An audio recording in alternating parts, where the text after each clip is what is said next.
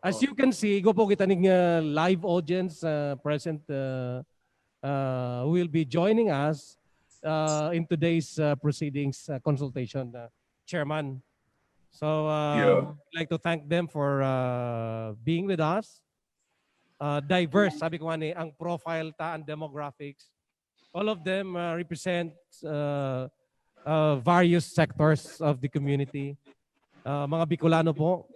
Ikaw kita ni mga paraoma, mga nagmamandukan mga patubig. We have here representative from the religious sector, from the business, the academic students, the local governments, and other agencies na yaon po ngunyan digdi sa tuyang lugar. And we are doing this live from Mariners Polytechnic Colleges. We would like to thank the administration of the Mariners Polytechnic Colleges. Later, they will also join us. Pero ngunyan po, yaon sa tuwing Vice President for External Affairs, Nap Mangente, also a fellow alumnus. Yan po sa Pili National High School. Chairman.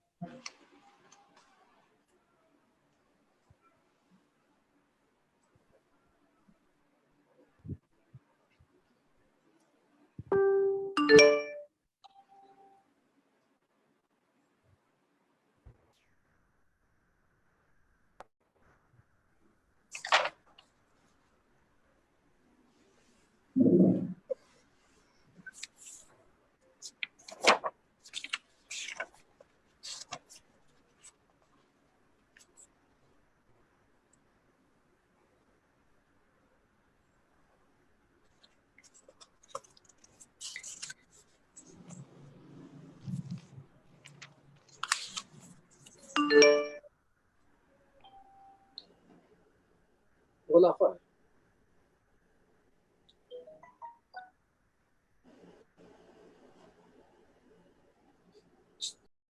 Our program, our apologies for some glitches in our technical glitches. But before we proceed, may we call on Father Tito Oliva to give us the introduction for this afternoon's program. Father Tito Oliva, please. May I request everybody to please rise and let us put ourselves in the holy presence of God. In the name of the Father, and of the Son, and of the Holy Spirit, amen. Lord, as we gather in your name, we want to be in your presence. Grant us a spirit of dialogue.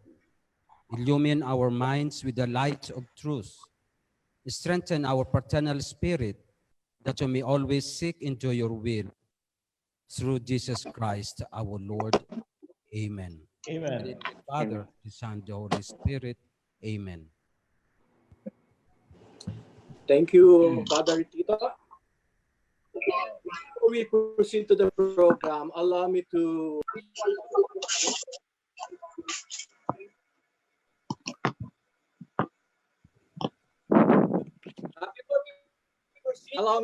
introduce to you Kusog Bikolandia, the main sponsor of today's online publication, Balik Probinsya, Bagong Pag-asa program.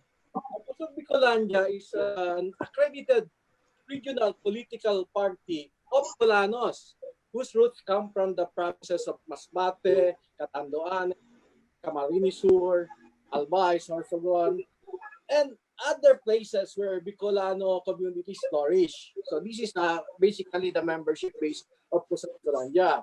As an agenda-based political party, Kusog Bikolandia focuses its attention on concerns in the Bicol region. Its fundamental belief is reflect the prevailing regional culture. Of course, we gather strength and draw inspiration from our own people, such as that we are independent and separate from other traditional political parties that may enter into tactical alliances with other concerned or interest groups based on principle and commonality on regional aspirations and priorities. This is the reason why Kusog Bikolandia is sponsoring today's online public consultation on President Rodrigo Roa Duterte Executive Order number 114, otherwise known as the Balik Probinsya Bagong Pag-asa Program or BP2. This is an important measure that can have a significant impact on our future. So what is our objective for this event? Basically, we have two goals. First is understanding Balik Probinsya, and the other is enabling Bagong Pag-asa. Under understanding Balik Probinsya, we aim to increase awareness and understanding of the Balik Probinsya Bagong Pag-asa goals. We aim to provide an overview of Bicol region and its provinces. So, under enabling Bagong Pag-asa, the event aims to appreciate the implication of Balik Probinsya, Bagong Pag-asa on the region, and to provide a venue for multi-stakeholder consultation and to recommend inputs to government decision making. So these are basically the objectives of this undertaking. So, but before we proceed, allow us to tell you guys that we need your help on this because this is a public consultation. So we expect to come up with a result-oriented output, a document after this event. No? So this document will contain our priority programs, activities, and projects that may come out during our consultation or workshop this afternoon. From which this will be consolidated and will be submitted for possible inclusion in the Regional Development Roadmap, for which our Bureau on Regional Development Council, regards to Mayor Noel Dusal, will accept this, no? Or will listen to our result document. So that is our expected output for today. So before we proceed, allow me to welcome, to acknowledge the presence of representatives from Masbate, Catanduanes, Albay, Sorsogon, Camarines Norte, Camarines Sur. I think we have a lot of mayors here and former mayors. We have leaders coming from the academe, from the civil society. I think I have seen former Mayor Ginobatan, Mayor Christopher Del Jaco Flores. I think Jose Panganiban Mayor Ariel Non is also here. And the administrator of the province of Albay is also here, Administrator Vega. So we are really elated of your presence tonight. To kick off the program, allow me to welcome our very own chairman, and I think he's an incoming regional director, Attorney Felix Brazil, to welcome us all in today's event. Attorney Brazil, please. Thank you, SG, the founder and chairman emeritus of Kusog Bikolandia, my compadre, Sir Noel de Luna. Good afternoon, sir. To the Vice President for Administration of the School, Mariners Polytechnic Colleges, Foundation Kanaman, my junior brother, Carlo Jimenez, the Vice President for Administration. Of course, we have here the Vice President for External Affairs, our friend also, Sir Nap Mahente of this school. Good afternoon, sir. We would like also to give our heartfelt gratitude to Dr. Marilicia Ampuan, the President of the Mariners, and Dr. Gabriel Jimenez, the Executive Vice President of Mariners Polytechnic Colleges Foundation, for giving us the opportunity to use their facility for today's activity. Thank you very much to the Jimenez family. Of course, to all government officials present here, to all resource speakers, media practitioners, from the academe, friends, good morning, good afternoon to everyone. Welcome to the first ever online public consultation on Balik Probinsya, Bagong Pag-asa program, or known as BP2. I am glad to note that we have more than 400 participants from across the region's 6 integral provinces. Your presence here is indeed significant for 3 reasons. First, despite the many reasons for you to excuse yourselves so you could enjoy being at home or at work, you actually opted to join us at this event. Second, despite the need to improve our digital infrastructure in the region, you endeavored and successfully found a way to connect with us online today. And third, despite the MGCQ or JCQ restrictions and protocols, you all decided to be with us, even if we could only wave at each other through that tiny window on your screen. We are elated with your presence online.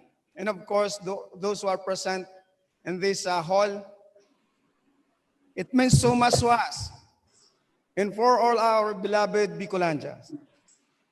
How I wish the pandemic is over so we could once again shake hands, hug each other, beso the ladies, or at least come physically face to face with old and new friends alike.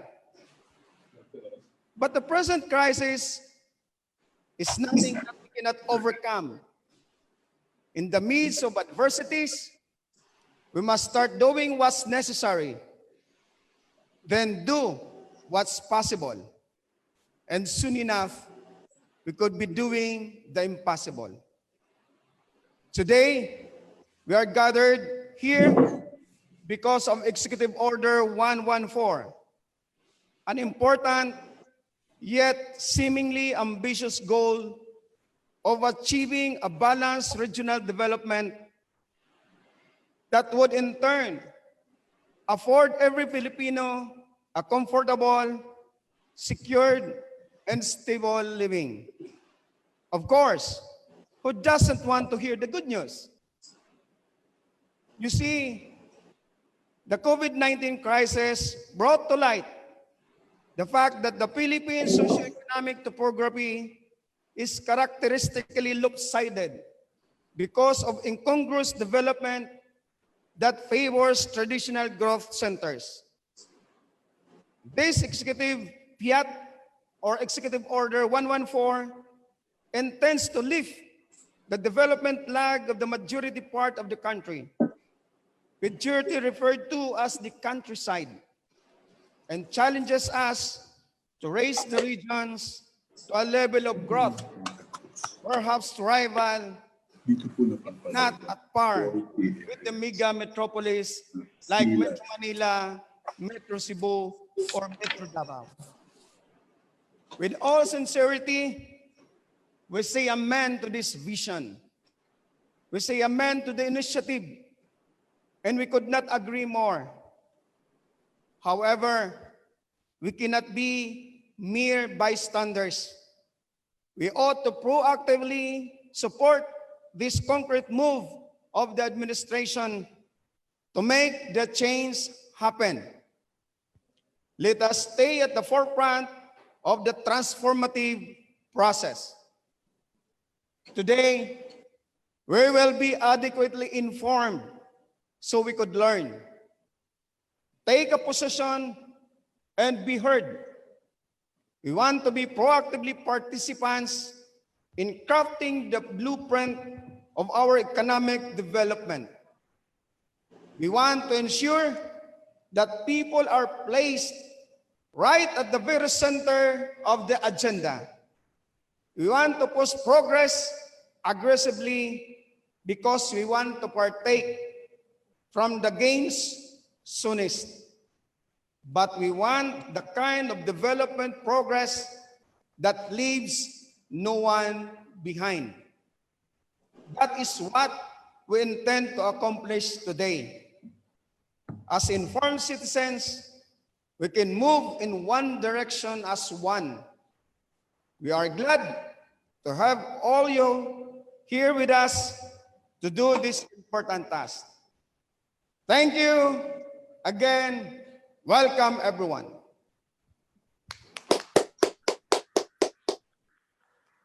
Thank you very much, Chairman, Attorney Felix Brazil. So may I now call on the founder of Kusog Bikolandia, our Chairman Emeritus, Sir Noel De Luna, known to many as SND, sir, to give his opening remarks.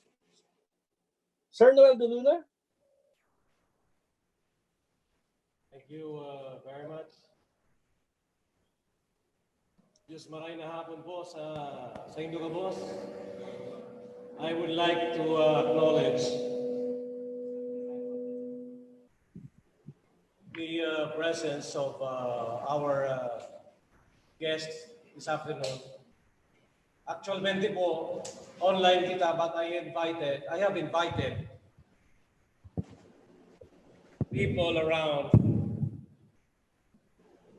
Nabanggit na po sa bago ni Chairman Attorney Felix Brazil.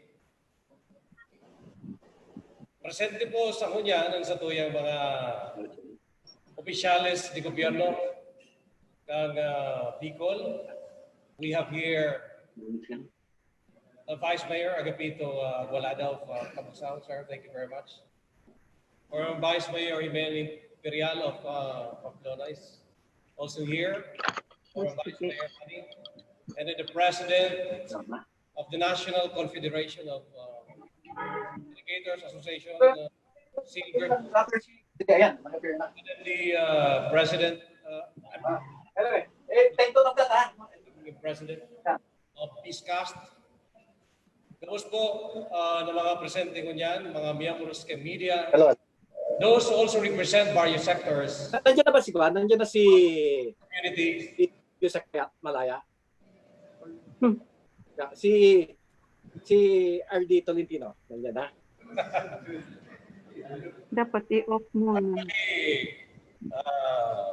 Like you, kapos po kita bago, digdi sa sinasabing online video conferencing. Kumbaga,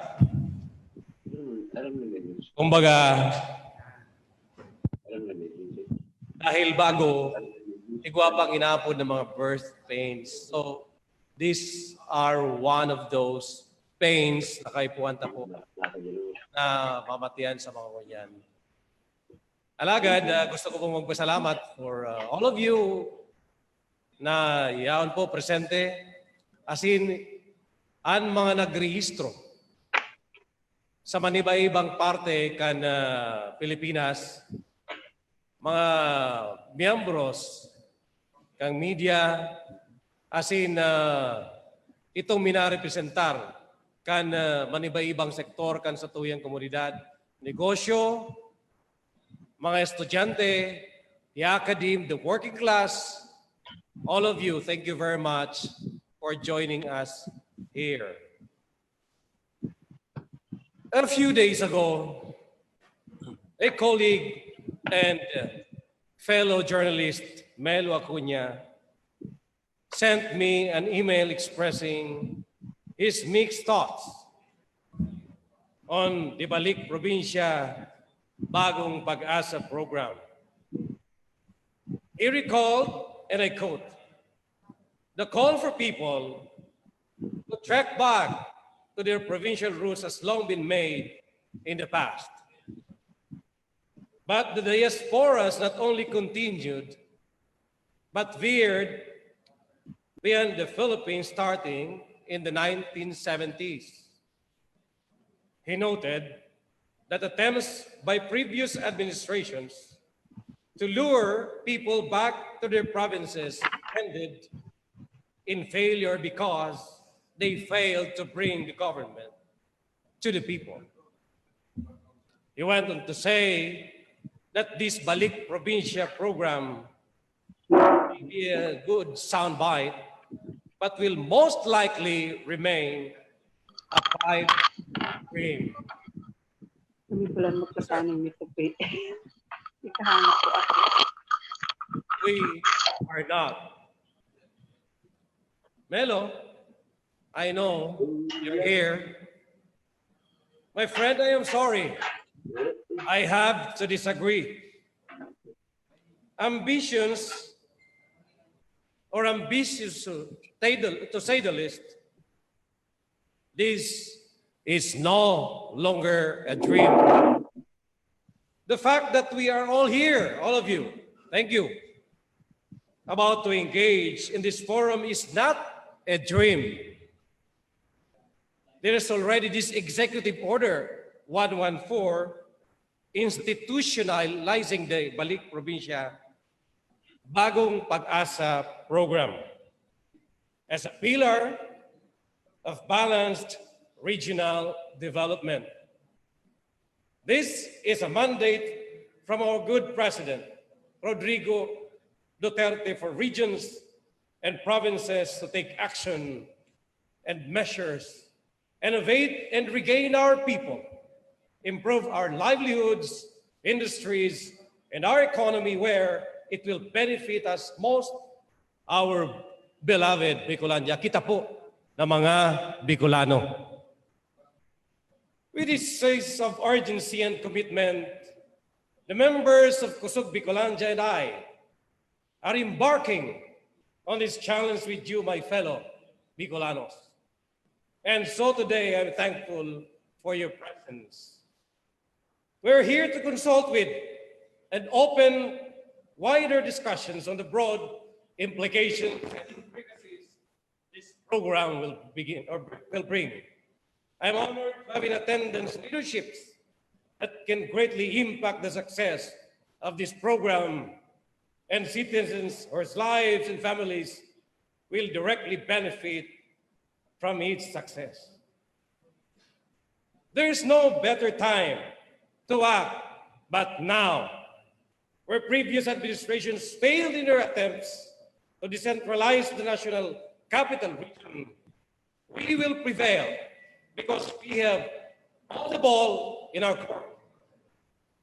With the initiative and unrelenting campaign of our good Senator Bagong, and the backing of President Duterte, it is now up to us Bicolanos to create, facilitate, and implement processes that will bring our fellow Bicolanos home through the revitalization of our economy, our manpower, our industries that for so long has been unacknowledged and underdeveloped.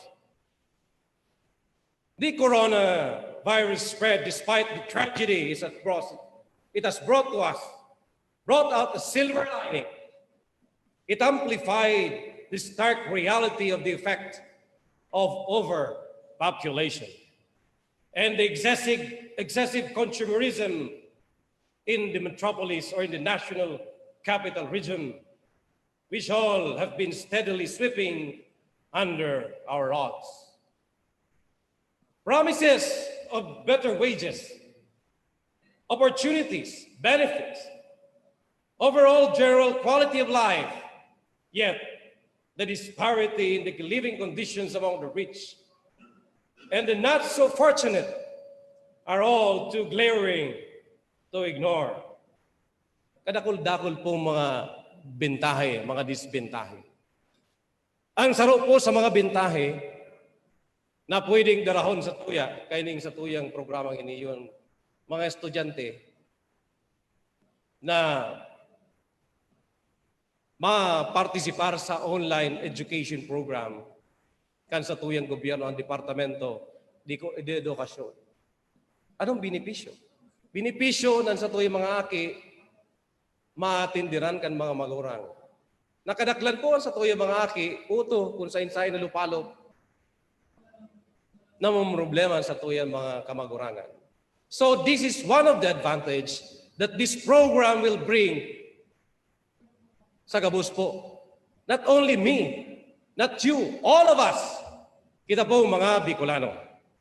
Today is an opportunity to change this.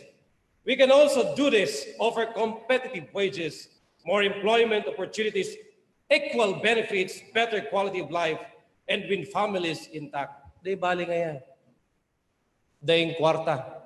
Day baling nagtitios basta mga Bicolano, basta kita. Igwa kita ng oportunidad na makisumaro, kumbaga sa Tagalog, makapiling natin ang ating mga anak, ang ating mga pamilya. No matter what, ang importante po, pamilya. The question is, everyone is waiting to ask is, how? Kami po sa Kusog Bikolandia, we have highlighted several points of greater consideration for this task. First, empowerment of local industries. This applies to all industries that are established and already operating at a profitable level in every sector. A program that will provide aid or grants to expand their market and innovate on existing products, to increase competitiveness, deliberate effort to rationalize the cost of doing business in the region. Secondly, it is more of the empowerment and improvement of the tourism sector. Tourism is already a major economic driver for people, but it is not enough. We need a program that will aggressively campaign to promote our traditional and community-based attractions and events, and also create and enforce strict guidelines on customer service, tourism-oriented events and services, while capitalizing on our innate Bicolano hospitality. We have also proposed on the aspects of food security, because food security is more than just economics and trade. We should have access to all basic and nutritious food for all at all time. A program that invests in the scientific and technological research and advances already available, and providing these services towards our farmers, fishermen, livestock raisers, to produce quality food with the most efficient use of time, money, and climate. 30 years ago, may katayid po kami. So katayid may magagom, may 5 aki, mga parauma. Ang pangiturugan, kan sa iya mga magurang sa 5 aki, makapagtapos, an sa iyang o sa indang mga aki. All of them, gabos po sinda. Naging doktor, naging inhinyero, naging accountant, naging abogado, ni saro sa 5 aki ang naging parauma. Nagabot ang panahon. Sudaga, nakan panahon, iyo ang sa indang tiguma, ipinabakal, tanganing mamuhay sa syudad, sa ibang nasyon. Mayo, ibang pamilya, miyembro kang pamilya, na nagtatanom asin naging mga parauma. Resulta, solamenteng kay puwaninda sa pagkusido lamang, binabakal pa sa saudan. Sana po, ma-realisar ta na ini mga panahon na ini kay puwantang ibalik. Bakulang balik probinsya kundi ibalik ang mga simpleng pamumuhay kan sa tuya mga kaymanwa, kitang mga Bicolanos. And number 4, on infrastructure development. Our new focus on infrastructure should be on creating new roads, more roads, and better roads to facilitate ease of movement. Nonetheless, existing transportation facilities such as airports and sea terminals should also be updated, expanded to accommodate more travelers in comfort. And number 5 is optimizing our manpower on focused human capital development. The most essential ingredient for progress and development is the people. Focused human development takes into account the demand and requirements of the industrial sector. Providing skilled and capable manpower to local industries guarantees sustainability and local employment. In addition, we need to be able to closely monitor and evaluate our educational, technical, and vocational institutions, both public and private, to ensure that our graduates and workforce are fully functional and competitive, and also that these institutions are at par with the rest of the country and the world. Indo, bakulang po sa agrikultura. Maski po itong sa tuyang mga estudyante na nagiging nurse, nagiging doktor, we still need them. Way back in 1974, ang sa tuya pong dating presidente kay Mariners, Polytechnic Colleges. Dahil po sa pangapunan kadtong dating presidente Marcos, ibinalik niya po ang eskwelahan sa Bicol. Ano man nga magkaigwaning Mariners School sa Bicol. Dahil po na-realize ng dating presidente kay eskwelahan na ini, ang importansya kan magbalik probinsya. Ining sa tuyang mga seafarers, mga mariners, kay puwanta po ini sa movement kan sa tuyang mga produkto ngapit na panahon nasinda kay puhanta. So magpadagos po kita, mga estudyante, we still encourage you. Even on online education, we still encourage you to do your education.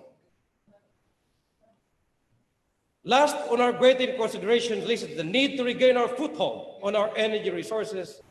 A stable and sustainable power source is indicative of economic growth as businesses and industries rely on this heavily. And this is why it is unfortunate that our province, our region, despite having several productive geothermal resources, are at the least on the receiving end on this resource. We must be able to at least harness our own resource, in part with the companies that are managing these power plants. We also need to evaluate the systems that are responsible for this distribution and charges.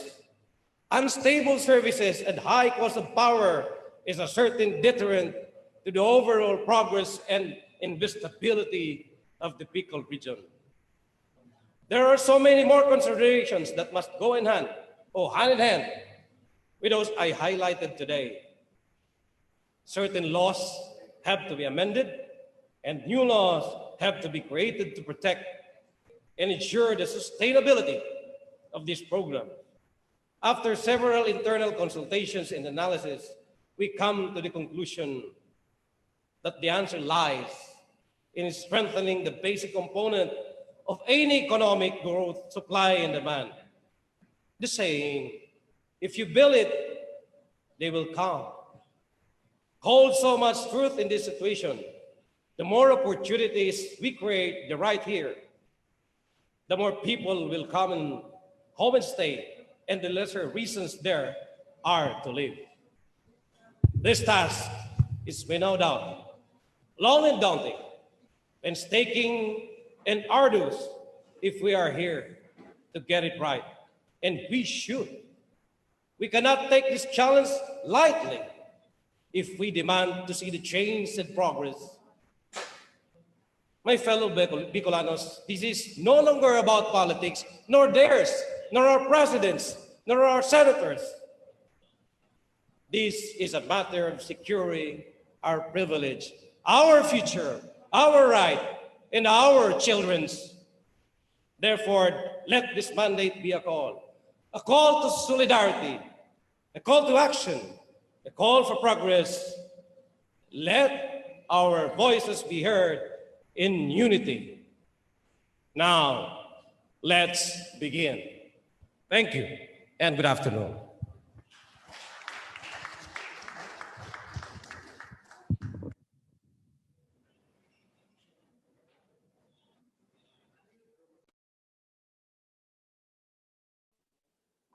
Thank you, Chairman Sir Noel De Luna, for that very inspiring opening remarks.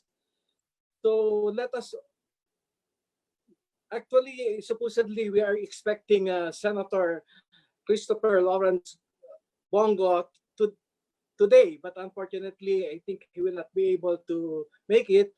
At any rate, we have here today to represent Senator Bongo, the National Housing Authority General Manager, and at the same time, the Executive Director of the Balik Probinsya Council, no less than GM June Escalada of the National Housing Authority. Welcome, sir. Thank you. Good afternoon, everyone.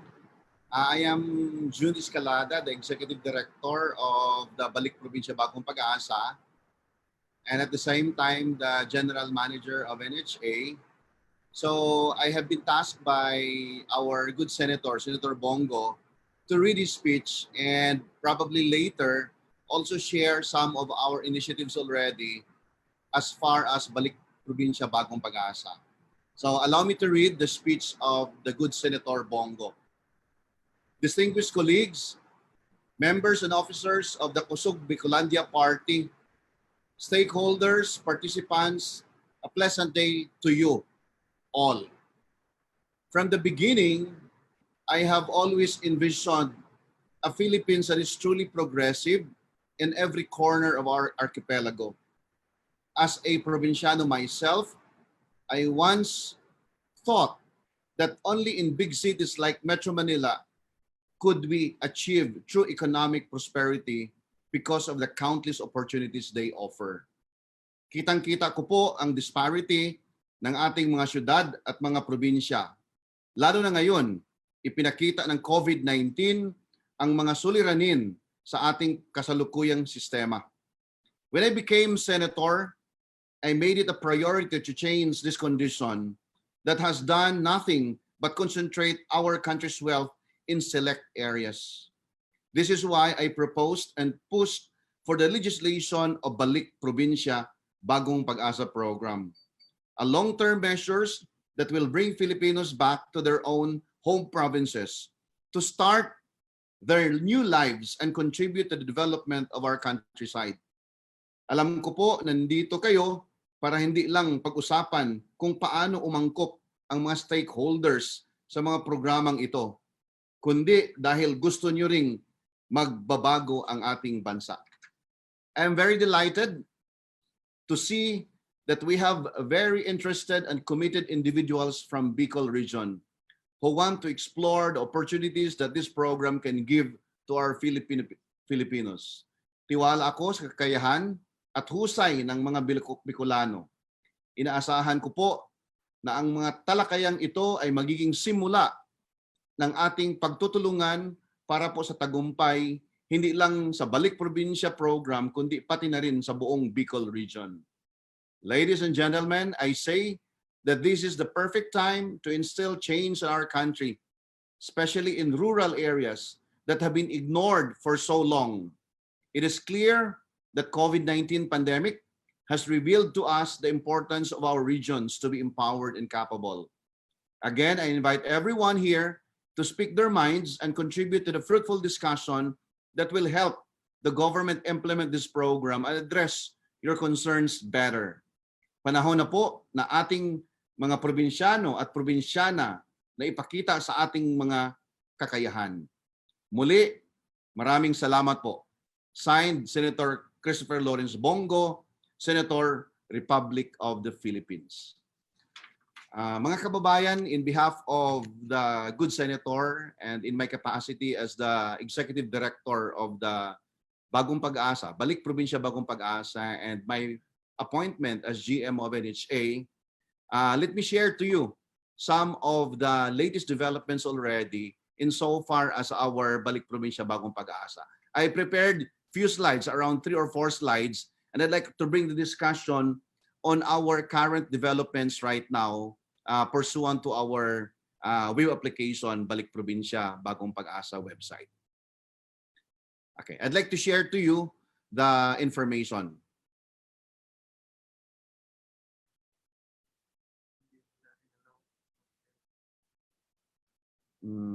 Can we ask our host to, oh yeah, this is already.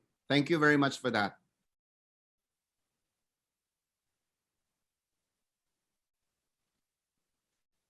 So practically the EU 114 is practically the balance between urban development and rural development. Just like Senator Bongo and our president, I also came from the province.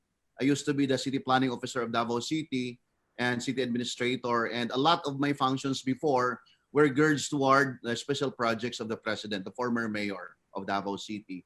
So over time, Manila has been very highly populated for the longest time. In fact, in 2016 or 2015, the latest population conducted was we already reached around 12.8 million already. That was 2015, plus another 5 years, it's 2020 already.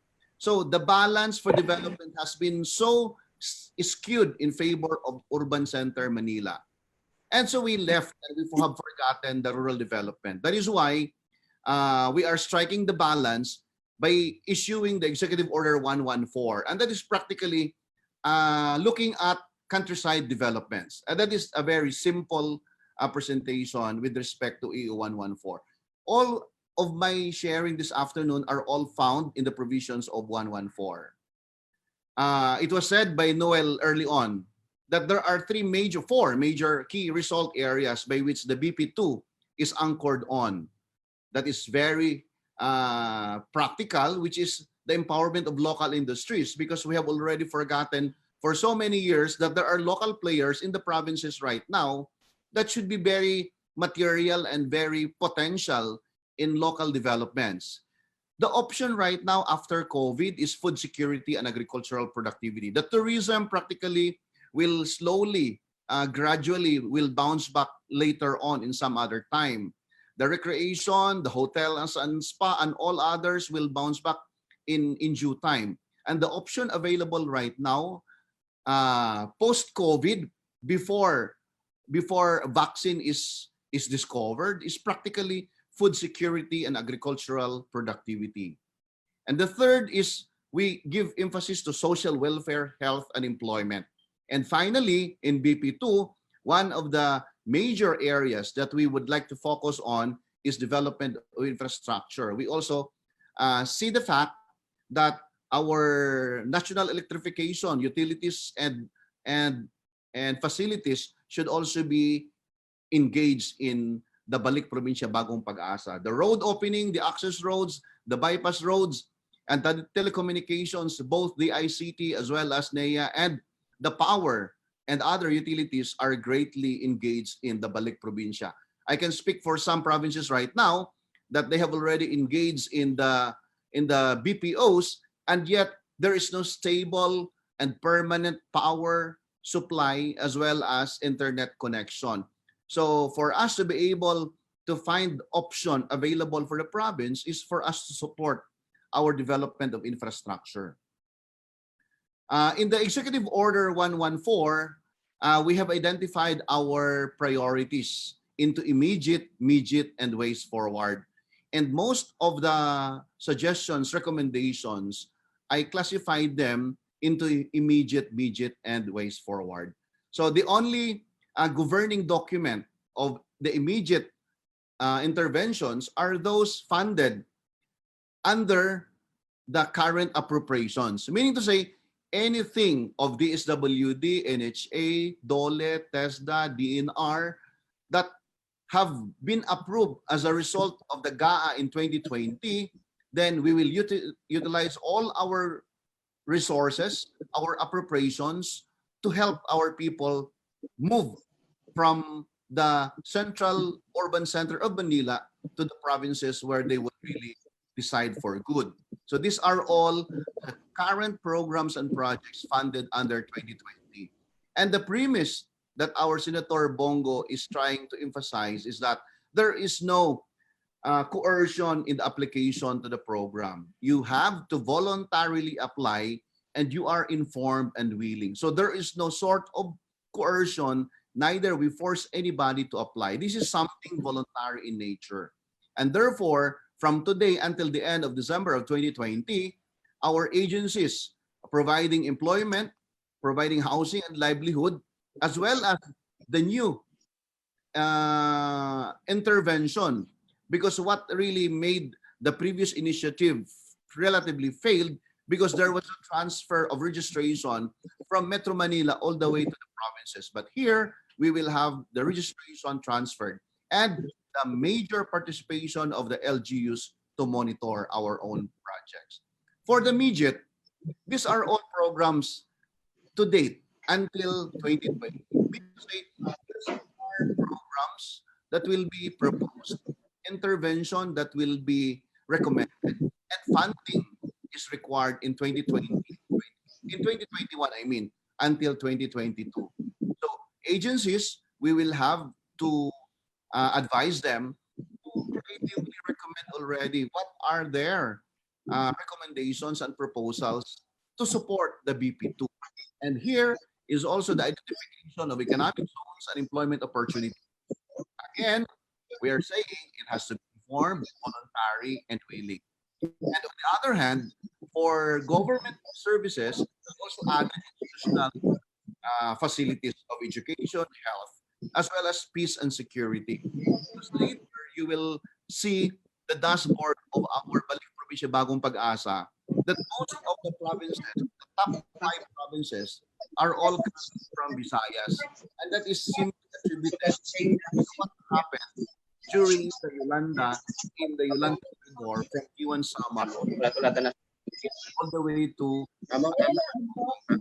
So in short, our top 5 were all provinces, cities, and municipalities in Yolanda 7 years ago. Here, the second top 5 are all provinces coming from Mindanao because there was issue and security as well as peace. So we would like to address that in the immediate intervention. And the ways forward is where people really would love to see. And in fact, I was saying then to the BP2 Council that this cannot be even achieved during the time of the President Mayor Rudy Duterte. This can be generation after generation, administration after generation. Because to me, as a Davaoino myself, Davao became Davao over the last 80 years. Cebu became Cebu over the last 100 years. Manila became Manila over the last 150 years. In short, the ways forward is something that everyone would like to see. So the Balik Probinsya Bagong Pag-asa is not something that we see people on the bus, we see people on the ship, we see people on the airplane, because those are just events, those are just activities. The Balik Probinsya Bagong Pag-asa is practically realizing the new creation of provinces. For instance, in this case, we also propose in the long term to decentralize powers. In fact, in the discussion of our BP2 Council, what we're saying then is dapat our Malacanang will stay in Manila, our Congress will be in Cebu, our judiciary will be in Davao. These are indirect proposals of government themselves, ourselves, within which we can help decentralize the powers and functions to the regional level. Of course, the tax exemptions on business, agriculture, tourism is also part of our long-term intervention as a legislative agenda. Identification of urban centers outside Metro Manila is also our long-term agenda. Establishment of more economic zones in Visayas and Mindanao, and this will require policy shifts as well as legislation. Here, again, we also look at government decentralization, tax incentive, urban renewal, rural development, township development, capacitating, as well as the era incentives, because there will be impact to population. As soon as we are able to transfer people from Metro Manila to the provinces, that will impact to population. And we know for the fact that population, as soon as it increases, all other human activities will also increase. And even the negative impact of it, such as urban health, criminality, and all others, garbage collection, sanitation, it will impact. And therefore, what we're saying is that we do not allow that we only transfer the people from the main center of Manila without having to consider and incentivize our own LGUs by increasing as well the era at the municipal level and even at the barangay level. And most of the programs practically fall under the long term. For the information of everyone, there are 2 options within which to apply. So we have the online, Balik Probinsya Bagong Pag-asa online, and we also have the barangay hall as we use as our desks. So whether it's barangay manually applied in terms of writing the form available, you can also go to the online website if you have a net and at the same time smartphones. But all of this will go to our database And we have a call center agents that constantly communicate with our own enrollees. Later, I'll show you the current developments of our database. For the information of everyone, I'd like to also bring this as a matter of information that Balik Probinsya is pursuant to an Executive Order 114. So what is the main goal? It is practically the transfer of people or residents of Metro Manila going to the provinces for good. So it means to say that they had been in the Manila for the last 5, 7, or 10 years, but they have decided to transfer or to relocate back to the provinces for good. And this is differentiated from the Hatid Probinsya initiatives. Why? Because these are only assistance. Unlike the Balik Probinsya is a program. This is a program, a long-term program that will help capacitate our regional provinces to be fully developed in 10 years down the line.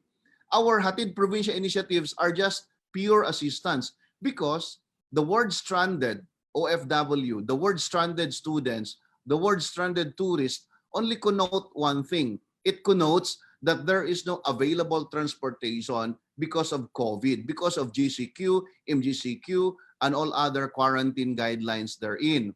Therefore, they are stranded in Metro Manila. But when the borders are open, when our transportation is open, when airlines are open, when buses are open, then there is no more stranded. So they can practically already go home by themselves. But right now, since they are not able to access the transportation system, therefore we call them stranded. These are different from our Balik Probinsya. Balik Probinsya is a long-term program, whereas Hatid initiatives are simply assistance to people left or caught in Metro Manila without having the capacity to transfer or to return back to their own provinces. Now, that is the end of the presentation this afternoon, but I'd like to show you the dashboard because the dashboard tells you or tells us of where are we now as far as the Bicol region is concerned. Right now, there are 86,000 enrollees already, 132. Of the 86,132, 47,305 are traveling alone, 39,926 are traveling with families. So in short, we have all the names, we have the contact details, the addresses, and even the things that they would do when they return back to the province. I'd like to show you the prepared provinces. As I said early on, the top 5 may have appeared to be coming from Visayas. Leyte, that's 10,367. Samar, that's 4,629. Negros, 3,995. Northern Samar, Kamsur, which is part, of course, of the Bicol region, is 2,644. Eastern Samar, 2,500, and down the line. If I click view all, you can see all the provinces under the within which you will see how many have already enrolled in your own provinces and even in your own locality. So I'd like to share that to you for purposes of information. Now, we have here questions actually of the 86,139 are in the Bicol region as well, or in the other provinces. I think in the case of Albay, Kamsur, Cam Norte, Sorsogon, Catanduanes, Masbate, we can already segregate the data. But here is one very good data. We asked them, do you have a place to stay in the province? Very high. That's saying yes. So there is no concern so much with housing actually, because they said yes. Do you have a land in the province? So relatively, so there is the higher demand for land. So that is where agriculture would come in. A specific person has indicated this. So we can already pinpoint person A, person B, person C, what kind of work do they have the land. So in the case of work, meron ding employment na kailangan. So it's very high. With business, of course. Why? Because when you go into our drop-down options, this one is very material when we ask them. This was the suggestion made by Secretary Wendell Abisado. And he asked me, June, please ask them, what do you intend to do to financially support your family in the province? So the higher number is 16%, which is undecided. That is where DSWD will come in for social preparation. We have buy and sell. So DTI will go to these persons and offer training as well as soft loans, as well as catering, construction. Employment is relatively the highest. It's 19.48. So it means to say that we need to generate more employment in this manner. So pagdating dito sa farming, we have 17%. So that is where the window of the DA, DNR, and DAR to help them get into farming, as well as fishing, livestock, then mechanic, parlor, retail, etc. So another information I'd like to share to everyone is we have a very promising population. Why? Because it's 18 to 25, 26 to 30 years old. This is the number most of them in this age bracket fall. So it means to say these are skillful, highly employable, able physically because of the age bracket. And very surprising that I noticed, most of them are undergraduate and college graduate. So if we would like to develop Bicol as one major hub for employment, economic opportunities as economic zone, I think this number will greatly contribute to the human resource complement, to the human capital of Bicol. So what I'm saying then is that our system is not something that is hit and miss.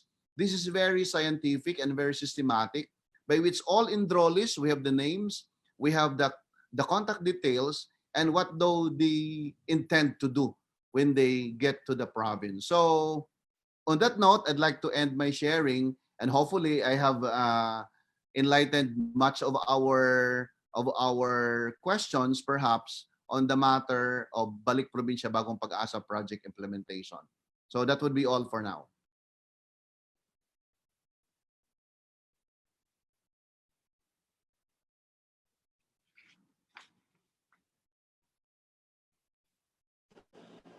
Thank you very much, GM Marcelino Escalada Jr. for that very important message. And likewise, at this juncture, allow us to extend also our gratitude to Senator Bongo for sending his keynote address and message to you, sir. And we have noticed that you have delivered 3 messages for this afternoon's event. No? I think I understand you also represent Deputy Executive Secretary Michael Ong. Yeah, that's sir. right. We would like also to extend our gratitude to S.Des Ong for sending you here, for conveying his message to you, sir. And that very important also presentation of the situation in Bicol as far as Balik Probinsya is concerned. And I understand that was your own personal presentation, sir. So at this juncture, I would like to request the participants also to please mute your respective microphones, because we're having some, may mga glitches rin dahil sa mga pumapasok na mga salita natin. So for the next part of our program, allow me to introduce to you one of the most sought after personality nowadays, a very good friend of mine, a former Assistant Secretary of the Department of Education, and currently you will always see him around everywhere, almost everywhere. Currently the spokesperson of the Department of Interior and Local Government. Ladies and gentlemen, let us all welcome Undersecretary Jonathan Malaya for his message for today's event. You, Sector? Yes. Yes, Diyos marahay na hapon po sa Indogabos. Ano yan, si Pading Carmelo de Leos, sir. Thank you to Kusog Bikolandia, the Kusog Bikolandia Party for inviting me here to speak in your public consultation. Let me also greet GM June Escalada, sir, the head executive director of the Balik Probinsya Secretariat, and of course Attorney Brazil, SND Noel de Luna, RD Agnes Tolentino of the National Economic Development Authority. Some of my idols are also here, Attorney Bobby Lucila, and of course, former Undersecretary, Attorney George Sarmiento. Brad, LC, magandang hapon po. And later on, I think we're going to be joined by Mayor Noel Rosal, the chairman of the Regional Development Council. As I said, just marahay na hapon po sa Indogabos. I'm very honored to have been invited to speak this afternoon. It will not take too much of your time. I'm just going to give a very short, hopefully a very short take of the Department of Interior and Local Government insofar as the Balik Probinsya program is concerned. It's a very short presentation. But as a fellow Bicolano, just like everybody, most of us here in the program today, I think this is the Balik Probinsya program under Executive Order 114, I think is one of the more significant executive orders issued by any administration. Because we have always heard about regional development, but we have not had this holistic approach to regional development, which we now see under Executive Order 114. And I think we have to remember that as opposed kanina si GM June was explaining the difference between Hatid Probinsya and Balik Probinsya. And there was some confusion in the public, even by some groups who criticized the Balik Probinsya for its alleged failure to ensure that the persons who were being to go home allegedly were not prepared to go home. And we explained to them that the Balik Probinsya program is a different program from the Hatid Probinsya program, precisely because, as explained by GM June Escalada a while ago, the Balik Probinsya program is a long-term program. And therefore, for it to succeed, it has to start strong now, and then it must be continued by the next administration.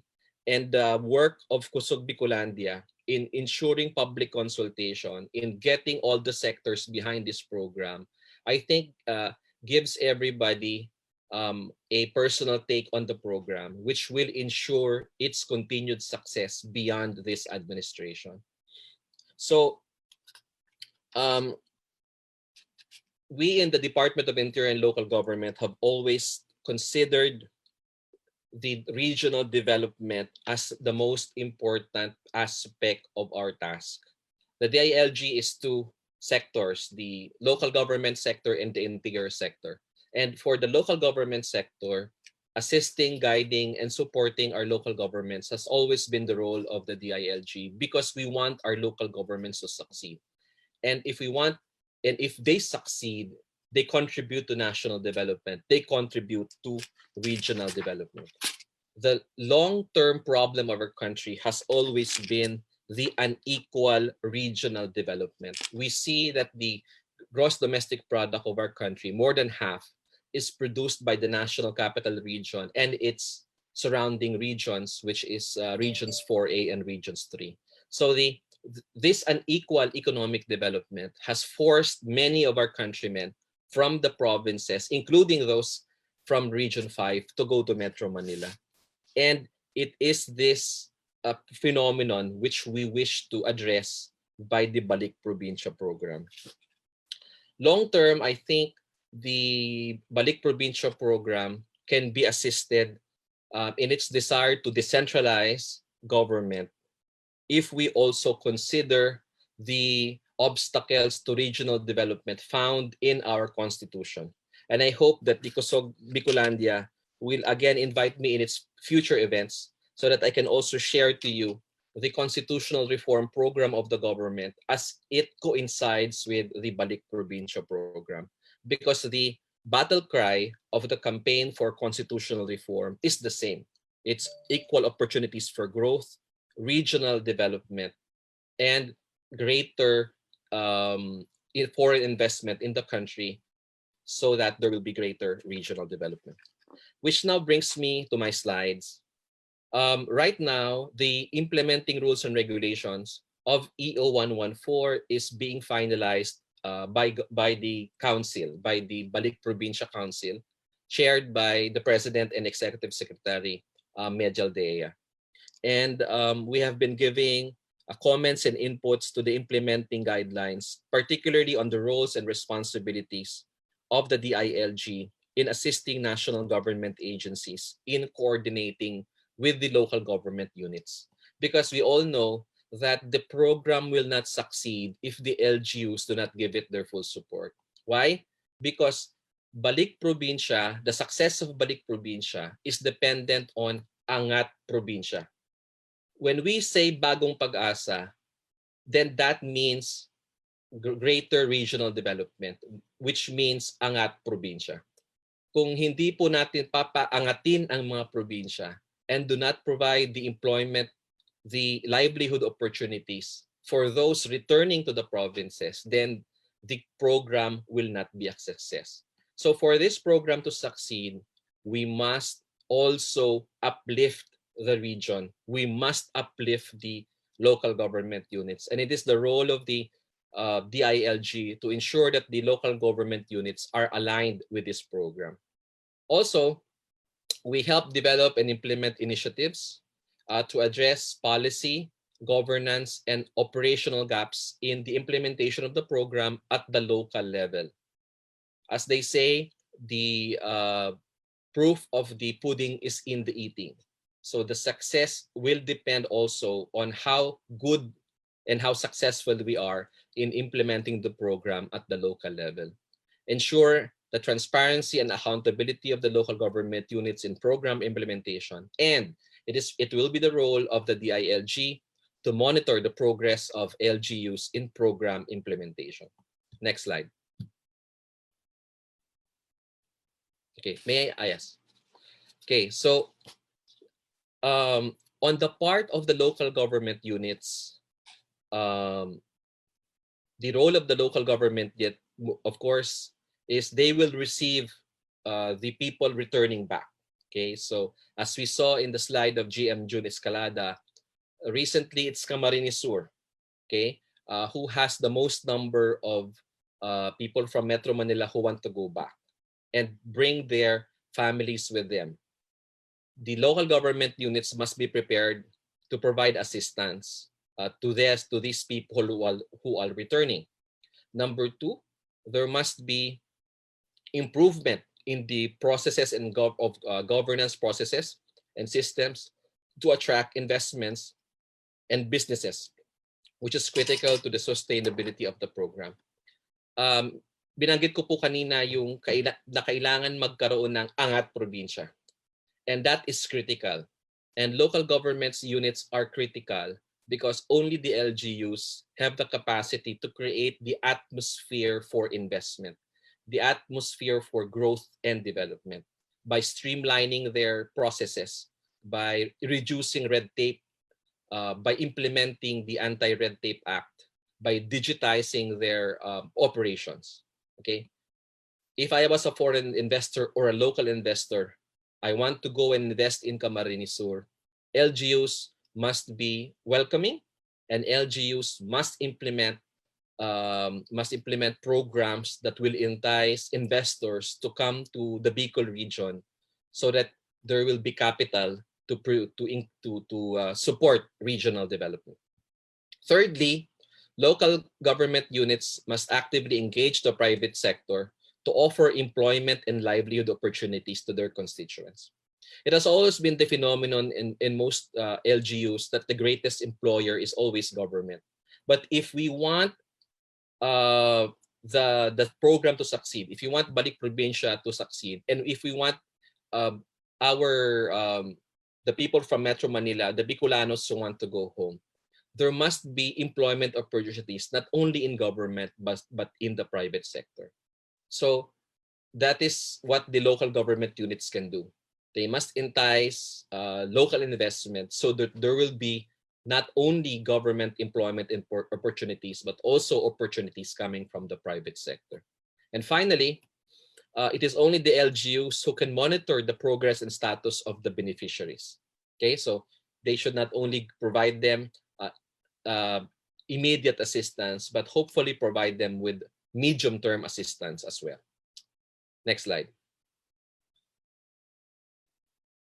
This is my last slide, and this is one of our inputs to the implementing rules and regulations of Balik Probinsya.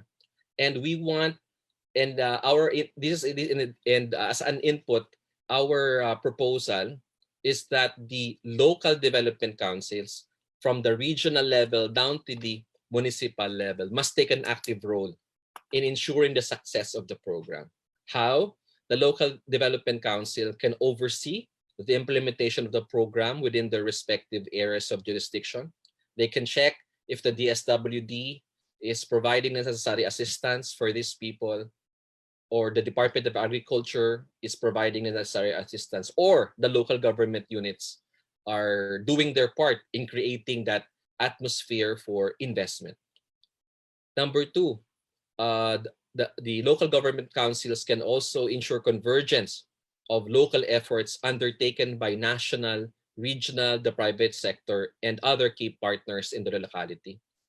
If you're familiar with the local development councils under the local government code, the role of the local development council is to bring the private, the national, and the local governments unit together. And we think the local development councils are the best instrument to ensure the success of the program on the local level. Finally, the local development councils can ensure vertical alignment of the programs and projects and activities of the national government and the regional level, as well as the municipal and the local level. So those are the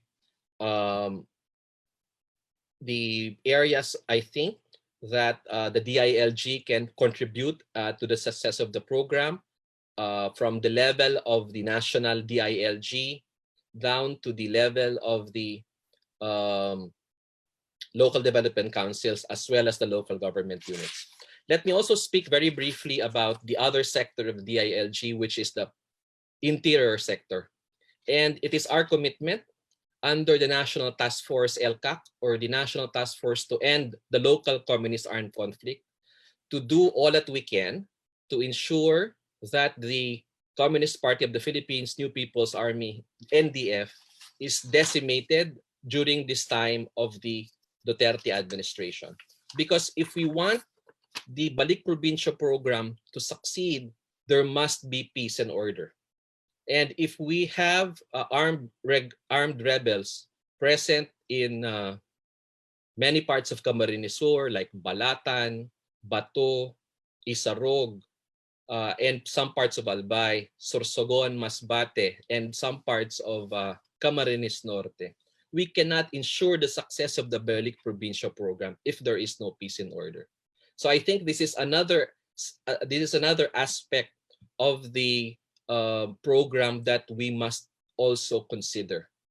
How to harness the support of the private sector and the public to reduce the influence of the New People's Army, particularly in the Bicol region.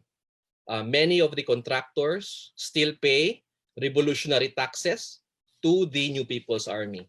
Some of the local government executives would seek the support of the New People's Army during elections. They are unwittingly supporting the growth of the New People's Army, which is a problem, not only to regional development, but a problem on the national level. So we should not also forget that this is one aspect of the Balik Probinsya program that we must consider, ensuring the peace and order of the Bicol region so that the program will succeed. And I wish to assure the members of Kusog Bikolandia that the two sectors of the DILG, from the local government sector and the interior sector, which is composed of the Philippine National Police, Bureau of Fire Protection, and Bureau of Jail Management and Penology, we will do our part in ensuring the success of the program with the support, of course, of our partners from the private sector and with the support of Kusog Bikolandia. Once again, Diyos marhay na aldaw po sa Indogabos, and many thanks po for your kind invitation for me to speak in your public consultation. Maraming salamat.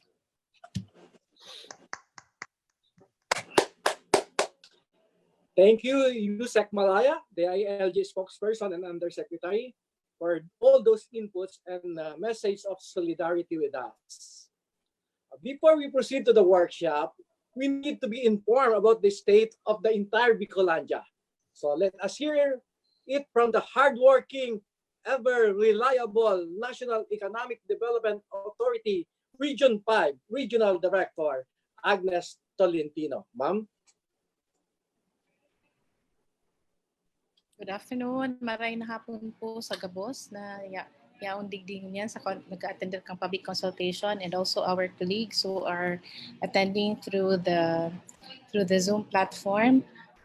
Dakol pong pasalamat man sa muya hali sa NEDAT na nag-imbitar man po kamo para sa muya mga magkaigon ning oras na ipahayag man po ang sa tuyang mga plano para sa Bicol region. I've been given the task to present to you the regional economic and development imperatives under the post-COVID new normal. Okay, I would like to ask our host please to share on the screen the slide that we have prepared. Medyo mahaba-haba po ng kadikit, so sana di ka mo magkaraturog po sa ito mga pagtaraid din dyan, so nag-aaratin dyan sa tuya sa mariners, pukaw na lang po ang kataid pag nangangiturog na, no? So I really beg for your indulgence. But before that, as I said, I'd like to thank the Kusog Bikolandia for the invitation. And I also would like to recognize my fellow presenters headed by Honorable Senator Bongo, represented by GM John Escalada.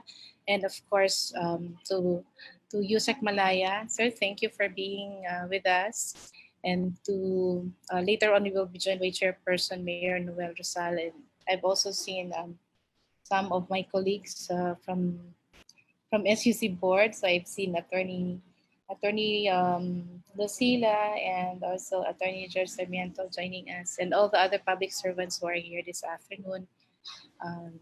So let me now proceed with our presentation. Please show the next slide.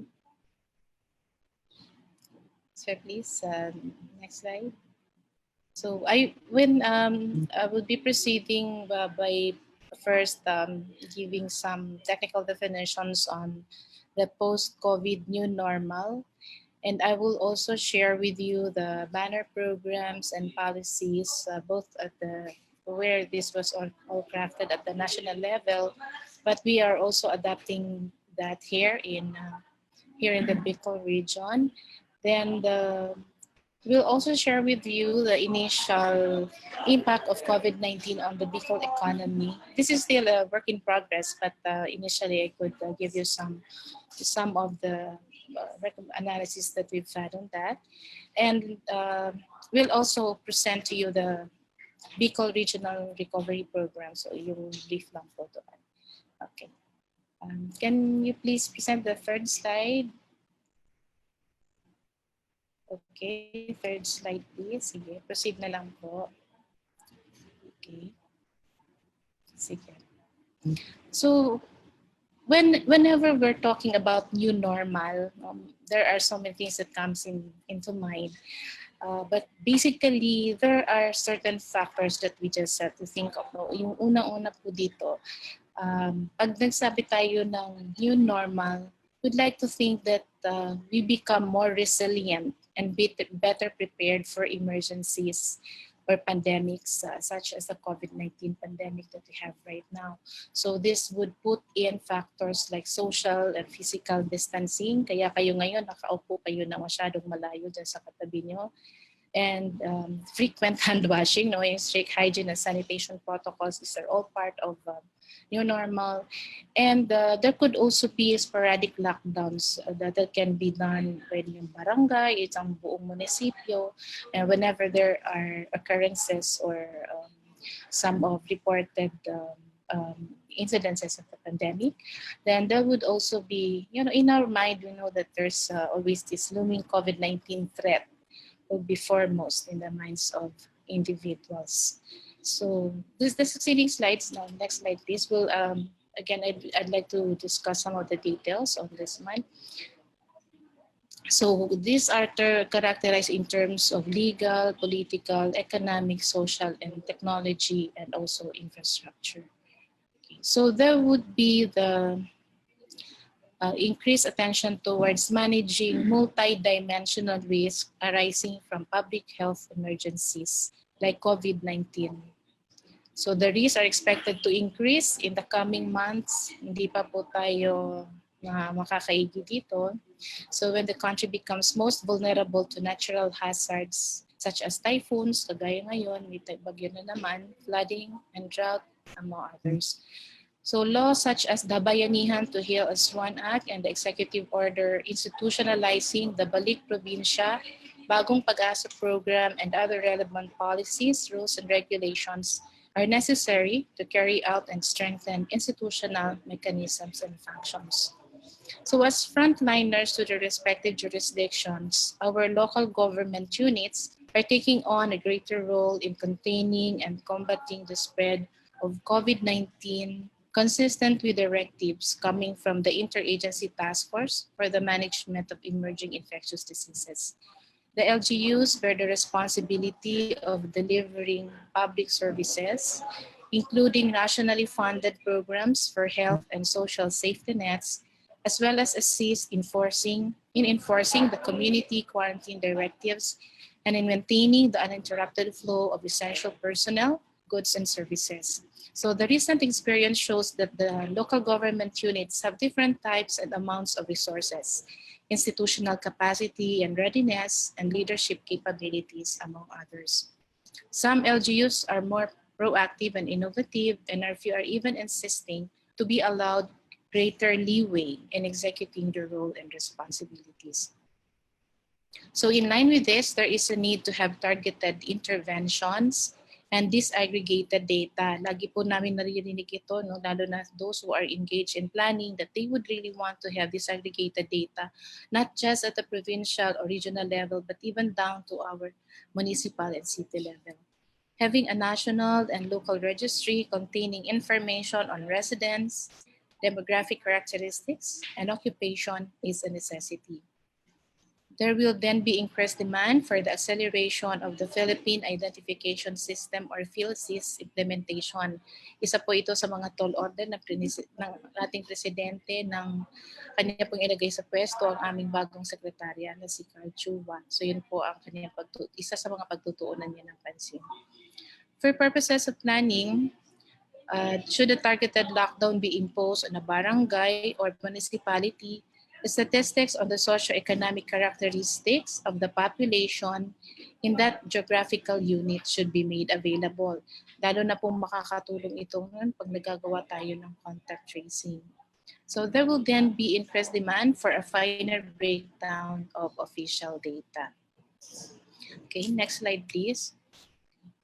So still on the new normal, this may be characterized by a balancing act between the resumption of social and economic activities and curbing the pandemic. Kung nakita niyo po sa mga nakaraang mga linggo, no, or even the past months, ito po yung naging konsiderasyon din ng karamihan sa mga ating mga tagapaggawa ng mga desisyon para sa ating gobyerno. Ano ba ang, kung magsabi ko, ano ang mas ipapaurugta? Ekonomiya ba o itong social considerations? So these are really big tasks for those who have been tasked to do the decisions. So the macroeconomic implications of the post-COVID new normal include contraction in the global and domestic economy due to the significant slowing down of economic activities. Namatian po yan kang kadakulan sa tuyan. So the containment efforts of the virus has hampered both supply and demand. Shutdowns have disrupted supply chains, layoffs have lowered income, and uncertainty has reduced demand. Takol man po ang mga nawaran kitrabaho. The overall trade significantly slowed down. Deterioration in business and consumer confidence has led to increased volatility of capital flows. The new normal emphasized the primordial need for food security. That is, food is available, accessible, and affordable, and meets the nutritional requirements.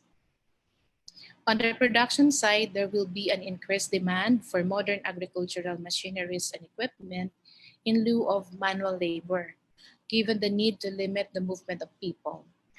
Innovative technologies on processing and packaging need to keep up with the increased demand for processed food with longer shelf life.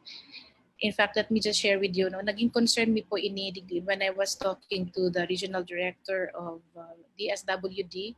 Ito po bagang mga nakatanggap man digdi so nag-attend man yan ki ito po bagang relief na pigtatao kang DSWD. At some point nadipi sila na sinda maghanap ki mga canned goods. So wala na kitang mga anong sardinas or noodles na ubusan ki supply. So we're discussing that this is really in the when new normal sets in, we have to focus on further processing our products so that in times of difficulty we would have the steady supply that we can be provided to all our to those who are really in need. So as I said, there would be innovations, and this will be part of that, and that will be in the manufacturing sector. Production of merchandise goods will favor essential goods, particularly food, medicine, medical, and pharmaceutical products, and other essential goods mostly related to efforts to contain the outbreak. So this also brings about change in consumer preferences for healthier diets. So mga kadaklan mga gulay na po, no? Gulay and fish. And also for eco-friendly products and services. Ang iba po naging very basic na rin sa pag-identify kan sa indang mga consumable items. So the new normal also characterizes a shift in business operations. So if you've also experienced na ma-order ka na lang po ng grocery, no? So you just do it online and they will deliver. So we call that e-commerce. So this will play a big role in the new normal scenario as businesses and consumers increase the use of online transactions, including the expanded use of cashless payment system and other financial technology platforms. So baka po mag-abot ang panahon na card na lang ang gabos na laog kang pitaka, mayo ng kwarta. Okay, so working arrangements need to be reconfigured and strict hygiene and sanitation protocols will be put in place in all establishments. Okay. Let's proceed to the next slide, please. So the new normal is also centered on health and welfare. Hence, there will be an increase in demand for health, nutrition, and sanitation. The reconfiguration of many establishments in the industry and services sectors resulted in a number of displaced workers, including overseas Filipino workers who have been repatriated or are expected to be repatriated in view of the lower global demand. So namamatiyan na po yan, may mga kamag-anak kita na nagbabaralik ng unyan digdi sa probinsya. So social activities will remain limited by the need to practice physical distancing. So I said this earlier, no? Wearing of masks and bringing of hand sanitizers and alcohol will be the norm. Frequent washing of hands will continue to be promoted. Class schedules and learning delivery modes need to be adjusted. Most definitely, there will be increased demand for health services. So even after the COVID-19 is placed under control, health-seeking behavior of Filipinos is expected to improve. So kung dati po binabaliwala ang health, this time it would be one of the necessities that we really cannot avoid. So this increased demand also implies increased demand for health workers.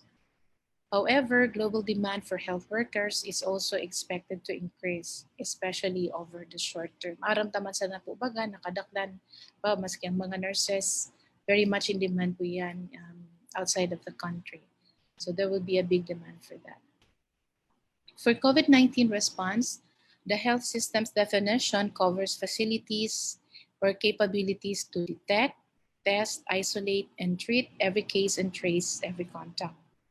This pertains to health surveillance protocols, testing kits and facilities, quarantine and isolation facilities, hospital beds, and contact tracing protocols.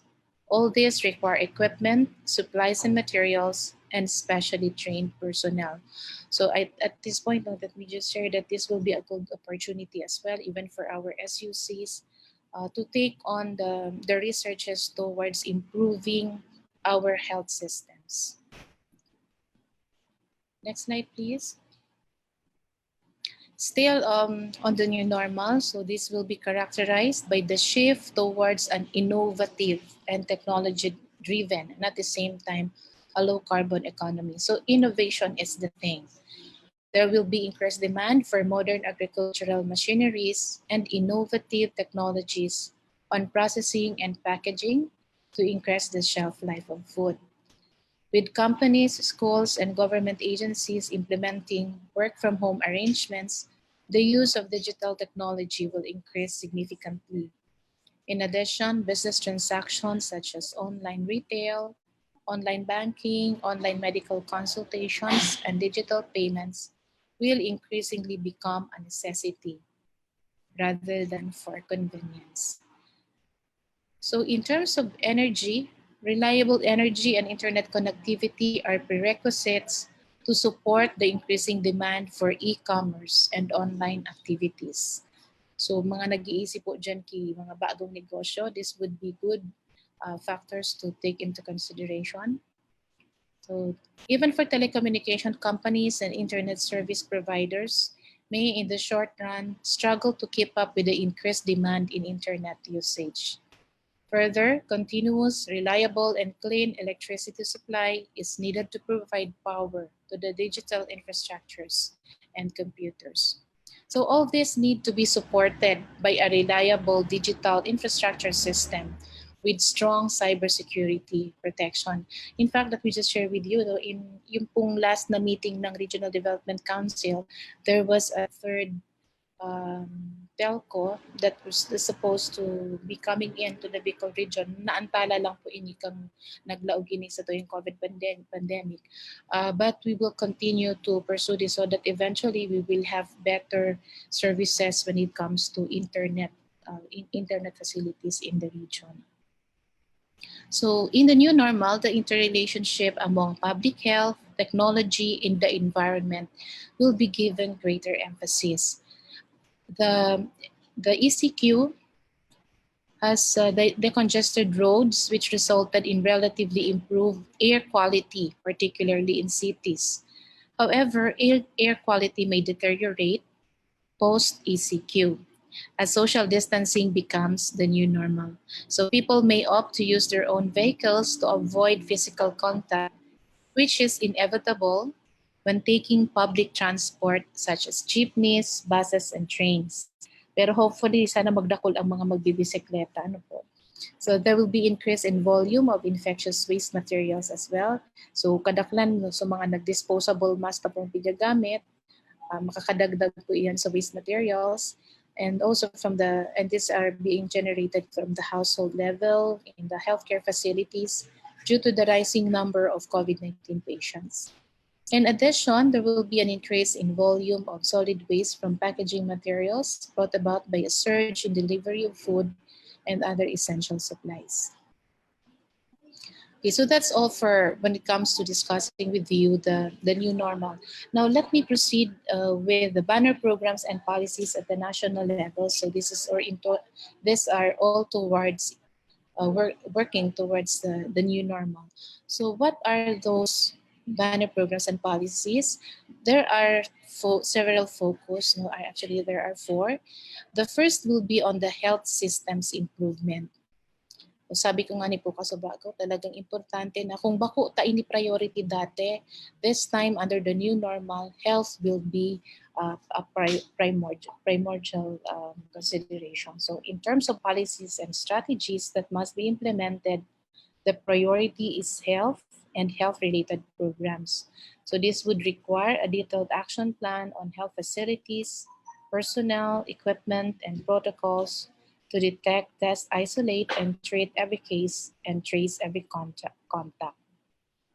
So this would also be to measure to minimize outbreak risk in settings like health facilities and nursing homes. and the measures to prevent disease transmission in places where it is essential for people to go. So the second category for the banner program would be on food security. This will include programs and policies on ensuring unhampered movement of agri-fishery goods and services through efficient transport and logistics system. And this would include online marketing. Utilizing the supply chain regulatory impact assessments and supply chain analysis dashboard will also be one of the policy. And the third would be the intensifying of provision of support services, including pharmacy.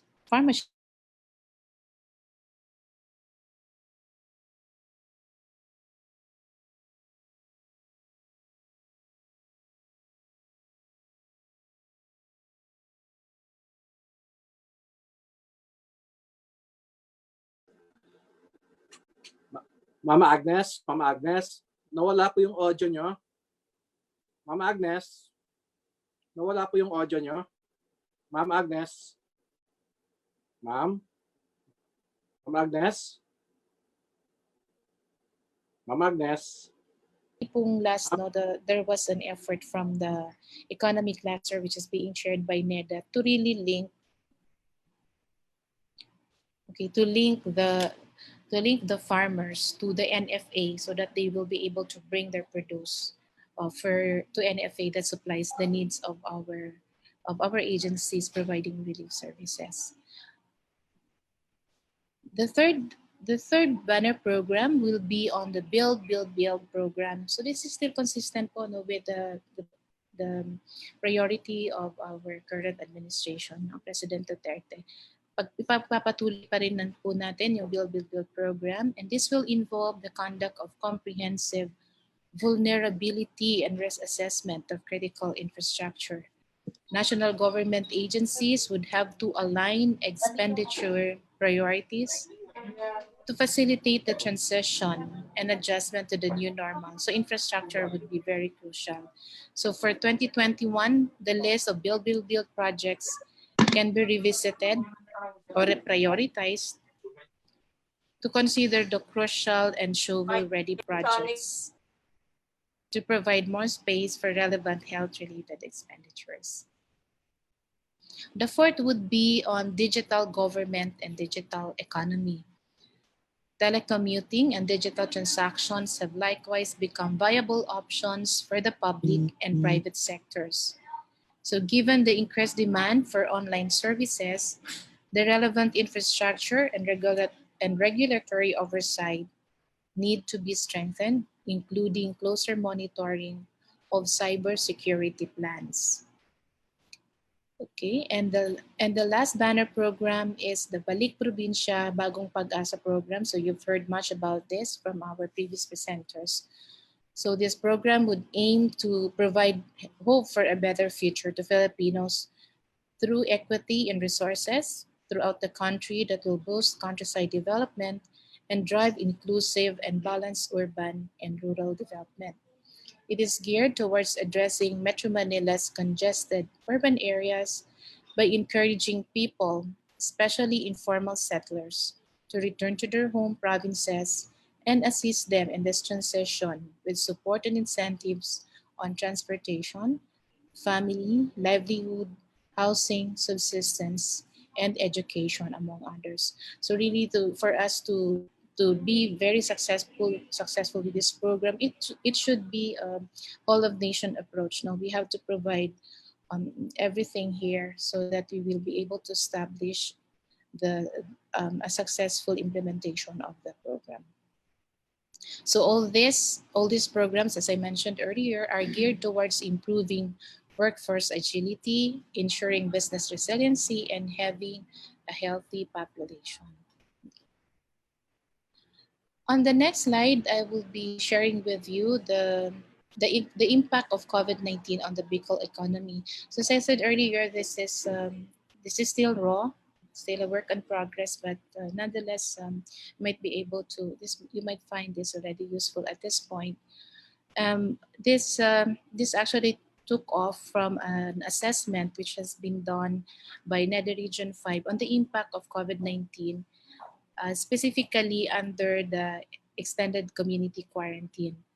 So the scale, as you'd see in the screen, shows a simple representation of the results of the assessment. Okay.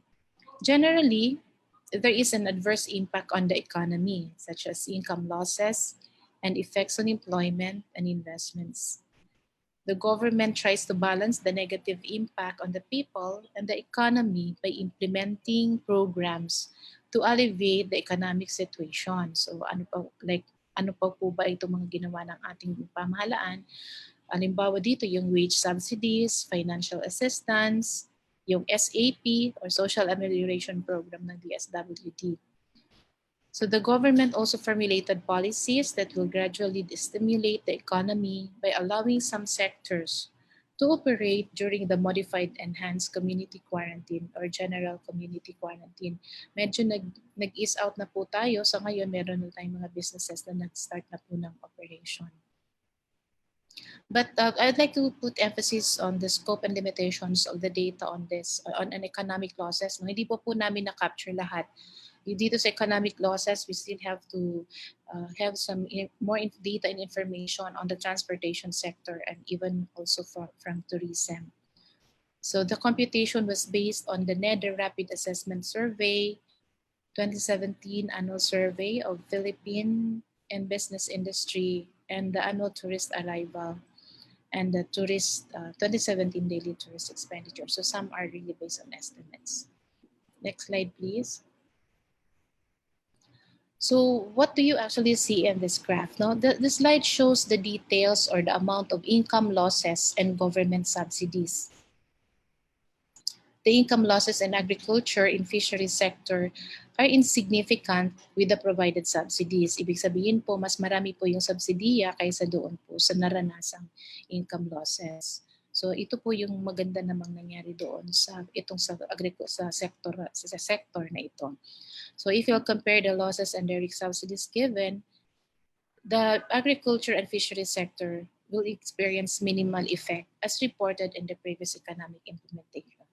So the amount of firms such observation, given that the subsidies is higher of 708.21 million compared to the income losses. So marami po tayong programa na naibahagi para sa sektor na ito. For the industry and service sectors, the total losses are too high compared to subsidies, which resulted to a difference of about 13.9 billion. Dito po medyo umaray talaga dito. Marami po yung na-incur natin na losses. Considering the other subsidies, halimbawa po yung SAP, the total difference between the losses and direct subsidies is about 7.6 billion. Well, it could be noted that Bicol hit a solid 8.9% growth rate in 2018. So maganda po sana yung performance ng ating rehiyon ng nakaraang 2018. With gross domestic product valued at about 187.6 billion at constant prices. So the results of the assessment show that the estimated impact of the extended community quarantine on the Bicol gross regional domestic product is 4.7%. So this means that the ratio between the difference of economic losses and government subsidies vis-a-vis the 2018 gross domestic product at constant prices. So yung variance po in the losses and subsidies is about 7.6 billion. Etong 7.6 billion is the amount that we need to compensate for the losses during the extended community quarantine. So yun po yung ibig sabihin ng mga numero po dyan na pinapakita ko po sa inyo. Okay, so on the next slide, this shows the next slide, please. Yes.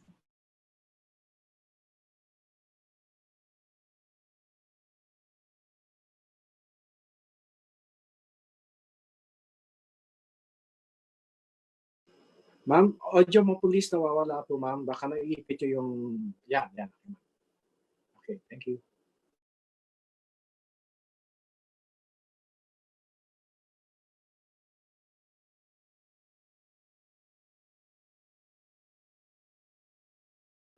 Ma'am, wala pa rin yung audio nyo, ma'am. Ma'am? registered businesses. Sorry. Nawawala po ba? Am I good? You're good. You're good. You're good. Go ahead. Okay, thank you. Thank you. So Camarines Sur actually has the most number of registered businesses. Okay, so those that temporarily closed, malaki din po. Expectedly, syempre, mas malaki sa Camarines Sur. So number of workers temporarily out of work, malaki din po sa Camarines Sur. So that's about 105,000. And also presented in the last slide is the amount of lost sales in terms of millions. So malaki po talaga din sa Camarines Sur. So about 2.6 million. Total of about 5.4 million in terms of losses for those establishments, business establishments. Now, on the next slide, we'll show you the subsidies for affected workers. Meron po tayong mga ahensya na nagbigay po ng subsidiya, kagaya po ng Department of Labor and Employment, SSS, at saka DA. Meron pong CAMP at saka TUPAD, BKBK dito sa DOLE. Medyo marami lang po yung naging problema din dito sa DOLE at dahil yung pondo po nila ay pinagpatuloy na lang ng SSS. So ang sinasabi po ng DOLE, yung hindi po nakakuha sa kanila ay pwede pong kumuha ng tulong dito sa SSS. Okay, and then yung Department of Agriculture also provided financial subsidy to our rice farmers. So we noted that only 50% actually of the workers were assisted. So marami pa pong hindi na-provide ng assistance, and hopefully doon po sa mga pagpapatuloy na programa under other agencies such as the SSS, they would continue to receive their assistance. Okay, the slide that you are seeing right now is about the labor force and employment estimates in the Bicol region. This is as of April 2020. So the implementation of the ECQ forced private business establishments to adopt flexible work arrangements. So merong reduction of employees, meron pong rotation ng work schedules, meron namang nag-impose ng forced leave, and even temporary closure or stoppage of business operations. So ito po yung mga data natin ngayon. Ang employment natin has gone down from 94.8% in January 2020 to 84.3% in April 2020. Maganda po sana yung pasok natin by January, no? Unfortunately nga po dahil sa pandemic, medyo nag-suffer po yung ating employment. The same in unemployment, no? So tumaas po from 5.5 na unemployment na sana natin. This is quite an achievement supposed to be. January 2020, then biglang nag-shoot up po siya sa 15.7. And in underemployment, yung underemployment po, no? Ito, kung titingnan nyo, medyo gumanda yung, so from 30.36, naging 27.4. Ito po kasi underemployment, this speaks about those who still want to find jobs. So marami din siguro dito nagrehistro na hindi na sila nagsabi ng underemployment because baka dumami, no? Nawala yung underemployed na punta po sa unemployment. Yun po yung nangyari po dito sa figures natin na ito. Okay. So with the implementation of Balik Probinsya, Bagong Pag-asa program, we hope that the displaced domestic and overseas workers who will be returning to Bicol will be in need of employment and livelihood opportunities. So this necessitates the empowerment of local industries and micro, small, and medium enterprises so that these figures would again result to more positive employment to everyone in the region. Okay, I'm almost done. So just a few more slides. Now let me also share with you the Bicol Regional Recovery Program for COVID-19 that's also being done for the region. Ito po ay mandato din sa atin, no, para po doon sa mga resolution na ini-issue ng Interagency Task Force. And so we've been mandated to prepare the Regional Recovery Program that will have the period covering for the phase 1, ito po yung initial, no? Hanggang December 2020. And the phase 2, which is the recovery and resiliency period, would be from 2021 to 2022 and beyond. What are the objectives that we have under the B2 recovery program? For the phase 1, this would be to strengthen health sector and restore socioeconomic activities. So sinasabi natin kanina, kung naalala nyo na, kailangan nating balansehin din yung health initiatives natin at yung ating socioeconomic activities. Sa phase 2 naman, ang ating objective would be to jumpstart the economy and strengthen socioeconomic activities and henceforth increase resilience and capacities.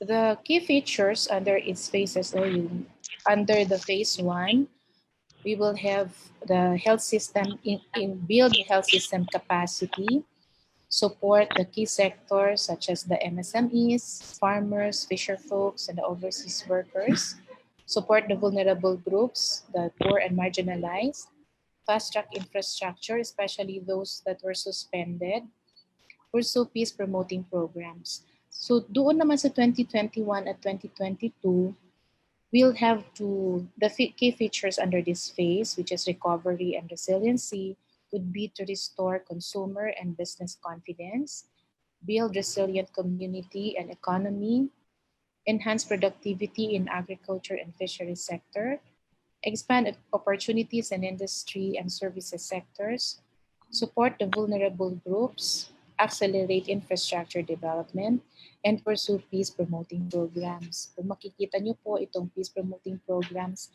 na andito po siya mag-phase 1 or phase 2 kasi sinasabi po natin, even in ambition natin 2040 sa framework po, this is our bedrock strategy. So peace and order is a bedrock strategy. Nakalagay po sa baba yung total na investment requirement natin, pero sabi ko nga, since this is still a work in progress, mag-iiba pa po ito, no? Malamang tumaas pa yung ating investment requirements. Okay po. So, okay. So this is the regional recovery framework that we are adopting in preparing for the program and later on for the plan. It's still anchored on our ambition natin 2040. So matatag, maginhawa at banatag na buhay para sa lahat.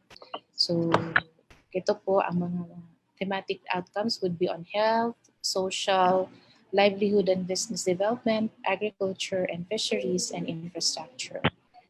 Ang cross-cutting strategy po natin dyan na kailangan din natin pagtuunan ng pansin ay governance, environment, disaster risk reduction, and the vulnerable, gender and vulnerable groups.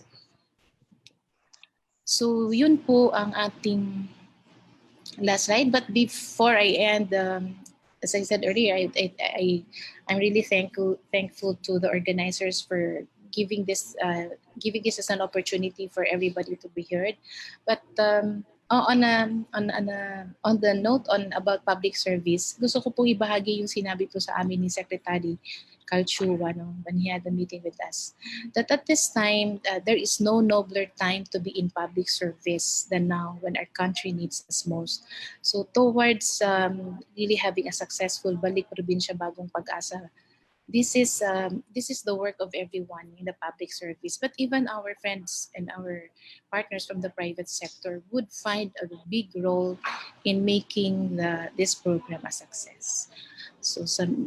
So with that, let me end by saying that indeed we should heal as one. Maray na hapon po sa Gabos. Thank you.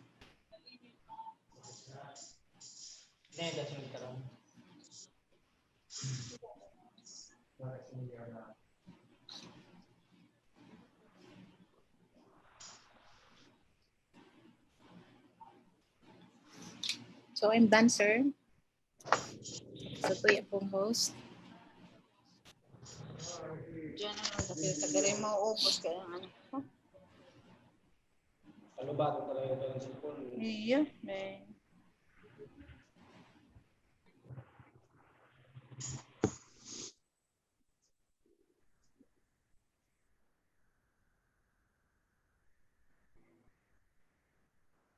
Sir Carmelo, tapos na po. Back to our host. At just mabalos po, Ma'am Agnes Tolentino, ang satuyang nangungutan na regional director ng MEDA for those valuable information. I'm very sorry, nagkaroon kami ng glitches dito. So at this juncture, we are now about to proceed to the meat of our program, which is the workshop proper. Okay, so I would like to acknowledge also the arrival of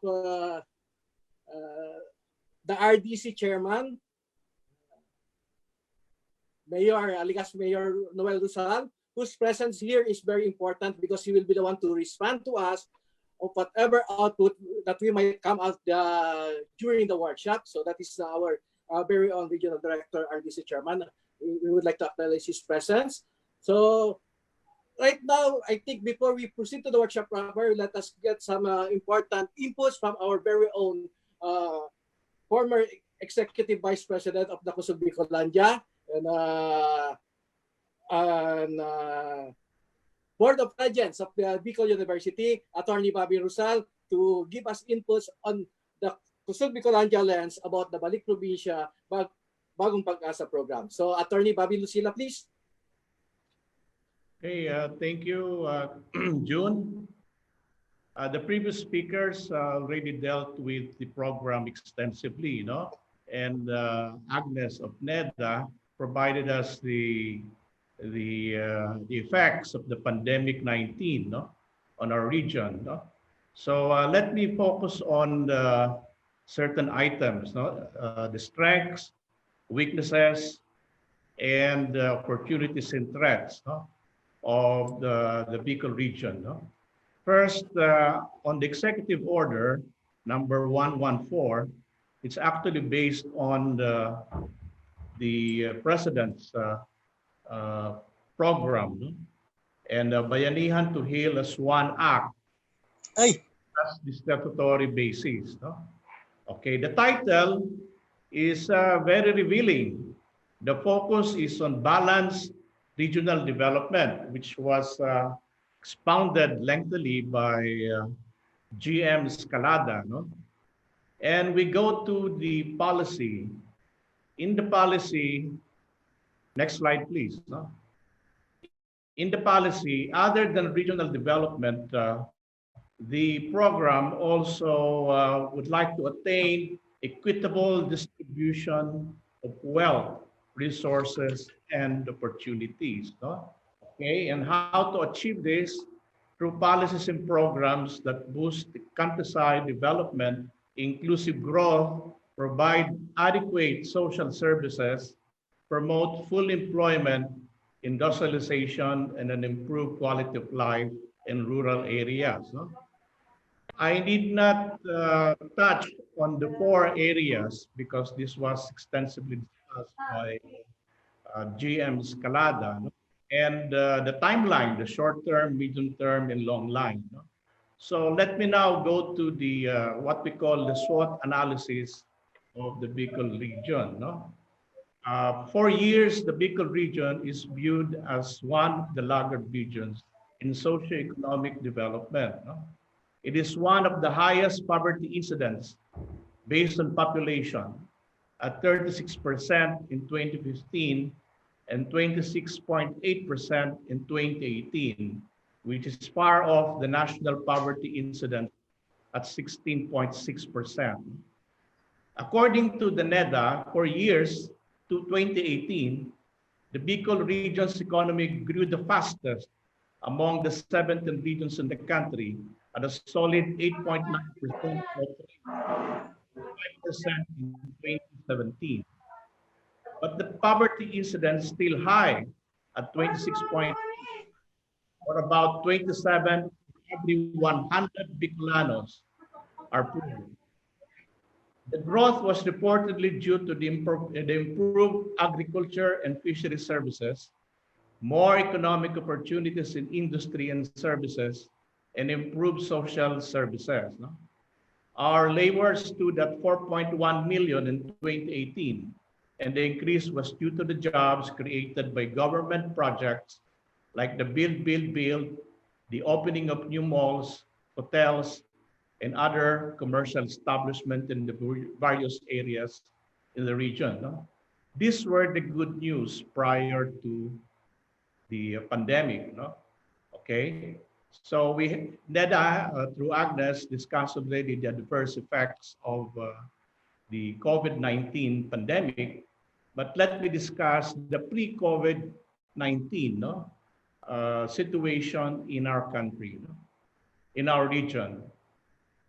We still see the spectacle of Bicolano businessmen and professionals, as well as skilled and unskilled workers, seeking better opportunities outside of the region, and investors shying away from the region, except perhaps the giant malls which gear up the dangerous mall-based economy.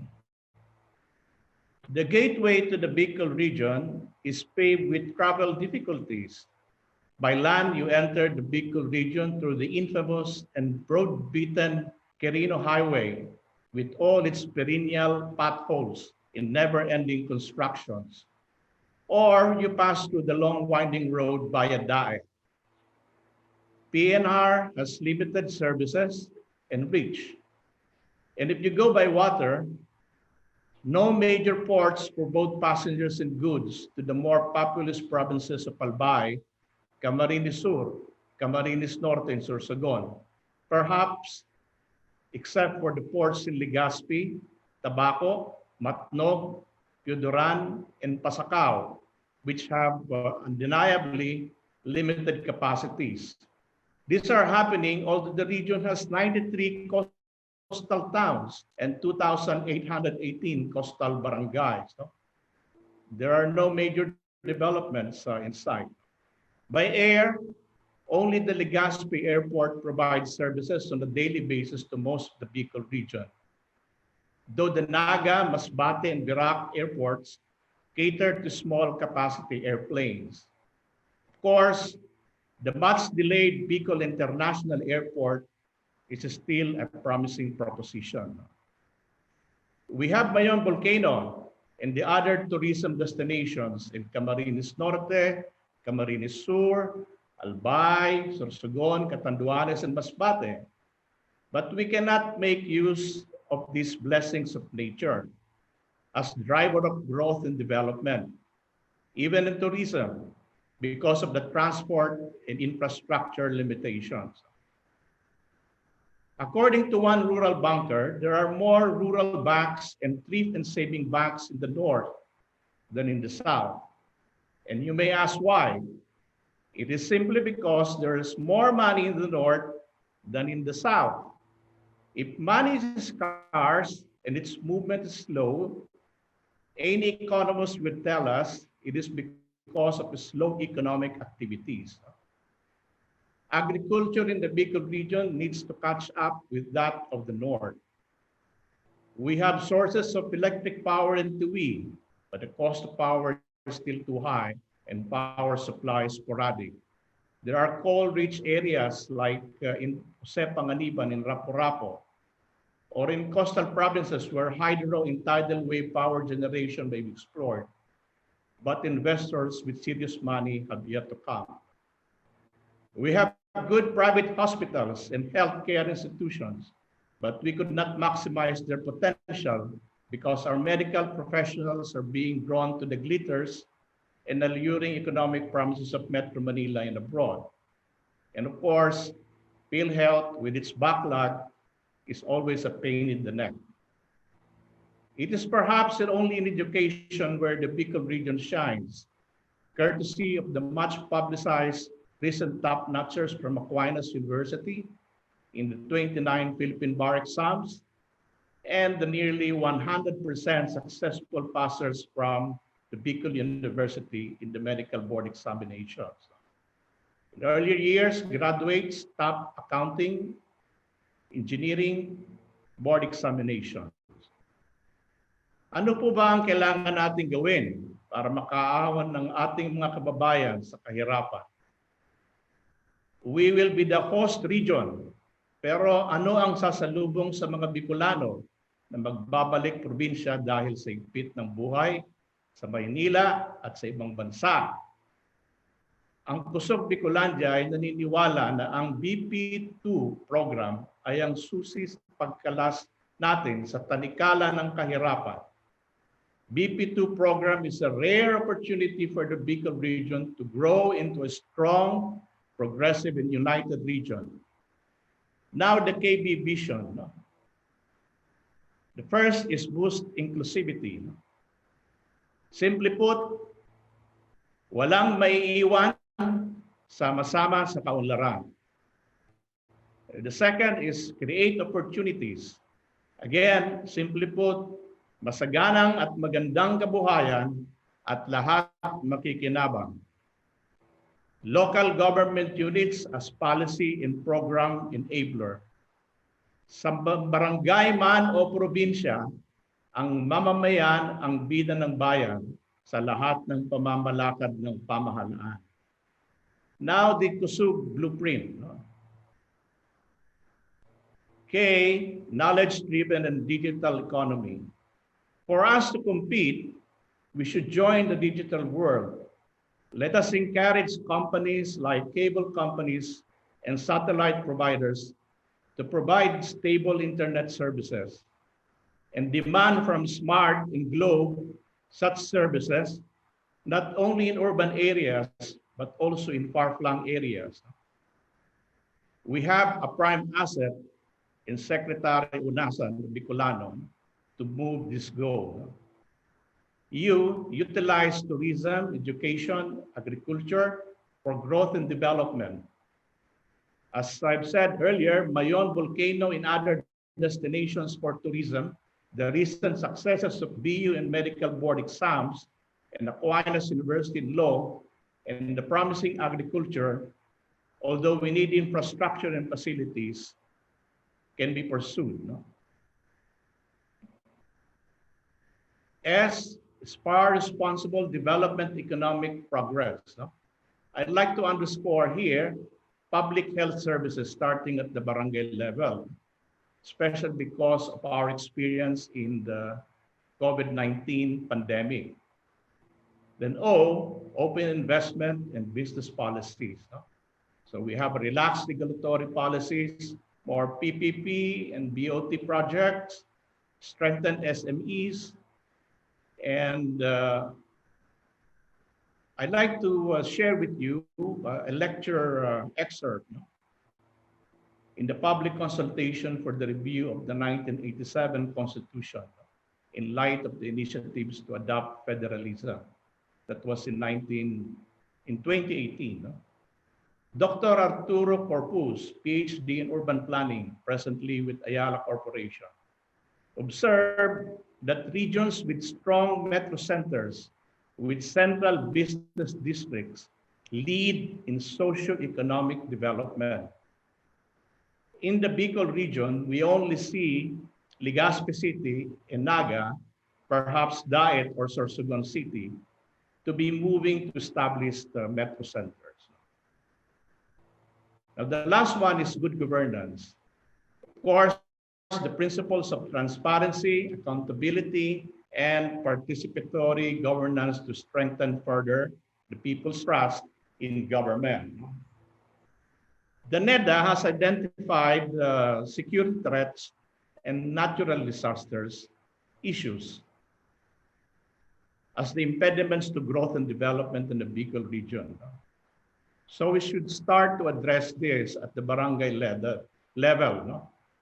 And again, we have a prime asset in USEC Malaya to pursue and achieve this goal. No? Finally, let me say that the 1.3 trillion pesos stimulus package should be enough incentive for the LGUs and the private sector to pursue these goals. However, and that's a big however, the Bicol region must compete with 80 other provinces in the Philippines. Kaya laban po tayo. Kung hindi tayo kikilos, sino ang kikilos? At kung hindi ngayon, kailan pa? According to one martyr. Salamat po.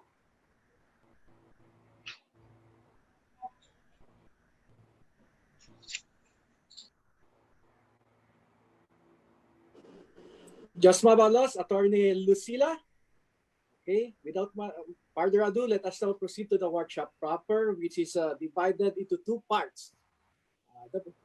In the interest of brevity and order, any reactor may propose any proposal, okay, shall be given only 3 minutes to explain his or her proposal. The proposal should be introduced within a context of statement of the problem, followed by a statement of the proposal and the intended results or economic and social impact.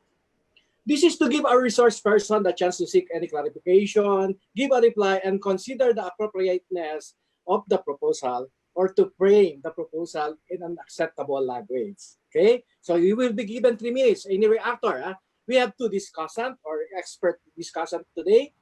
So at this point, please allow me to introduce our expert discussant on workshop number 1.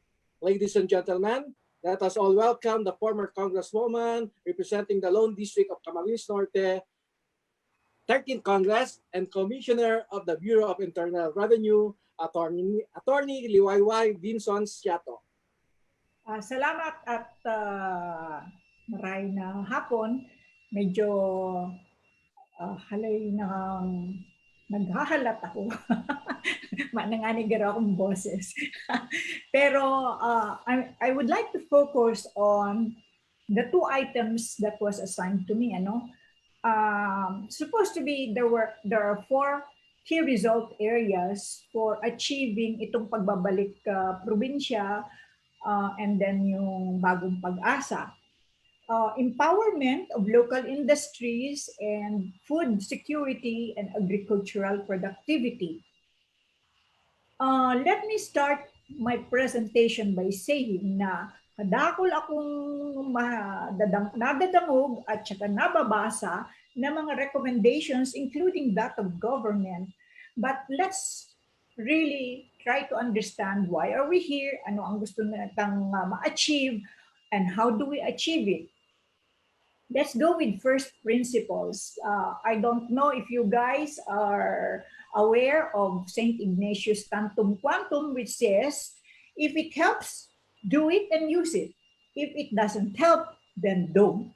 In other words, don't clutter yung sa tuyang mga gagawon, kasi the more clutter that we see, the more difficult things are to undertake, no? Ngunyan nga ni, nag-unclutter ako kasakuyang harom. Kadakol pala akong nakuangan mga gamit na pinagkagastusan ko ning mahal talaga, pero di ko nagagamit ngunyan. I don't want us to see in that condition. So kung kita maurulay, ano baga ang gusto tang ma-achieve with this meeting, no? Kusog Bikolandia has brought us together, and hopefully we can come together to achieve the Balik Probinsya, Bagong Pag-asa, kasi a lot of people are skeptical about this program. Sa totoo lang, since the time I was born, ay mahaloy na ito, dahil ko nasasabihin kung pirang taon na ako, that has always been the dream of every administration, to develop the provinces, the regions, no? And sabi nga ni digdi sa presentation, lalo na ni Attorney Bobby, garo ang Bicol ay nawawalat pagiraray. Sabi nga ni Kayang kasi ang mga Bicolano matatalino pero mga bantod. Dahil ko aram kung katotohanan yan. Kasi sabi ka mga ninono mi, ang problema sa mga Bicolano, kasi masyadong rich ang environment, mag-apon ka lang daaning buto, matubo na yan. So, garusiwan tamad baga.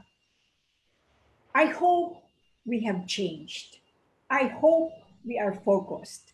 So, when we talk about empowering the local industries, kadakol digdi kung pwedeng i-ano mo lang, Jeff, paki-ano mo lang what are the items that are supposed to be recommended. If you can do the PowerPoint,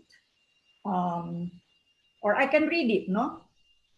These are actually mga motherhood statements na this would already be the arise, but let's go back to the Executive Order 114, when it talks about encouraging public sector investments and private sector participation that will lead to the transfer or expansion of medium and large businesses, tapos promote local industries that are sustainable and competitive with clear comparative advantage in the locality, leveraging on local skills and resources to support MSMEs for their continued growth through ease of doing business, accessing credit, getting permits and licenses, and paying taxes, fiscal, or tax incentives. Tapos ikaapat, itong to support export and domestic-oriented enterprises through increased access to markets. May pinag-prepare ka mo na PowerPoint na dapat yan ang nakalaag. Bako ining arise mo na. Okay, so those would be the proposed undertakings, no? Under EO 114. And also, i-connect ko na, food security and agricultural productivity, there are two recommendations: introduction of innovations and technologies to facilitate productive and resilient agriculture value chain, such as modern rice farming techniques, high-yield seed production and farm mechanization, and measures in place to promote economies of scale in agricultural production, promote value chain development, increase farm incomes, and improve the quality of life of farmers. Malalabang entero. Pero paano ta ipapa-operationalize? First of all, when you talk about all of this, ano ang mga local industries na namimidbid ang Bicol? Igwa baga kitang masasabi na yaon sa Bicol nakadakulang industry na matabang sa tuya. So, ini pinag, okay. This would be the EO 114 recommendations, no? We talk about mga value chain. Value chain means from the inception of an industry, ano ka na, nasa production ka, ano ang mga kaulangan mo. Every step of the way, dapat mag-isip ka how you can improve on your product from the time you produce it to the time you bring it to the market. That's the value chain that we're talking about. Ang supply chain naman means from seedlings sa agriculture, si say matanom, pagkatanom si say ma-harvest, pagka-harvest paano mo dadahon duman sa market. So that's the supply chain, no? We have all of this in place. We have so many innovations, but ang hapot ko, tanong today nagagawa. Ano ang problema na dapat tang asikasuhon mo niya na hapon at saka sa mga maarabot na mga panahon? Kasi inihaloy-haloy ng mga pinag-ulayan. Tuwing akong madalagan na pero man akong nadadaog, habo man akong pakinggan siguro sa kuyang mga constituent. During my time when I was congresswoman, I made sure to provide every municipality, tamahal kung lalagaan ko, yung kada barangay, ng greenhouse and to train people in planting duman sa mga greenhouses na pinag-provide ko, no? Pero nung ako nawala na, mayo nang nangyari. The other thing that I'm proposing is ano ang pwedeng gawon? Kada ako ketong nagduman ako sa Shanghai, nahiling ko halos mayo sindang mga areas na mayong tanom. Maski na sa mga cities, pwede, in fact sa Cuba, may nahiling ako, na igwasin dang sarong park na may mga tanom ng mga vegetables, ng mga pagkakan. So if we're talking about ano yung local industries na maano natin, mostly agricultural baga ang Bicol, or are there other industries that can be developed in Bicol, no? So all of these put together, siguro kaulangan ning mag-focus muna kita ng doing an inventory.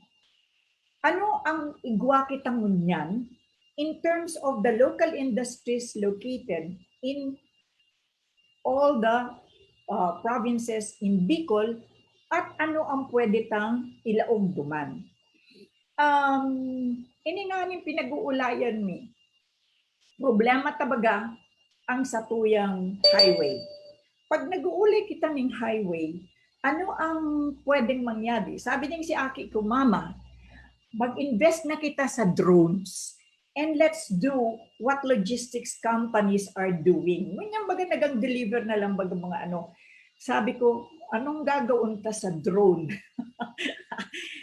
I mean, these are the newfangled things. But I'd like to think that we can marry what is there and also what is needed in terms of technology, no?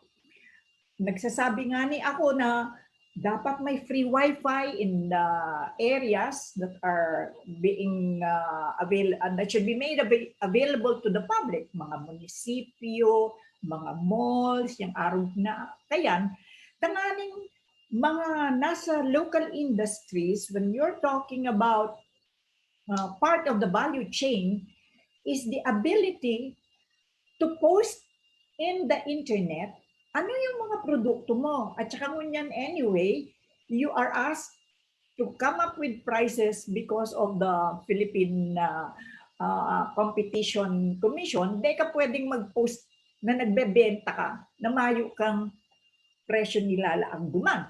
So, if that is the way to go, kapareho ka ng ano, pwedeng ipadara mo sa Shopee or sa mga other mga online, kadakol na pwedeng sabihong magiging market because kahit na anong invitation ang gawon ta, na magdurman ka mo sa Bicol, maganda sa mo yung duman.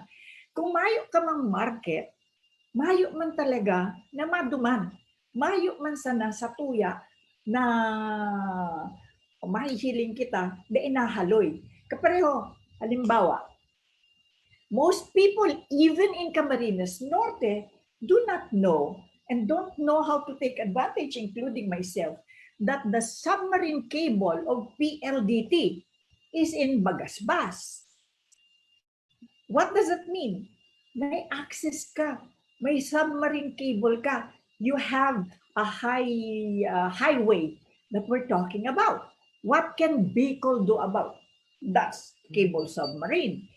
I mean, we have to do an inventory of all our resources first. Then, pira ining pwede ta, kadakol kita mga professionals, inutunta na mo na, ano sisi ang gusto magduruman for that business? Because I will tell you, I have tried so hard to bring business people, not just from the Philippines, but even from abroad. I was able to bring somebody from the US to look at our pineapple business, yung mga planters na nitang, itong queen pineapple, no? There was even someone from China who already put up a cannery. But pag naaaraman kasi na igwa ng mga araw kaya ng mga facilities, dahil nagkakasundo sa presyo. Kaya nagtayo si Chinese ning sarong canning factory and for pineapple, but because he cannot get the right pricing, malulugi siya. Dahil nang mayong nangyari. So these would be the issues that we need to address first. We would want to empower the local industries, but if we cannot get over what has been our problem from the very beginning, our being able to cooperate with each other.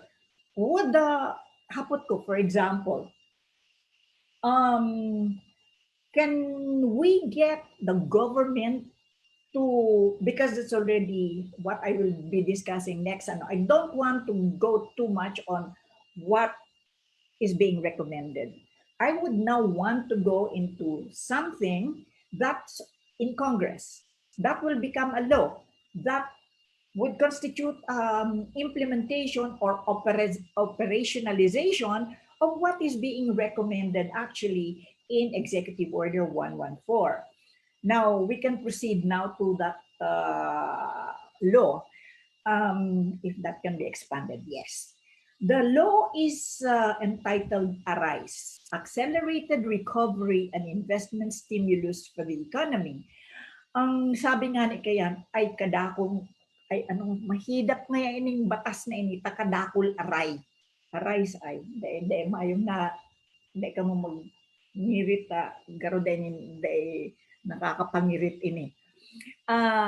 So, when you talk about ARISE, they have interventions already that would be now COVID, the life under COVID, and life after post-COVID, which is good because there are 4 kinds of interventions. If you look at this data presented here, besides the general intervention of mass testing, we have the transitional intervention, we have the financial intervention, we have sectoral intervention, and structural intervention.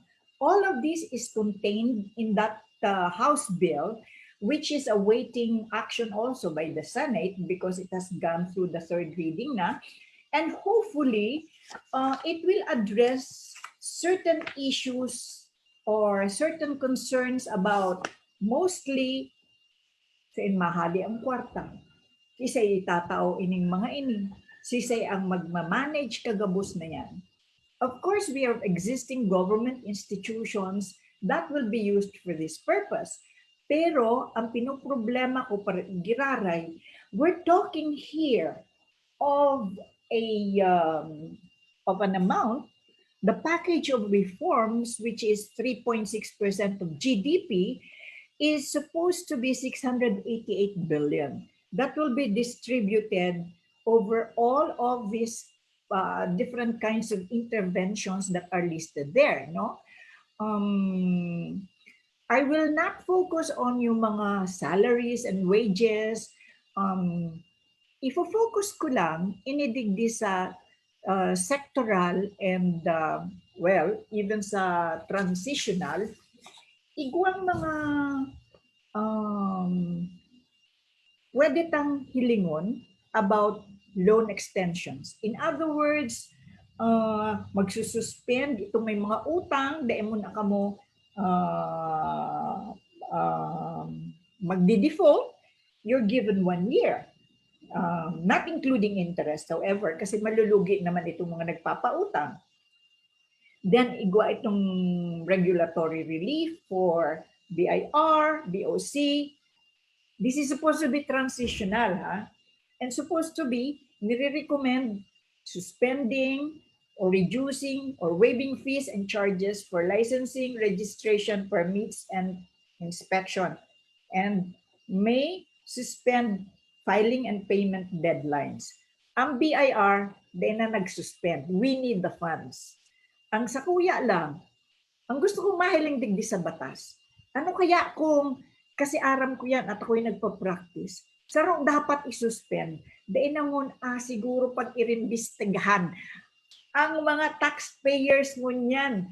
Kasi ang problema, pag nagsimula na mag-imbestiga na naman sa mga taxpayers, ay nawawala si kwarta ka gobyerno.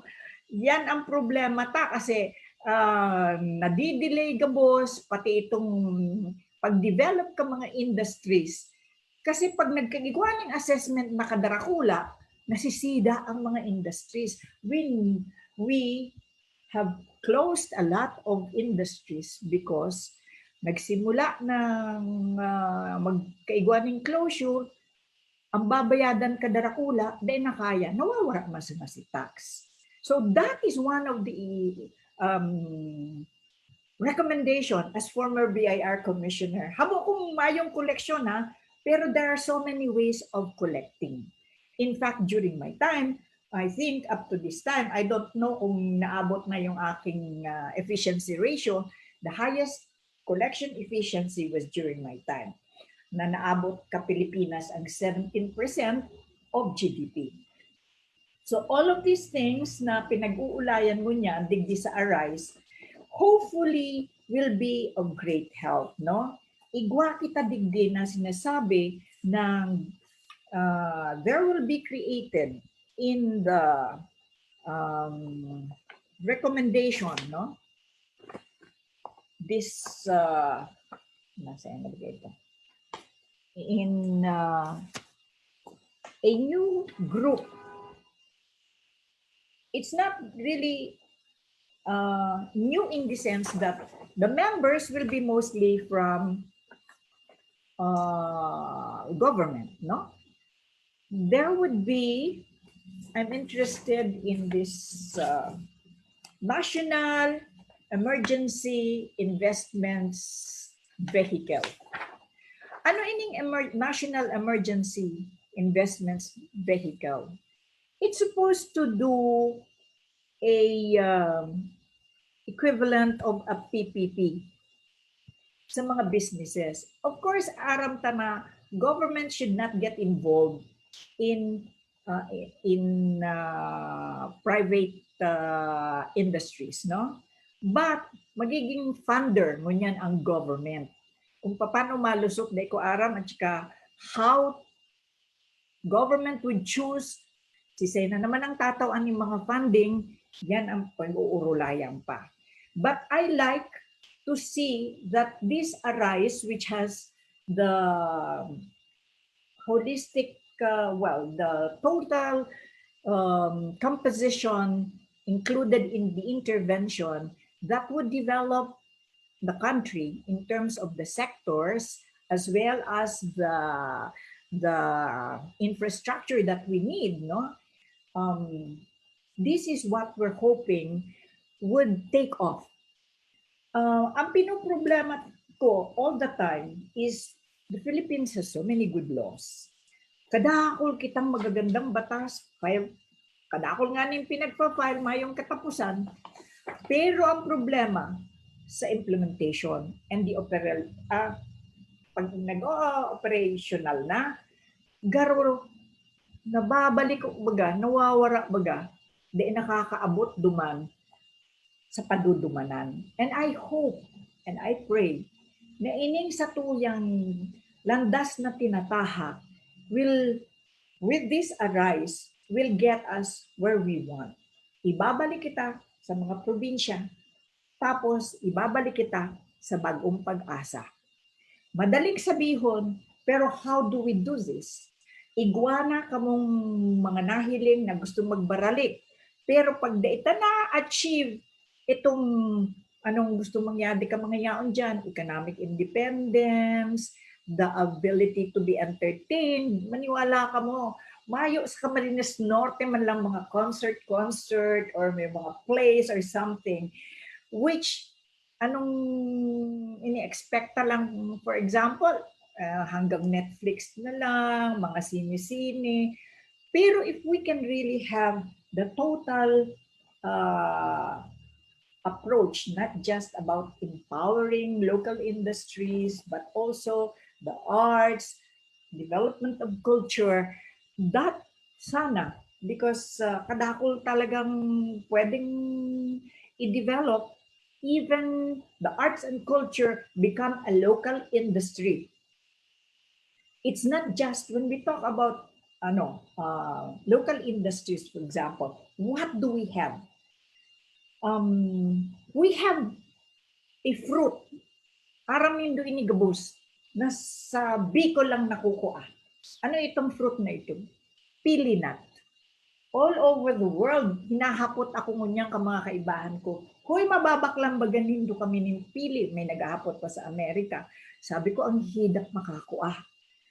Then I Googled it. Ang pili pala has a very, very good, it's second to macadamia to be the best nut in the world. But ang pili, igwaya ning sap, itong dagta, na pag nakuha mo, it's called elemi. That's only found in pili. That contributes to beauty's production. Si auntie ko nga ni, ketong na Ma'am? nagpapahalat ng ano, ay sige, tatapusin ko na ini. Yes, Ma'am Chato. Nagpapahanap sa kuya kasap ng pili, which is the LME, because there are so many demands for it. I mean, I'm just trying to focus on all the things that are there and what has been done about it. Then how can we get people to go back? Mga Bicolano lang baga ang balik probinsya, or can we get other people to go back to Bicol? Not Bicolanos. Do we want that? Basta babalik lang sa probinsya? I mean, those are things that are placed before us na di man lang siguro Bicolano. Kung babaralik talaga, taigwa talaga mga makuko ang mga projects naman, mga industries niya on demand. But we have to do a study. We have to be so careful that we do not lose this. This is a tipping point now for us. Yaon ang COVID. Yaon mo niyan ining mga funds na pinagpo-provide. If we cannot take advantage of it, sayang na naman yung effort. And yes, I thank Kusog Bikolandia because it has taken the initiative of doing that. Sana ang satuyang LGU, if the LGU is listening, can do something about their local resources, their local needs, how to tell us how we can help. I'd like to help. Actually, saro ako sa dapat nagbabalik probinsya. Ang problema ko lang, nakaagom akong bako tagaduman, may sakit mo niyan, at kadaklan ng sakuyang ginagawa, yaon digdi sa Metro Manila. So how can you convince the likes of me and others to go back? That is what we need to discuss. So salamat na maray. June and all those I have heard about proposals, sana may makuha kita ng mausap na recommend. Thank you, Ma'am Chato. Now the floor is open for any reaction. Anybody may raise their hands at the lower. Okay. I think this is a gentleman from Ginobatan, a former.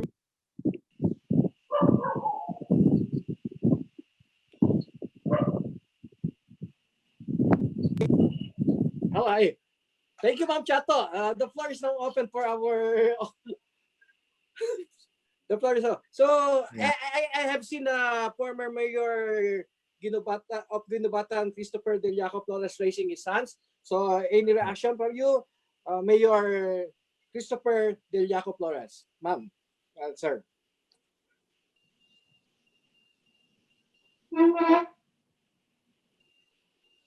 Di ka na dadangog, Noy. Yes. Isip ito okay na may sound na po, no?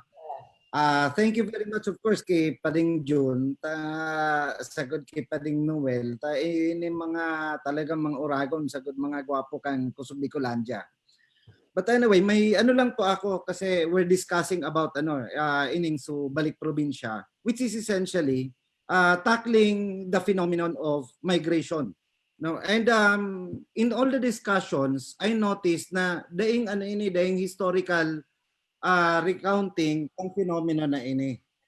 So gusto ko lang maano lang before I would proceed, of course, to the discussion of the points that were taken. I would like to give a bird's eye view of the history of migration in the Philippines. To put things in the proper perspectives, because when we study the underlying causes, historical causes, we are able to pinpoint already whatever actions that are needed to be done at the present. Now, if you look at it, yung mga historical waves of migration kang Pilipinas na nagpuot dito sa Bicol, this is started yung sa Bicol, no, yung migration, earliest inter-island migration in the country actually, no, after sa pagpipling kang Philippine, was the migration of the Ilonggos and ini mga Tagalogs pasiring digdi sa Bicol because of the abaca trade, no? They came in as investors, as traders of abaca. So ano essentially ang ano digdi? It was jobs, it was economic opportunities, investments. Then ang kwan din kaiyan was another wave of migration was the Ilocanos going to Region 2, to the Cagayan province. And what was the impetus of this? Bakong magayon sudaga sa Ilocos, and the land of in Cagayan Valley was very fertile. So yung mga Ilocanos nag-cross inda kang Cordilleras, no? They went down to Pangasinan, then went up again to Baguio, not Baguio, Nueva Vizcaya, pasiring duman sa Central Plain, Cagayan Valley. They also went up, no, yung coast ninda, pasiring again, so mga fertile rice valleys kang Cagayan. During the American period, again, ang naman kayan would be, so migration din ka mga Bicolanos is particularly the Albayanos and Sorsoganons who went to Batangas and Cavite. Bakit natatanag duman sa mga Bicolano? It was because of coffee. Okay? Nag-open duman sa mga sa mga coffee plantations, and ang kadaklan na kinua na mga farm workers were from Bicol, no, from Albay and from Sorsogon.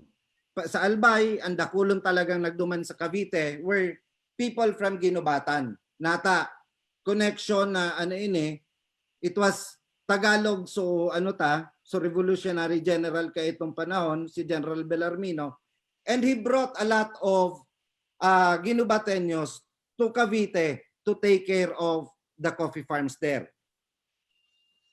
So essentially itong may cause kang migration na ito? It was jobs. Then pag naman kaiyan, of course, nagpuuna so Filipino diaspora, global diaspora. In the early 1990s, so mga Ilocanos were brought by the Americans to Hawaii. To tend again to what? To Hawaii and California, and later on to California. They had to tend to the pineapple and the what's this? They went there either as pineapple pickers, pineapple planters, or apple pickers. So yan ang Then the Philippine Republic, of course, ang kuwan na naman kaiyan. So influx, migration ka mga Bisaya, ka mga Ilonggo, pasiring duman sa Mindanao. That happened during the time especially of President Magsaysay. Now, ano naman ang duman? It was land. Again, the availability of land in Mindanao. Of course, kasabay kaiyan, so migration din kan from other areas, from rural areas to the urban areas kang Pilipinas. So Manila, so Cebu, so Davao, etc., etc. Then it also na rin, so migration going to the Middle East, okay, to Europe. Construction workers pasiring sa Middle East because of the construction projects there. Mga nurses pasiring sa Europe. Now, na naman ang cost na naman ka ito? It was a part of opportunities again, jobs. So the point that I am bringing out this historical, the historical waves of migration within the Philippines and without is because ang Balik Probinsya, we're trying to reverse the wave of migration from the urban areas, ibabalik ta giraray digdi sa mga probinsya. Now, ano ang naging What was essentially, why did the people from the provinces go to the urban areas? Well, essentially, ang po kaya baga na was the conditions were present there. Ugwang jobs, whether they were jobs, there were jobs, etc., etc. Now, ang kuan kay ini ano ang possibility? Will it succeed ining Balik Probinsya? There is a big possibility of succeeding despite the failures before. In fact, if you look at it, no, yung examples ng other countries, ang ano ini padi, give me 2 more minutes. Anyway, ang ano ta kay ini kaya no yung kwan, the countryside can actually become the engine of growth. If you look at the Italian and the Spanish examples, wherein ining mga small countryside corporations, small countryside cooperatives are able to generate in Italy 20% of their GDP and in Spain 29% of their GDP. No? Kaya yan di mangyari sa Pilipinas provided that the conditions are present. But kaya nga ni itong si ano ko nasa naman bago mag-repatriate kan mga kan mga probinsyano na nasa urban areas mo niyan to decongest the cities, the appropriate conditions for employment should be there. Now, for example, ang ano kaya yan na ano ini ng God, before we start repatriation, that the government invests in the fundamentals of our provinces. Meaning investments in technical skills, improvements in public education, increase and easier access to capital, agricultural modernization. We need an economic ecosystem that will support growth in the countryside. We must also strengthen our urban-rural linkages through physical and information infrastructure. We need faster internet in the provinces and improved transport network between urban centers and the countryside. In other words, we need to sustain our investments in build, and make our telecommunications more geographically inclusive. Okay. Now, ang kwan ko lang po kaya I would also like to add na we need a very stable policy environment. And it is not the local governments who will be able to provide this. It's going to be the national government. Okay. Because halimbawa po yung yan for investments, if you look at it, ang Taiwan, rather ang Vietnam and Cambodia, which are supposedly socialist countries, no? So definitely bako yan kapitalista. Ang approval kang sa indang mga investments sa local level lang is $10 million. So if somebody comes in with $10 million, they are ang nag-approve lang kaiyan bako na national government ninda kundi ang mga city, mga provinces and mga towns ninda. And that is not the case in the Philippines. So ito yung kuwan ko lang na sana man the appropriate legislation should also be in place. Okay. Okay, thank you. Sige na lang. Yeah, okay. All right. Just one major point na another thing na yan is sana man yung mga policy makers natin should look into the the challenge of yung labor absorbability of agriculture, because ang labor force na engaged in agriculture is very low.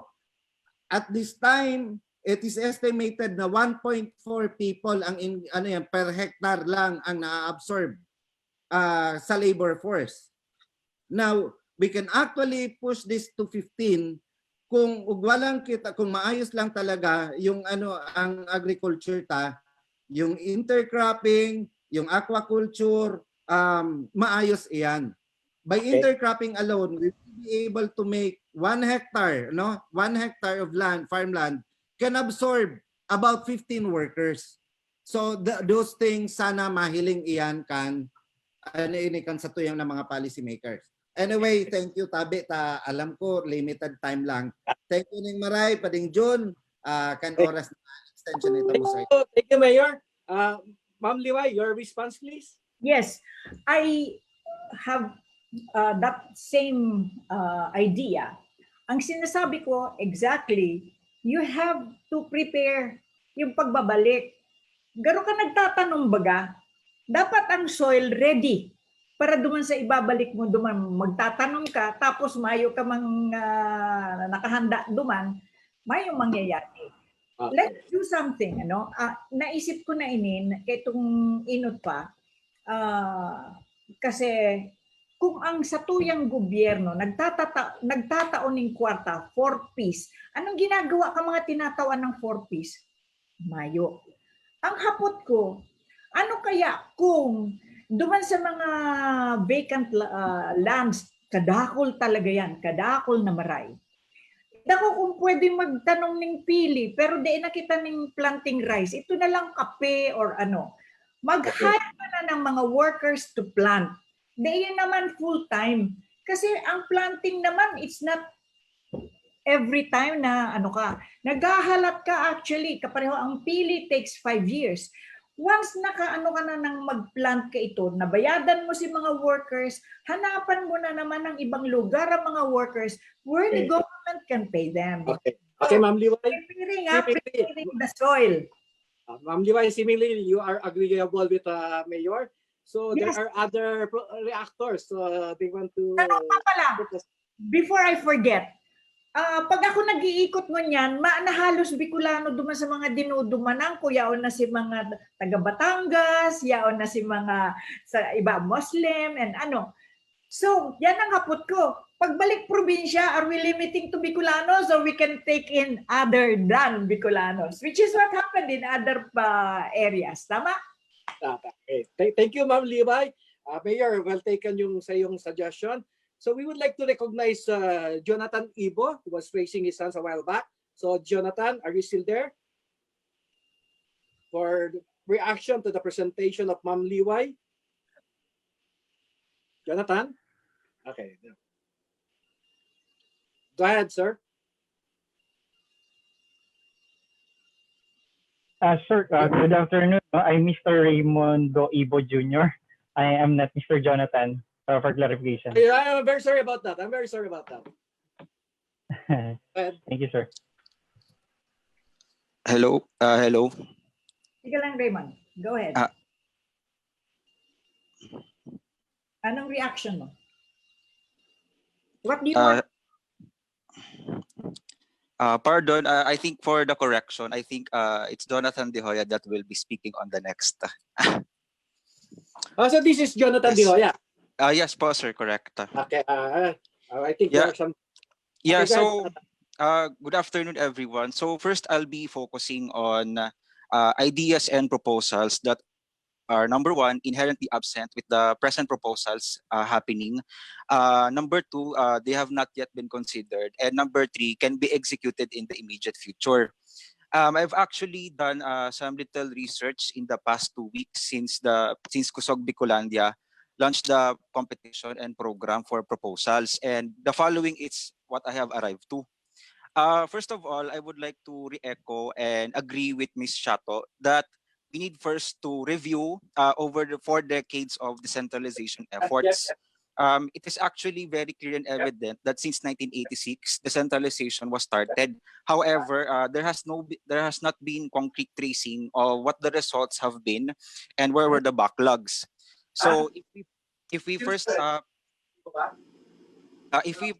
plan to hit where the past mistakes were, we would be more efficient and effective in determining what Balik Probinsya needs to do that should not be repeated in the past. There are multiple researches supporting this idea, ranging from Asian Development Bank up to the World Bank and even NEDA itself.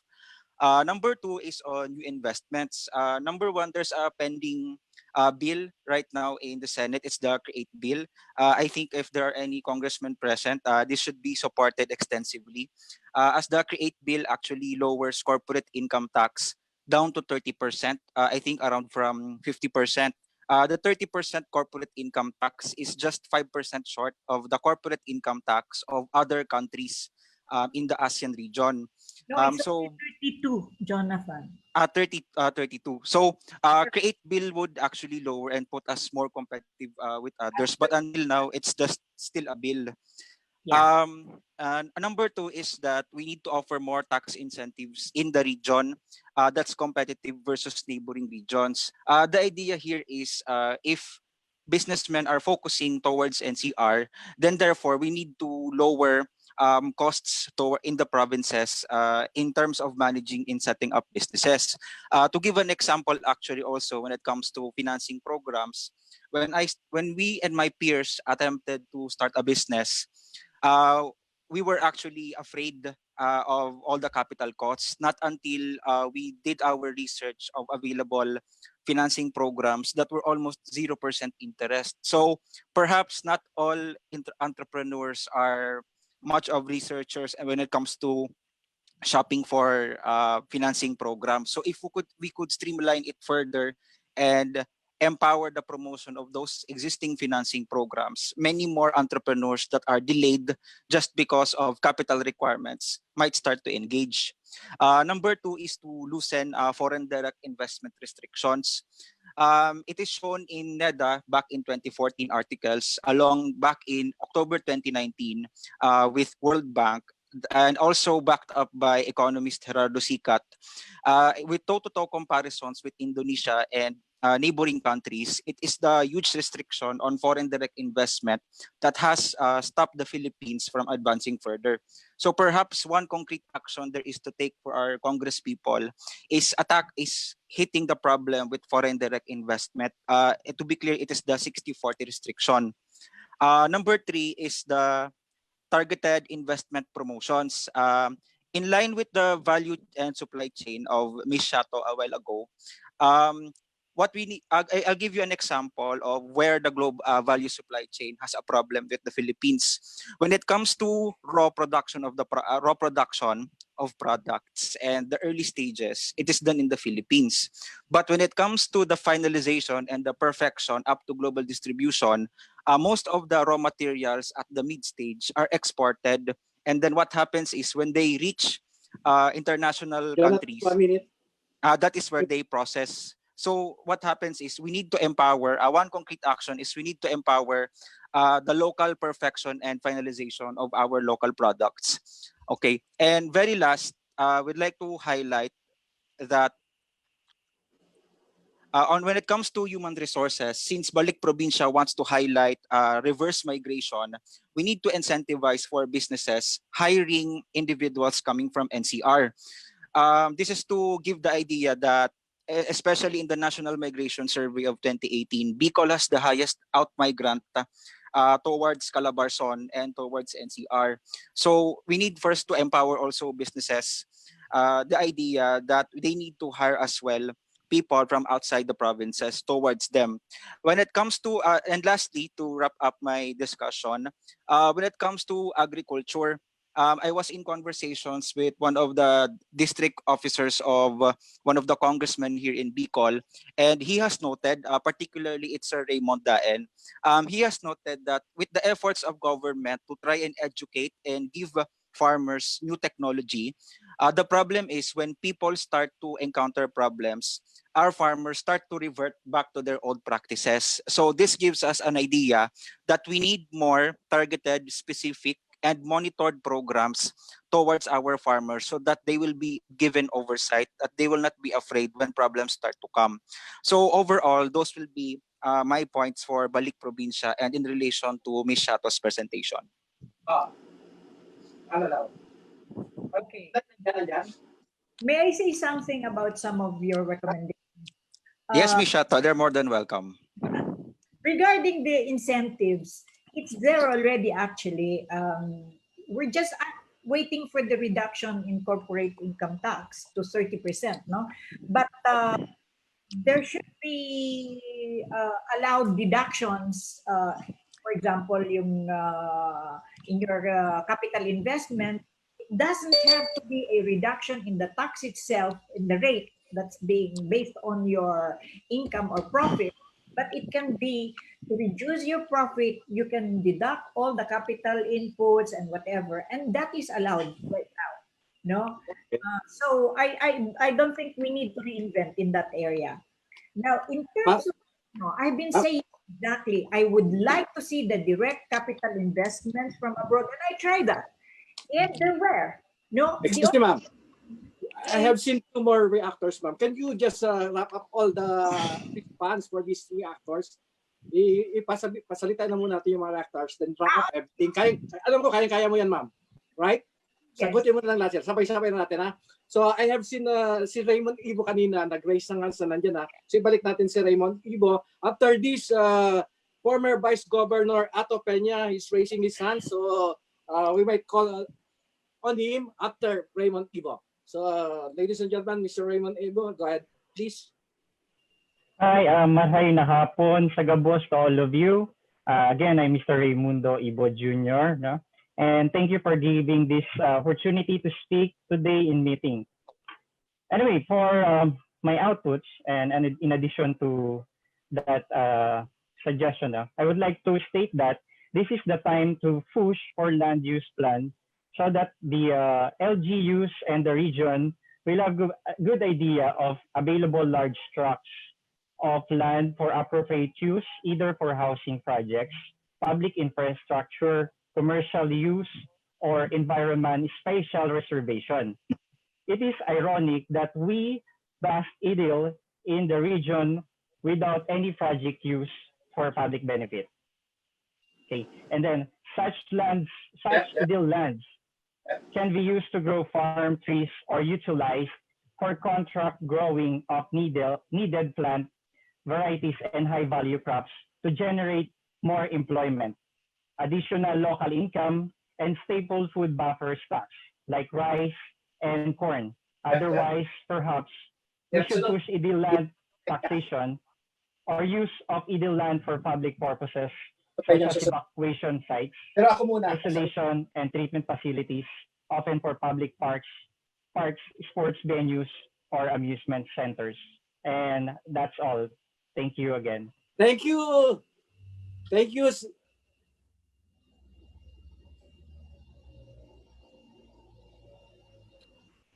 Thank you, Mr. Ivo. So I have seen former Vice Governor Ato Peña raising his hand. So Mr. Peña, Vice Gov, please, sir, you may speak. Mayo kang sound. Unmute mo muna. Unmute, yes. Please unmute, sir. Vice Gov, paki-unmute po. Yes, okay na, nadang na po rin ako. Yun na. Okay. So actually, gabos pong pigsaramin na is correct. Actually, tama po yan eh. Pero ang sarong nagustuhan ko naman sa pigsabi ni Congresswoman Chato na pigsabi niya na dapat i-assess mo na ang yaon tarig sa Bicol Region. Ang mga pigsarabi po nila are all data magagayo na maray. Pero based on my experience as a worker in the private sector and in the government, nagtrabaho po ako sa tourism, nag-vice governor, nag-politiko, nag-industry sa electric utility. Ang experience ko po, ngunyan I'm connected with the ILG as one of the consultants in this core, itong constitutional reform. Ang sarap po sa pagpupush me duman, ito po bagang strengthening na RDC ng LGUs. Ito ang kaipuantang maray. Pero din nakasangkatanson ko, itong sinabi ni siya kung Congresswoman Chato, na itong i-assess ang yaon sa tuyang unyan. Digi po sa Bicol Region, mayo po kita ng focus. I'd like to talk as a manager. I'd like to share my view as a manager digi sa mga government programs and projects ta. You know, ang government po, dahil man po unlimited an sa tuyang resources. We have very limited resources. Kada ako lang po pikaparalano ang gobyerno, kada ako mga programa pikaparagiribo, daing focus. So anong nangyari, tama itong sinabi ko sa bago ni itong sarong nag-react, na mayo man dahil man na-evaluate ang nangyayari sa mga programs. Kaya ang suggestion ko, tama itong sabi ni Congresswoman Chato, i-assess na muna ang yaon sa tuyang unyan, and then mag-focus kita. Araw ko niya, siguro, ikadua pa, gusto kong sabihin, siguro si, nahilig ko po si RDC Chairman, si Mayor Rosal, siguro the RDC will play a very important role digdi. Siguro dapat i-define ta po digdi. I-define ta ang role kang LGUs and kang national government agencies. Let's identify ano ang dapat ma-focus muna kita. Sa mga industries na I've been Executive Director of the Presidential Commission on Bicol Tourism. Ang tourism sa mataong kwartal sa Bicol. Pero hilingon nindo, may budget kita. Mayo po, we're setting aside tourism. So siguro mag-focus kita, and then siguro ang very limited resources ng gobyerno, i-focus na muna dyan. Pero dahil naman i-set aside itong mga basic services, ito ang mangyararay. So ang RDC should identify what really should be the focus now of the present administration. And example, ang DA po, ang DA, kinakul program, nagtataon ng traktor, nagtataon ng abono, pero RDA evaluating kung ano talaga ang effect yan. Mayo man. Dapat araman nila mga farmers.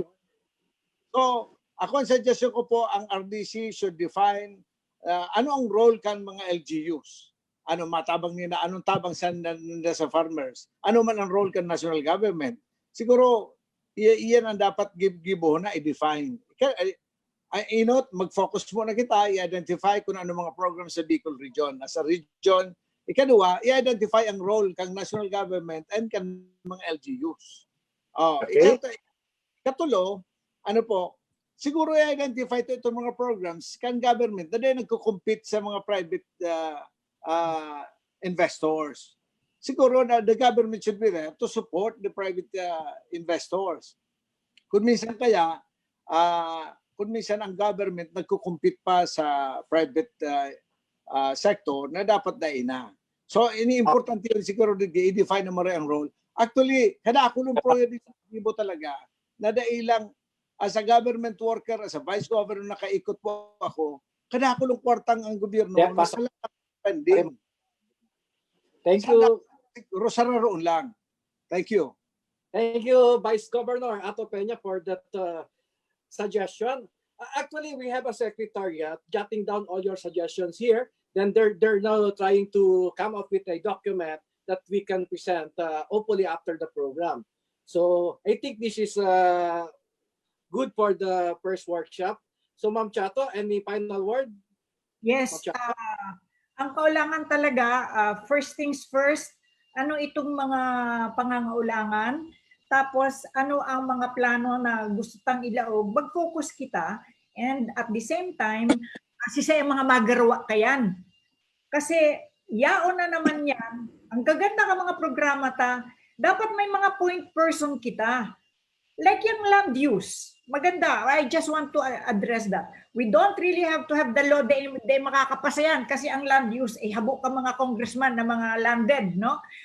Ano kaya na na lang challenge sa LGU? Haranapon yan ng mga idle lands, makikontrata, i-rent yan. Pwede ba gayang gamiton sa araw kaini? Tapos gurano ang makukuha ka itong may-adi kadaga. I mean, there are so many ways of addressing a problem, not just one, not just a law. But let's focus. Let's focus and do what we need to do by asking first, anong mga resources ta? Ano ang mga plano ta sa resources na yan? Pagkatapos, sisay ang magarawa. Pwera sa sisay magarawa, sisay ang mga monitor na successful man ang mga nangyayari. Maralaog na naman ang mga pondo pag-abot ka aray talaga sa mga Pilipino, ining 688 billion na pagdaiyan ay nagamit ng tama, mayo na mangyayari, aray, arise. So, okay. Sa kuya, kung kailangan mag-volunteer, nagbo-volunteer akong makialam. Okay, thank you very much, Ma'am Levi. So we are now going to proceed to the workshop number 2, and our expert discussant for this is a former PAGCOR president and DICT undersecretary, and our esteemed colleague in Kusog Bikolandia, our former president. Ladies and gentlemen, let us all welcome Attorney George Sarmiento to handle workshop number 2. Attorney George Sarmiento, go ahead. Yes. Painano ini, they unmute. Unmute. Ayan, okay. Okay. You can see it from the background, but you are not anywhere. Cannot be seen? Yeah, you cannot be seen. Anyway, baka dyan mailing na ako. Pero I will just proceed, ano? Nadadangog niyo ako? Yes, we can hear you, but we cannot see you. You cannot see me, no? Hindi ko lang alam kung bakit eh. Pero, ayan. Yeah, no, you're there. Okay, go ahead, Sir Okay. George. Okay, good afternoon to everybody. Medyo hapon na, natpon kita alas 12, alas 3:30 na. I hope you're still there and will listen to my... magsasalita muna ako ng konti bago tayo magpunta duman sa reactors and question and answer. Basically, so itataram ko, I prepared something. Jeff, paano to? Yung aking pong presentation. Ayan. So, okay, next slide. Ayan ang Bicol. Yung sinabi na po ito kanina mga earlier speakers, pero gusto ko tabing basahan man igwang mga punto na dapat i-emphasize. Of course, alam na natin, triggered by COVID-19 pandemic, tapos uncontrolled upsurge ng population sa NCR dahil lang nangyayari baga sa NCR, nandiyan ang job opportunities, nandiyan ang trabaho. Pero dahil nagpupunta po na sila dumanggabos, acute shortage ng mga water, inadequate sanitation coverage, poor services, flooding, kung ano-anong problema ng congestion adyan tayo sa NCR. Pigtaram na Kasubago na 12 million ang population, and a mega city, mga 10 million lang, pero talagang problematic. And ever since the early administration, yan ang problema. Ang 114 BP2, ang talagang aim niyan is reverse migration. Didiscuss na Kasubago. And if you read the title of the executive order, next next slide. Ang because 114 is a national program by government. Yan ang importante. Number 2, continuing strategy. And number 3, may progress timelines with measured policy objectives. Yan tang nasa batas po yan eh. Kaya ini-institutionalize yan and hindi nasabi Kasubago, pero there is a powerful BP2 council headed by 22 department secretaries and then headed by the executive secretary as chair and as vice chair.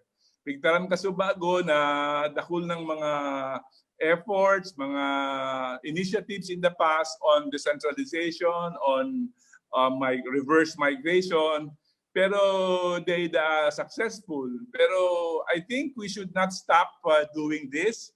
And yung pandemic COVID-19 nagpahiling na kay puwan talaga i-decongest ang NCR and the other mega cities ng Pilipinas. So, ining policy of balanced regional development tabi, yan ang heart ng Balik Probinsya Bagong Pag-asa program. Dahil ang importante kaya yung sabi nga ni Kasubago, balanced regional development, ang gusto ng kapos ng mga administrasyon in the past and even this administration. And ang gigibuhon to promote yung equal distribution of wealth, resources, and opportunities. Dahil nga ni Imperial Manila, nandito lahat sa Manila, ang wealth, ang resources, and ang opportunities, medyo naiiwanan ng mga regions. So, yan tabi ang importante. Now, yung mga programs to boost countryside development, inclusive growth, adequate social services, promote full employment, industrialization, yan tabi ang napapaloob dun sa 4 key areas ng programang ini. Kaya very important, at the heart of this program is the balanced regional development.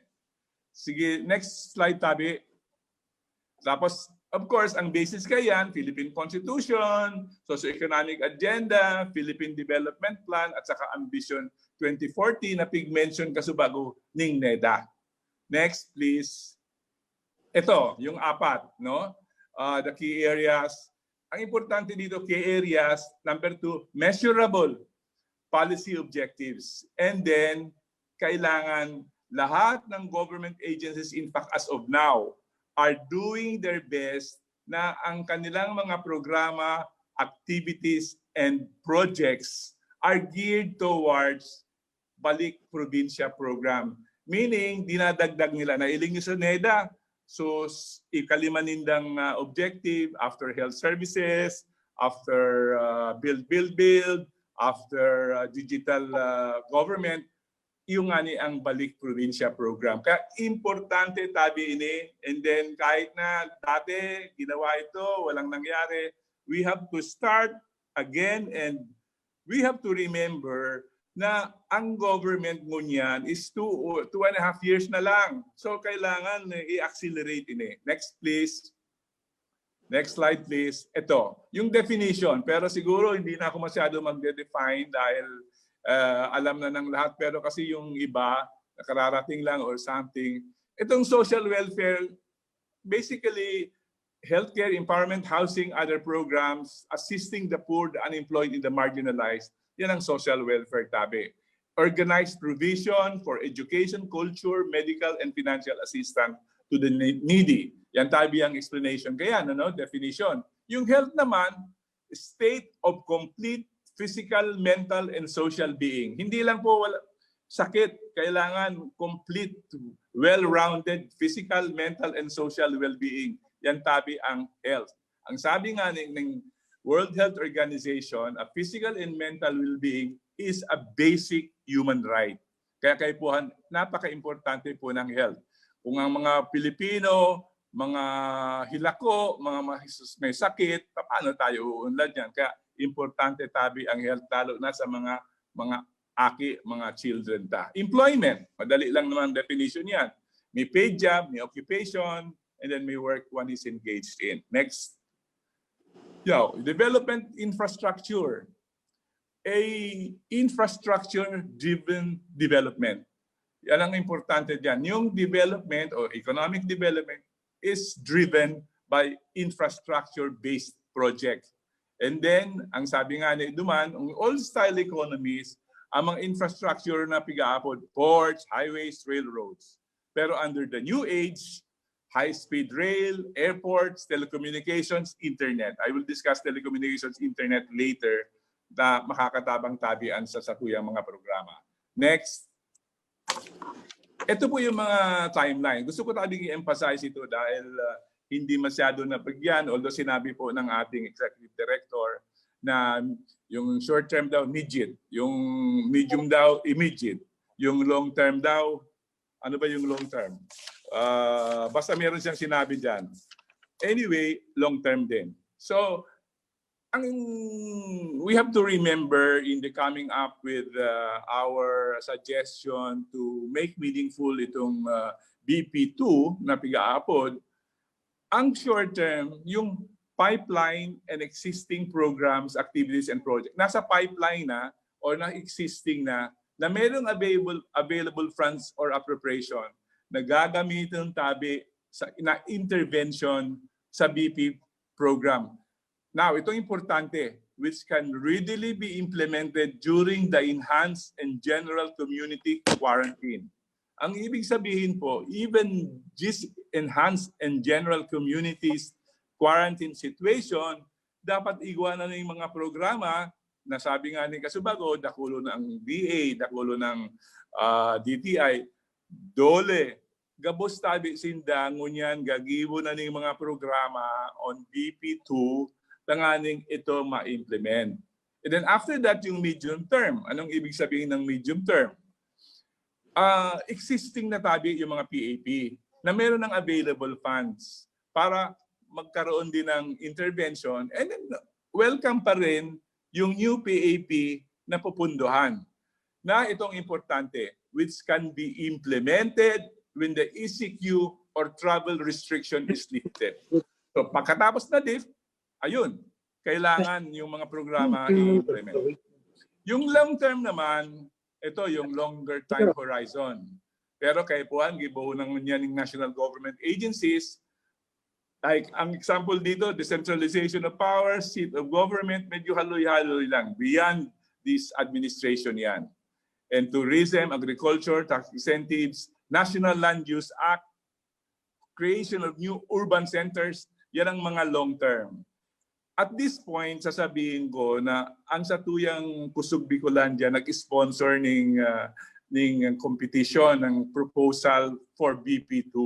And we have 5 entries na nanggana, and they all contain magagayon na mga programa, mga suggestions, mga proposals na if we cannot discuss it at this point, we summarize it already and we will submit it to the Secretariat ng Kusog Bikolandia, tanganing maikaag siya, maibali, duman sa gigibuntang consolidated program para sa BP2. Kaya I just have to inject that dahil hindi sila masyado, although I think they're all participating now, pero mabalos tabi dahil magayon sa mga pig-submit nindo, pinasa ko gabos yan, and we just have a short time na hindi natin maano. But I think you will be reactors at some point in some of the points. So next line, please. Of course, yung funding, nandyan. DBM is in charge to realign the existing appropriation para mapunduhan itong PAP under BP2. Next. Now, under the law 114, meron na sabi ko kanina na lahat pong key result areas may timeline at saka may measured policy objective. Ang example ninda, itong policy objectives sa social welfare. Comprehensive assistance packages shall be designed to encourage voluntary and immediate movement. Ito sinasabi, voluntary, immediate, willing, kasubago na Executive Director, duman sa respective home provinces of workers and overseas Filipino workers, especially those stranded in the NCR due to ECQ. So, dumagibo kita sa comprehensive assistance package, magibo ang short term, ano mga short term, ano mga medium term, ano mga long term. Ining mga nakakaagdigdi, adumantabian sa 5 winners na mga ni-report ninda na napaka-importante. We just have to fine-tune and then guided by the definition of short term, medium term, and long term, yan ang gigibuhon ta. Next. Ito yung policy objective ng health. Kay puhanda mag-upgrade at saka mag-construct, mag-improve ng health capacity ng mga hospital, clinics, ambulances, medical scholarships and program. Yan tabi ang policy objective sa health. Ngunyan, yung mga short term, igwamanduman na ilingyuan, siguro in the reaction masasabi nila or they will share with us yung short term, medium term, and long term. Next. Yung sa employment, ito naman, yung policy objective.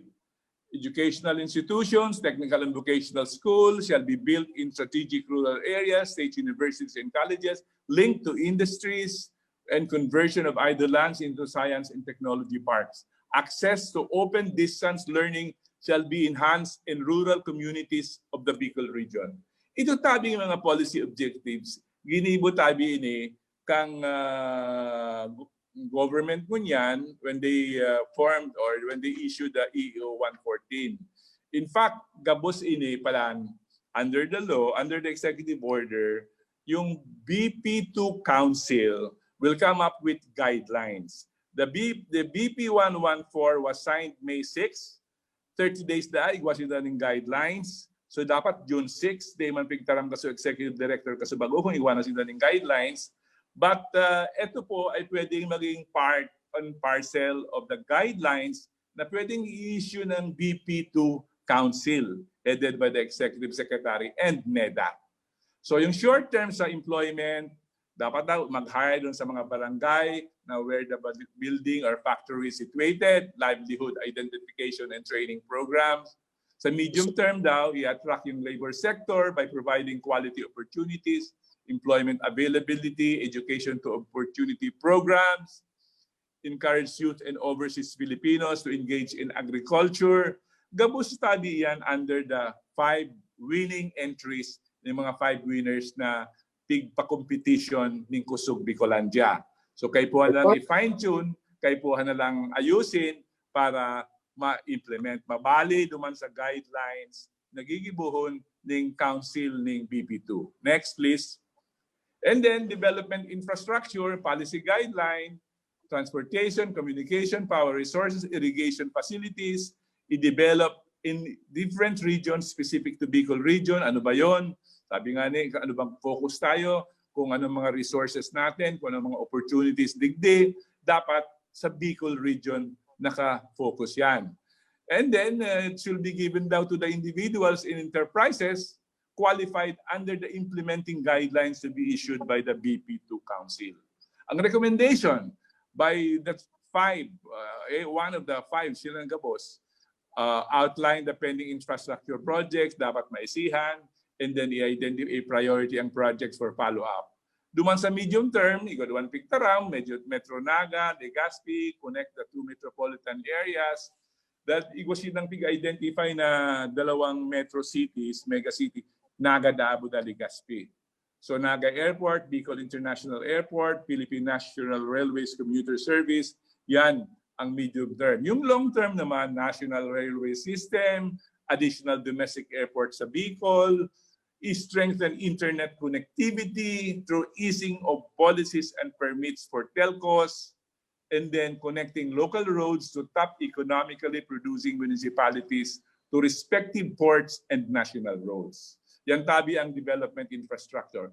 Yung other proposed strategies, kadakol kayan, siguro day ko na yan basahon dahil itatao man inibagas gabos later sa mga participants and also part of the agigibuho na recommendations to the BP Council. Tax incentives, ease of doing business, investment in research and development. Next, yung generating capacity, renewable energy sector, diniscuss din nila yan, geothermal, non-renewable source, bakit na may mga brownout padigdi, kita ng uyada, so mga ano. Now, itong importante narinig ko kanina yan, tourism powerhouse Bicol region. Very, very important, yung premier destination for MICE, and then dapat yung local workers, Bicolans, i-train, and then magkaigwasin na ng high-paying sustainable jobs sa Bicol. Next. Now, lahat po yung 4 key areas na yan. Napaka-importante ang digital transformation. Next. And then, next na yan. Ito po yung DICT flagship programs. Free Wi-Fi for all. May batas na po yan. Narinig ko kasi Subago na kailangan na may Wi-Fi. May batas na po, and I was there, DICT, when it was formed. Iguanan ng programa kayan. Dati bakuan na, bakit programa lang yan? Pero ngayon may batas na po. And then, ang program na yan ang po nila Internet for All. So, mga estudyante, mga congested areas, o mga subdivisions, parks, lahat yan po lalagyan ng Wi-Fi. Sana maging successful and every year may napakalaking budget yan. Number 2, yung National Broadband Plan na yan. Yung National Broadband Plan, yung deployment of fiber optics and cables and wireless technologies to improve internet speed, cost, and coverage. Ang kasama po dyan, gagamitin natin po yung National Grid Corporation, yung unused fiber optics ninda, cables. Kaya hopefully, magiging successful yan. Of course, sabi nga ni Kong Liway, depende naman kung sasaya ma-i-implement yan, baka magugulo naman. And then, maraming corrupt practices o kung ano-ano na lang yan. So, dapat importante bigyan niya ng priority. Meron diyang tinatawag na yung Luzon Bypass Infrastructure, yung cable landing. Ang Pilipinas, ang government magkakaroon ng cable landing station sa Baler, Buda sa Poro Point. And then it is a program between Facebook, DICT, and BCDA. And then matao sa Pilipinas ng 2 terabytes, enough to give free Wi-Fi to all government offices and agencies. Igwa pa ning sobra, pwedeng itao sa mga small telcos, ISP, para mababa ang price ng internet and connectivity. Now, kasubago, nabas na daw sa NEDA, Digital Philippines. Yan tabi ang saro sa mga programa ng DICT to transform the Philippines and the Filipinos to enable them to full utilization of the potentials of ICT through 5 programs. Ano ba yung 5 programs? Next Tabi. Digital cities and provinces. Ang dapat matawan ng better connectivity, ICT tools and applications, accessible to the public, and digitally empowered citizen. Biro mo, kung ang cities sa probinsya digitalized na and then automated ang mga services, napaka-importante. Digital education. Ngunyan, pandemic, day paninga enroll, malilate, more on open distance learning, study at home. Importante po yung digital education. Isang oras natin. Tapos na? Digital government, Yes, digital 2 minutes, sir. workforce. Ha? Okay 3 pa. minutes. Wrap up. Digital government, ayan. Yung digital government, kailangan yung infrastructure ng ITC, ng ICT, at saka shared services, automated processes, online portals. Yan ang purpose niyan. Digital workforce, biro mo, ang gabos na Filipino labor force equipped with competencies relevant to ICT and adapted to the future of work. Importante po yan. And then, of course, yung digital connectivity, internet speed, kailangan affordability all over the country, particularly the remote areas. Yan tabi ang 5 programs ng Digital Philippines na itong ating mga ginagawa po sa health, sa 4 na key areas, all of them or most of them will have to use technology tanganing meaningful ang satuya tabing mga programa. And it's high time yung DICT as a new department matawaning suporta, pero dapat sindaman, kaipuhan, gibuhon ang trabaho nila, lalo na may sekretary tayong Bicolano, ayusin nila ang kanilang mga programa, and perhaps dapat bigyan nila ng priority yung Bicol region dahil unang-unang galing sila dito. Number 2, there's a lot of potential sa Bicol region. So yan sa natabi ang sakuyang presentation on the area of health, social welfare, and employment, Buddha Susaro, so development of infrastructure. At the bottom of it all, ang importante, technology. Gabos Kasubago, we can only attract businesses if we have stable power, but more importantly, we have internet and reliable connectivity para sa tuyang mga business na mapunta digdi sa Bicol region.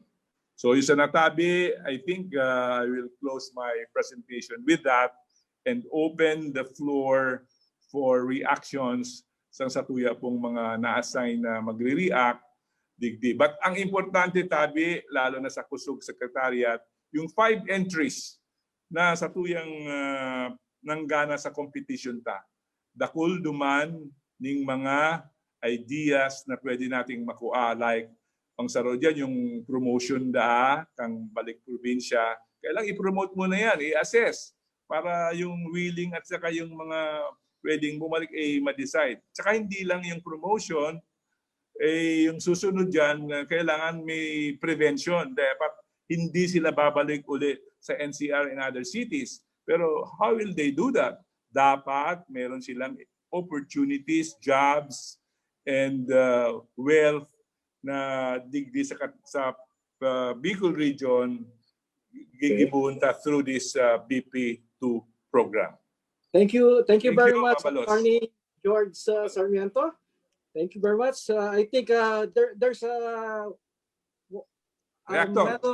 Melo Acuña is raising his hand, so can we give the floor to Carmelo Martinez Acuña, a former broadcast journalist, to react on the presentation of Attorney George Sarmiento. Sir Melo, please. Good afternoon. Thank you very much for the privilege of being part of this event this afternoon. Maraming hapon po sa Gabos. Maraming sa mga nagkadarangog ko po ang Kasubago. Actually, mga respetadong leaders ang nagtaram ko niyan, pag-urulayan nga ni kung ano ang Balik Probinsya, Bagong Pag-asa o BP2. Kaya lang na-handle ako sa media, pag may typographical error, baka maparaot, no? So BP2, baka maging BP22, diba magtalbog. Ang punto, sabi ni amigo kong George, magayon, let's find out, data na pabalikon sa Manila. Maganda yan.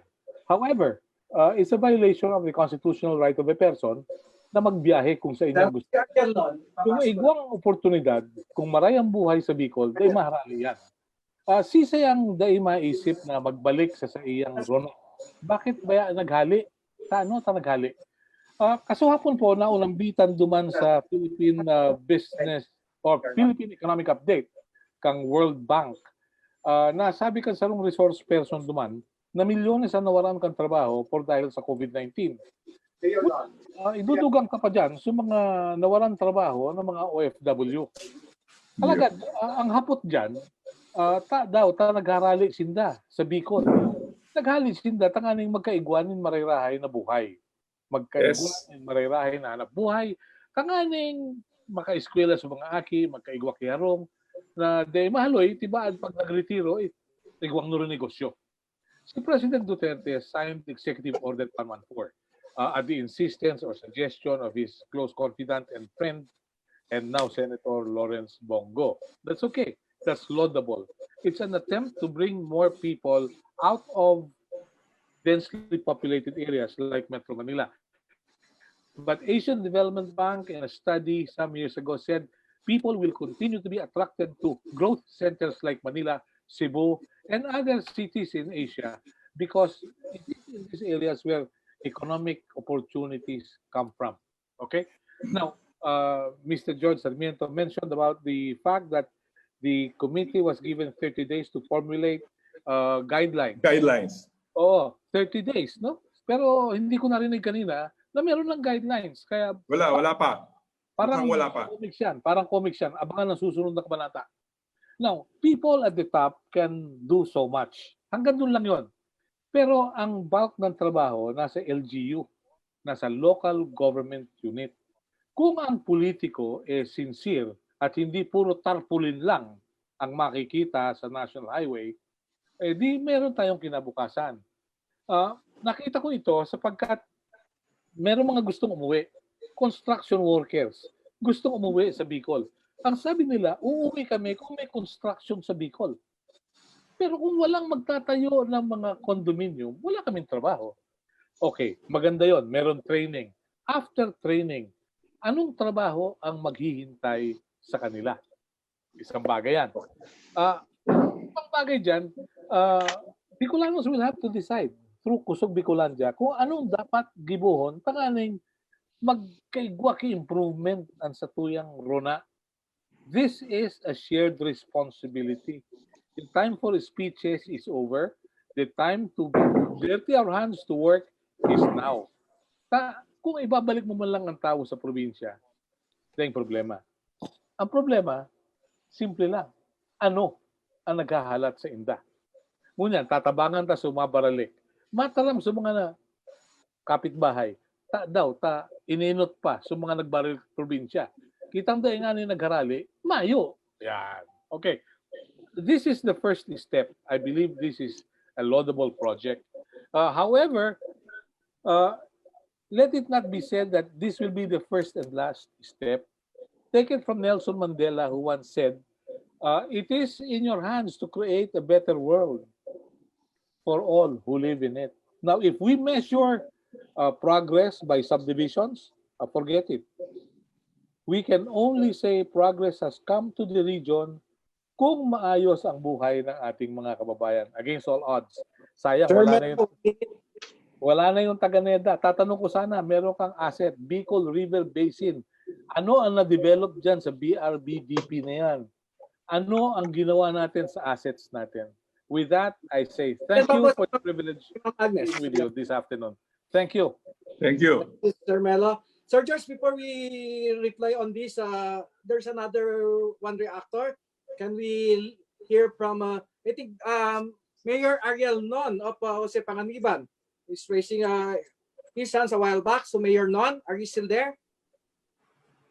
Ariel Non of Jose Panganiban, Camarines Norte. Okay, Mayor, good afternoon. So any reaction?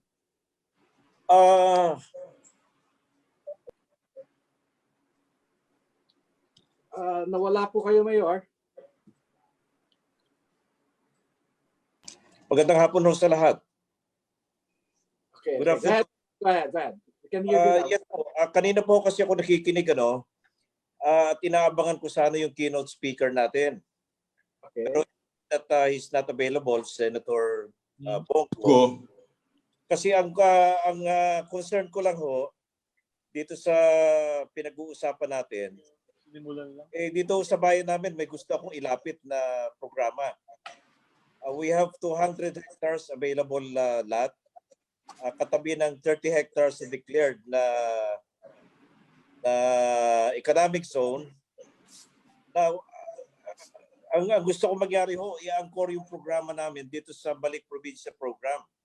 Dahil tama yung sinasabi kanina, para maging effective itong programang Balik Probinsya, ay dapat maging sustainable yung mga proyekto na ibibigay dito sa Bicol. Kaya I am appealing to everyone kung sino pwede makatulong kasi we have an available investor. Ang kailangan na lang namin ay may makatulong na ang 200 hectares ay mailipat sa local government of Jose Panganiban. Okay. Okay. Thank you very much, Mayor. So that's the concern of Mayor Non. They have an available 200 hectare lot for development. Okay. Kailangan malipat. Okay. Sir George, can we still recognize another one reactor? Yes. Actually, Okay. I would like to acknowledge the presence of so many LGUs listening to us now. I have seen Mayor Don Mancinito of Talisay, Mayor Ong, Mayor Francis Ong, I don't know what LGU. Anyway, Cesar Morabe, are you still there? You were raising your hands a while back. Cesar Morabe, you are recognized. Yes, good afternoon. Good afternoon, Cesar. Go ahead. Yes, regarding po dun sa topic ni Sir George Sarmiento, what I'm trying to input now is this pandemic, itong pandemic na to, ito ang magbibigay ng dahilan sa mga Bicolanos, even mga probinsyanos sa Manila, to include themselves into this program. Why? Because the recession is coming. So maraming nagsarang kumpanya, maraming nawalan ng trabaho sa Metro Manila. So they think na the most possible way para makasurvive sila is to go back. So that's why the data, the 86,000 plus na nag-enroll is somehow they are all affected. So what I'm trying to say is this is just like strategic. Ibig sabihin, they will include their program to go back to their provinces. But once na mag-normalize yung sitwasyon and they will not find anything good in their provinces for them, they will just go back to the provinces. So what I'm trying to say, sir, sa lahat ko na nakikinig, is dapat i-prepare ng national government yung exodus na mangyayari.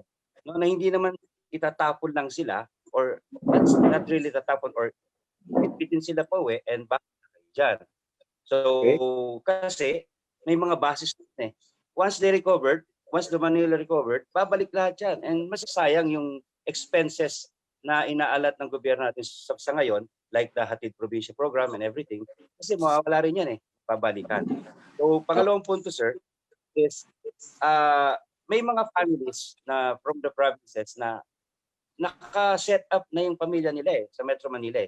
And yung 13 million na sinasabing population ng Metro Manila, iyan po ay hindi included dyan yung mga construction workers, correct me if I'm wrong. Kasi mga hindi yan mga residents talaga Ang mga sinasabing 30 million, yung mga nakatira na talaga, na nandiyan na yung pamilya, nag-aaral yung mga anak. Then itong mga ito, to entice them to go back to their provinces, malaking gastos. Kasi syempre may mga gamit na yan sa bahay, kumpleto na lahat yan. And if they will go back to the provinces, paano yan? So what I'm suggesting is i-prepare din sana ng ating national government. Okay. Yung like grant or loan program para iset them lahat, no? Once they are going back to their provinces. Okay. Sir, we're encountering a technical problem here. Cesar.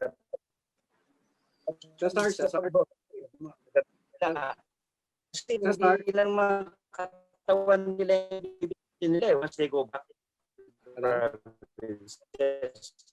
Yung lahat ng meron sila ay kailangan din nila po balik. And lastly, Hindi naririnig na si Cesar. Cesar. We're not getting you. Anyway, your first item was well taken off. Can we proceed to the next speaker na lang muna, Cesar? Because we're encountering a technical problem sa signal nyo po. Cesar, okay? So anyway, Sir George, you were able to get the first issue naman, right? Yes, So, yes. We can proceed to the next reactor. Is Mr. Ralph Nacor still around? Ralph Nacor, no? Ralph? I would like to acknowledge also the presence of LGU Bato, LGU Palana, Sipukot, Aroroy, PUB Corpus. Ang daming mga LGU natin nag-attend dito ngayon. So, ayan na po si Mr. Nacor. Mr. Nacor, go ahead, please. Mr. ano? Mr. Nacor. Nacor. Yes. Si Nacor. Okay. Ralph Nacor. Just maray na hapon po sa ito.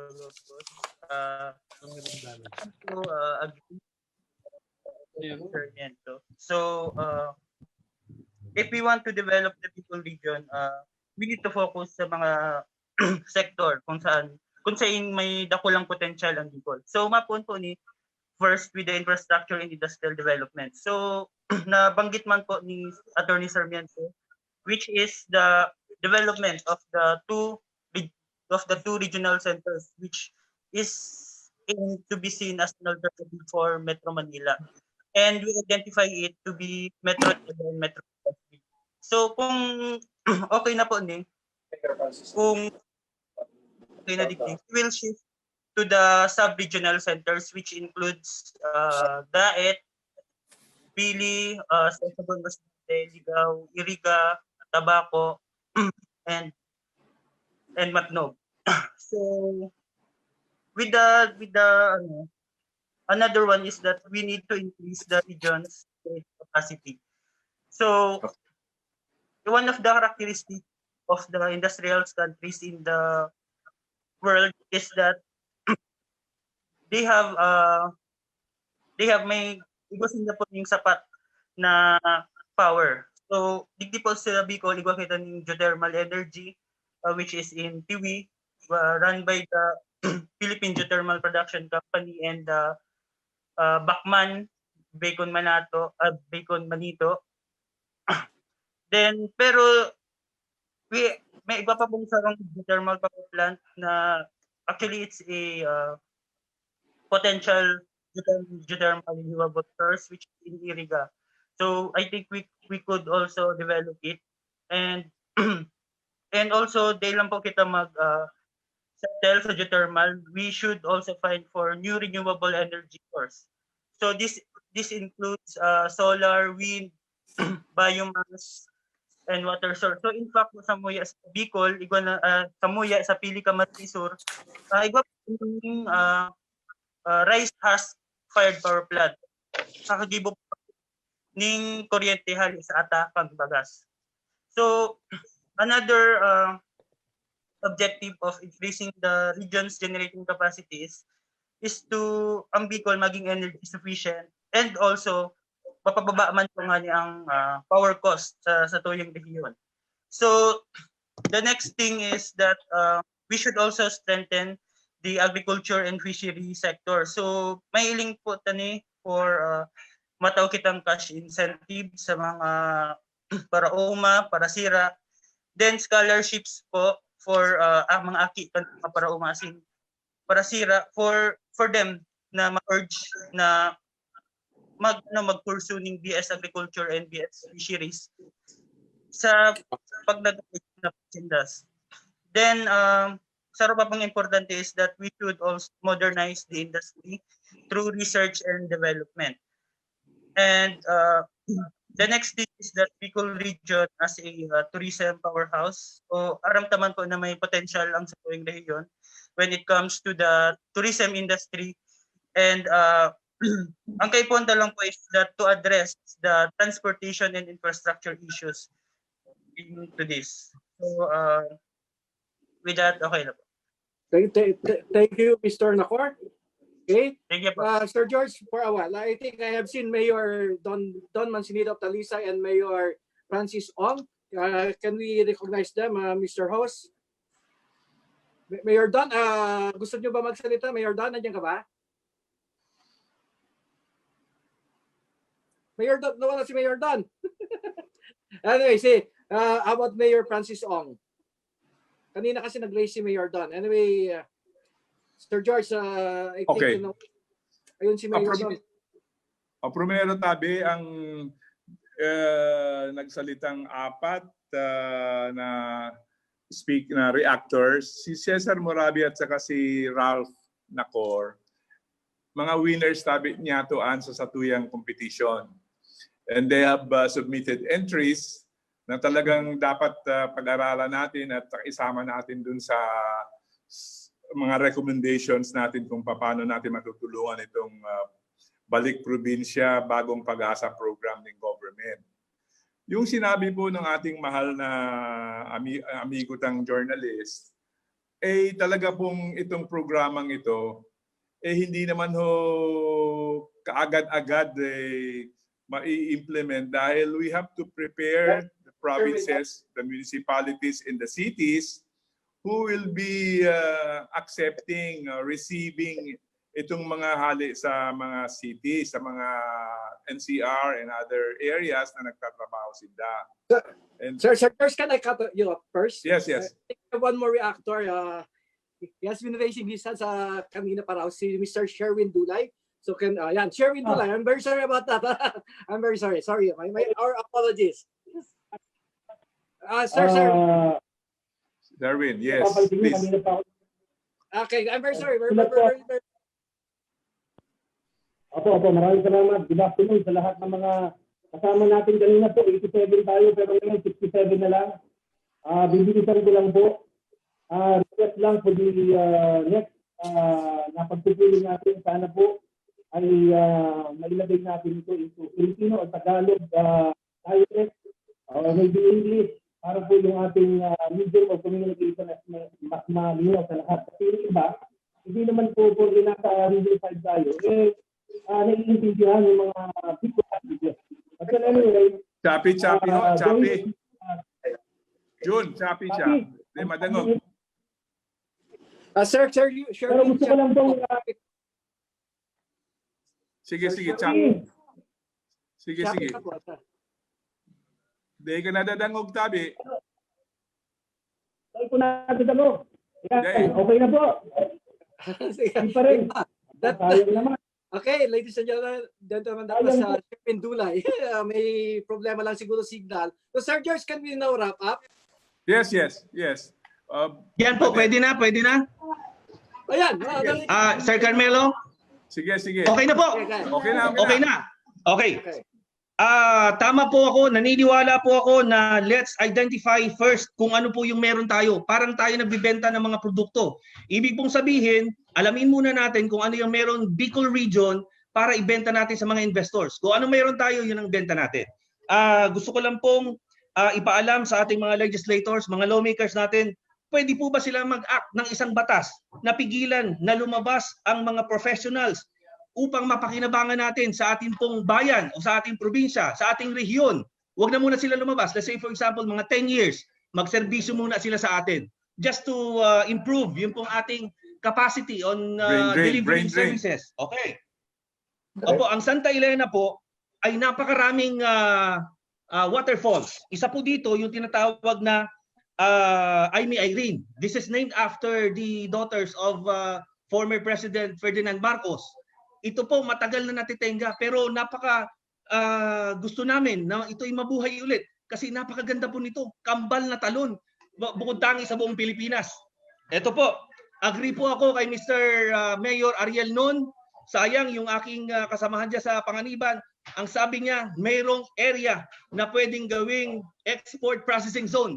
Noong pong 70s, mayroon tayong tinatawag na Philippine Iron Mines. Mayroon po yung seaport, mayroon po yung airport. Napakaganda, napakaunlad.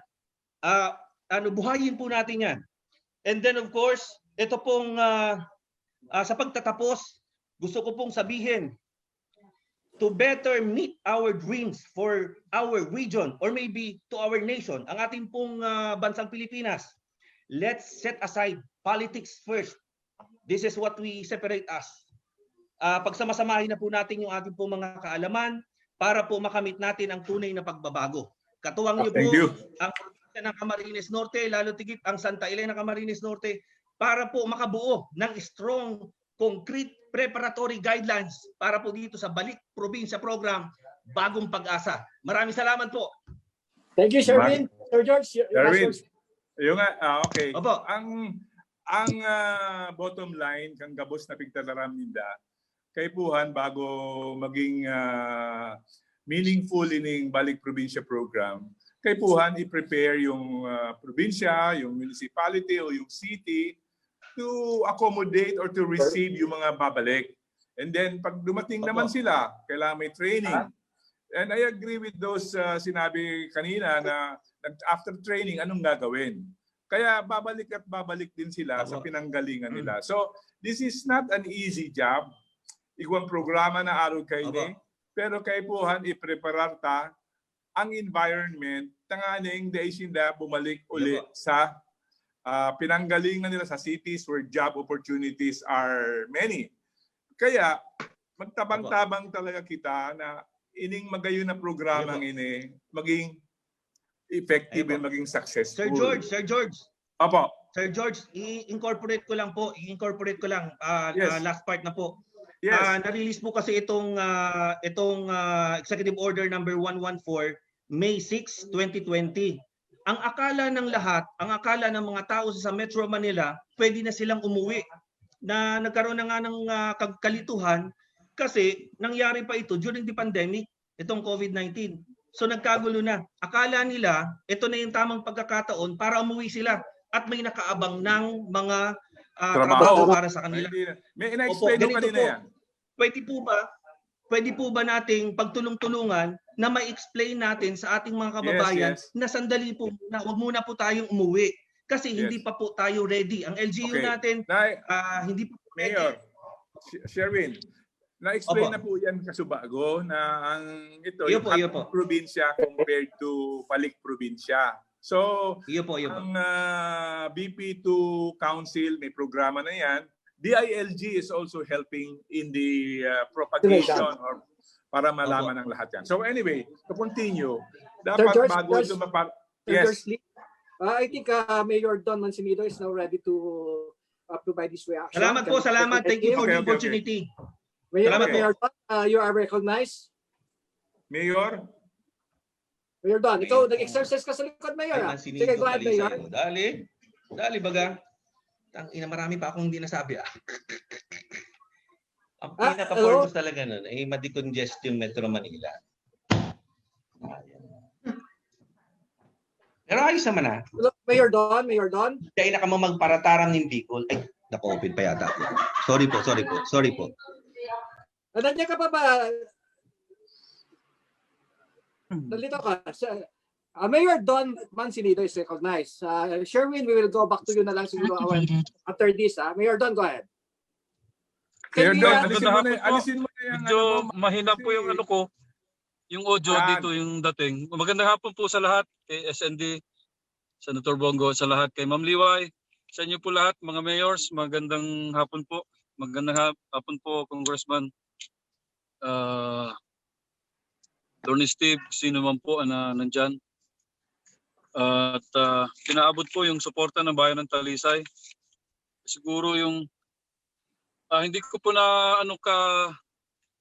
na simulan kasi marami po akong nag-meeting, pinaano ko lang yung staff ko, sabi ko ano yung mga key points kung ano man yung pero ang sa akin po sana kung pauwiin yung ating mga kababayan sana yung ating sweldo, sana magparehas na sa Manila. Kasi yun po yung pinaka-concern ko na pauwiin natin yung mga kababayan natin. Pero yung sweldo, dapat yung provincial rate medyo tumaas para makapag... Okay. Kasi yung bilihin, parehas lang naman po sa Manila, sa probinsya. Thank you, Mayor Don. Okay. At sa lahat po ng mga mayor, sa lahat ng mga LGUs, sa Kusog Bikolandia, Sir Noel, salamat pong maray sa mga tabang na pinapaabot po nindo sa bayan ng Talisay. Salamat po. Thank you, Mayor Don. Sir George, wrap up please so that we can proceed. O sige, di picturean ko nga ni ang kaibuhan kay ning tangani maging effective and meaningful itong balik probinsya na nag-uumpisa pa lang. I-prepare yung mga pupuntahan, yung mga provinces. Meron na si Executive Director ng mga listing at saka ilang thousand na yun ang gusto umuwi. Pero ang problema doon, kung uuwi sila kakaraka-karaka, wala silang trabaho, wala silang mapupuntahan. So yung guidelines dapat ng BP2, i-address yung issue na yon. Maraming pwedeng gawin siguro sa mga probinsya, lalo na sa Bicol region. Pero kaipuhan, igwang mga business establishments, igwang magsabi nga ni Kasabago, mag-focus sa kung ano ang may competitive advantage tayo sa iba. So, yun ang importante. Ngayon, yung number 2, ng Kasabago, yung EPSA, isasama natin yan sa programa natin dahil isa sa mga layunin ng Balik Probinsya, yung mga idle lands ay pwedeng gawing science and technology park o mga economic zone o kaya mga call center doon sa loob ng economic zone. So pwede po yan. Kailangan lang may paabot sa nakakataas na who will decide on this. Pero importante kasi yung support. Kailangan may power. Kailangan may internet.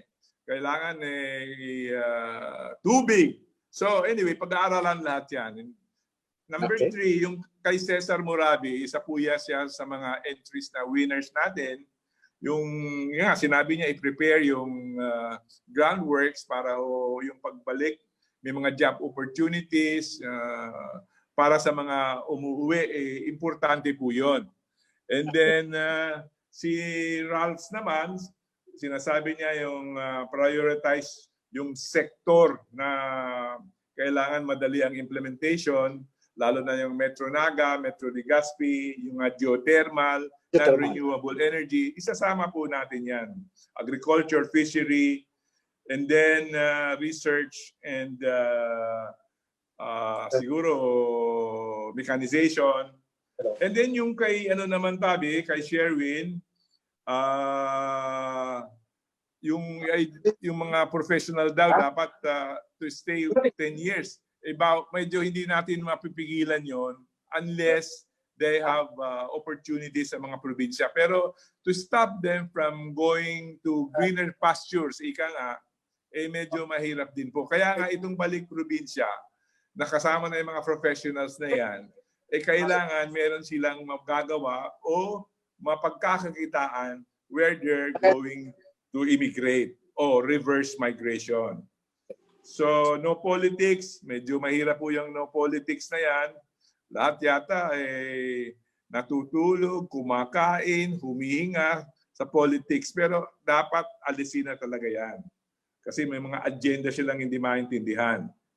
Yung kay Mayor Dan naman, yung decongestion, precisely yan po ang pinaka-principle ng ating Balik Probinsya program.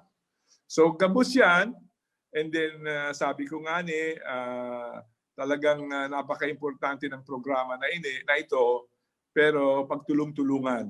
And then the guidelines, dapat ilabas yun, ilatag kung paano natin matutulungan ang ating mga kapwa probinsyano, lalo na sa Bicol region, and then maximize at saka gamitin ang ating mga resources para yung principle ng balanced regional development, equal distribution of wealth, opportunities, maging successful.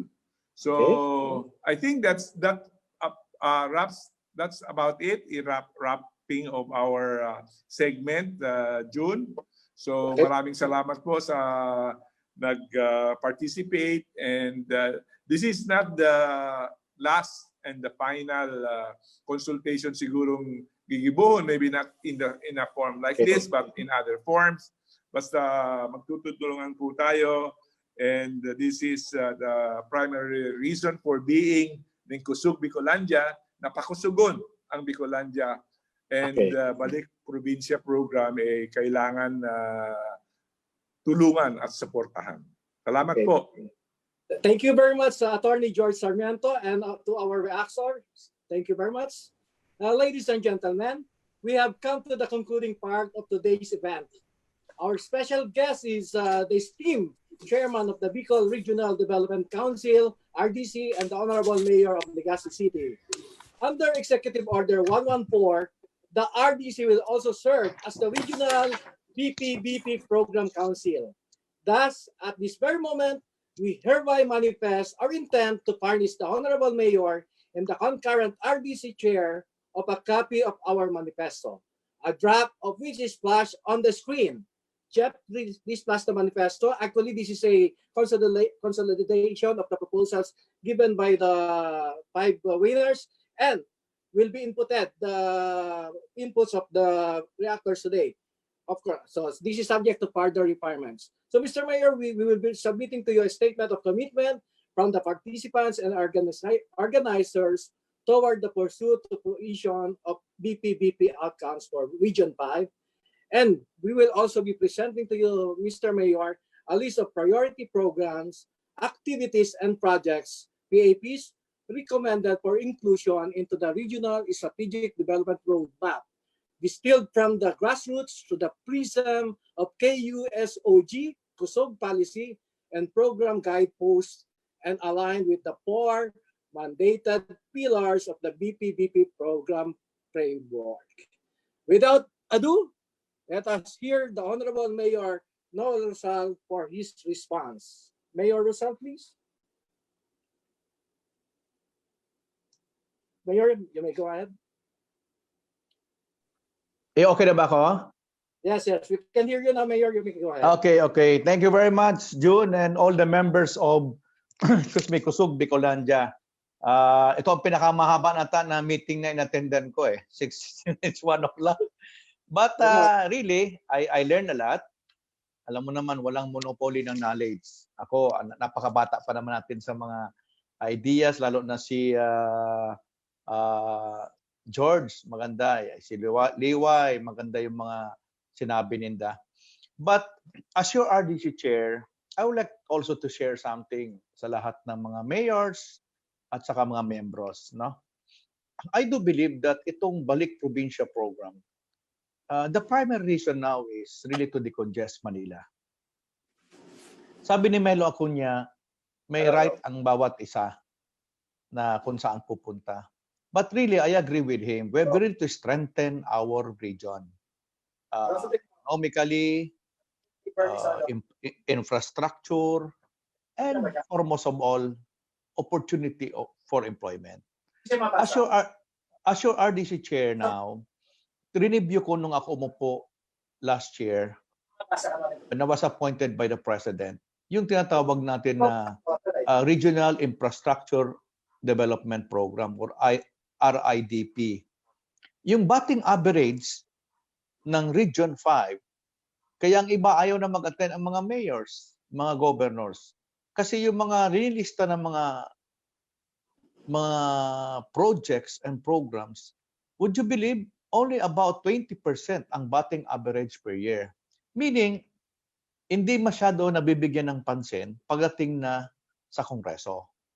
Kaya ito po ang plano ng inyong RDC Chair to coordinate with our congressmen in Bicol na kung pwede, naka-coordinate, naka-align sa mga programa. Kanina narinig ko yung mga mayors from Camsur and Cam Norte. I agree with them. Ang dami nating pera. It's just about putting the money on the right programs and projects. Kaya po, as a response to this, napakaganda nito, tatrabahuin natin ito, na lahat ng mga programs natin dito sa Bicol dapat makarating at hindi lang dapat isubmit. As your RDC chair, supposedly last March, pupunta sana ako sa Kongreso to talk to the Bicol congressmen kasi mahirap naman sila isa-isain ko. So doon mismo sa Kongreso. So kanina nag-mention nga si RD Agnes ng mga programs and projects. Ito po ang ating kailangan gawin ngayon. So balik doon tayo sa programa natin na Balik Probinsya. I do agree with many speakers. We are really to prepare. But to me, this can be put into an advantage sa mga Bicolanos. Like for example, yung ating mga karpentero, yung ating mga mason, yung mga construction workers. Alam nyo ba na because of the too many programs ng ating mga congressmen sa bawat districts, nagkukulang tayo dito? Kasi nga, nandun sila sa Manila, kaya nadidelay lahat ng mga projects. Grabe ang negative slippage sa public works. So let us make this workable. Meaning, kailangan talaga alamin natin ano yung mga strength ng mga uuwi. Meaning, data gathering tayo bawat local government.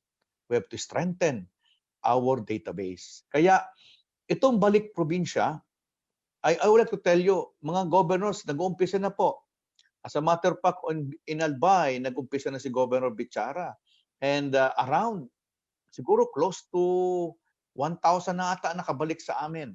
But these are people na ayaw na talaga sa Manila, I think. Or for the meantime, na GCQ doon, walang trabaho, kaya uuwi muna. Pero tama rin yung mga speaker. There is still the intention to go back to Manila because of the opportunity.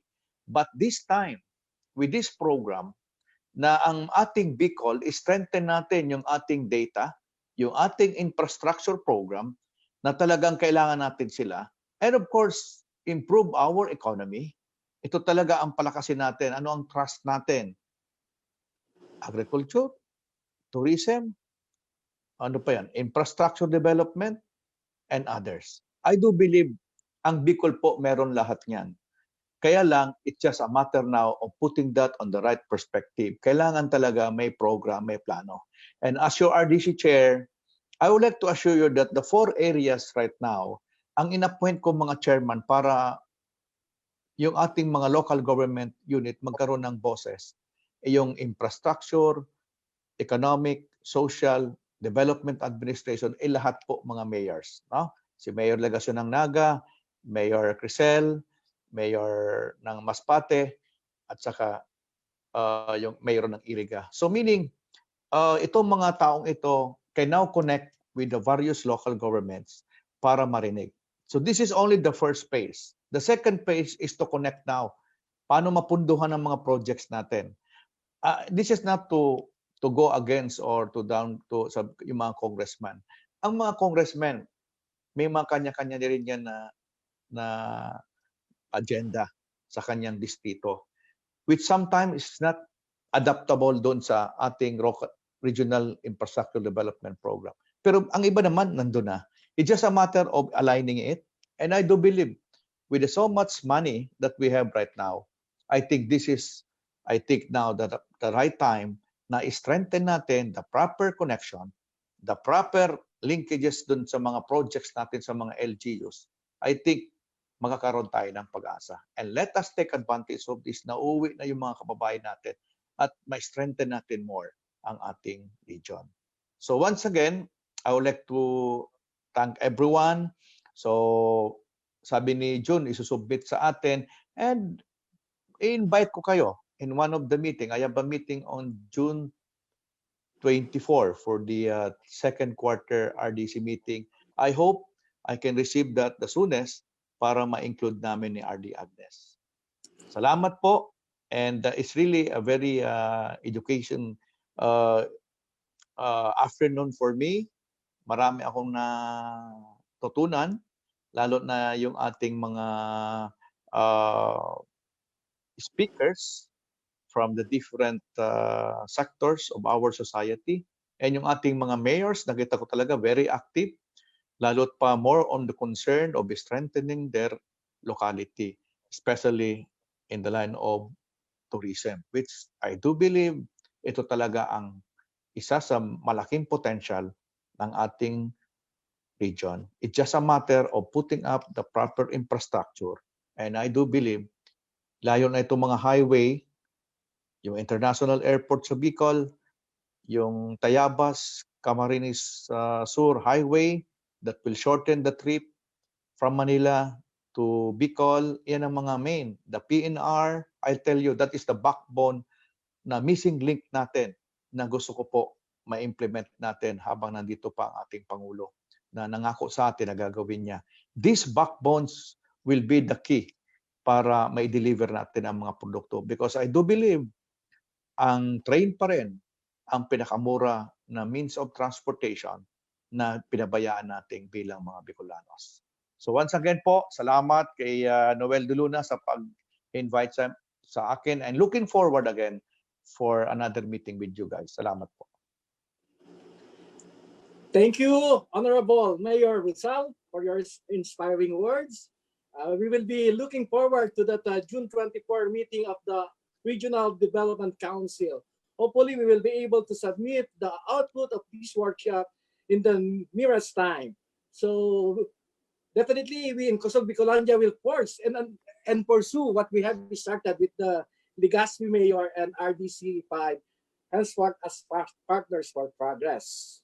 Okay, so right now, actually, our secretariat is readying the manifesto, Mr. Mayor. So hopefully, in 3 days' time, we will be able to submit it, and our chairman emeritus, the president, will definitely pay a visit to explain our manifesto.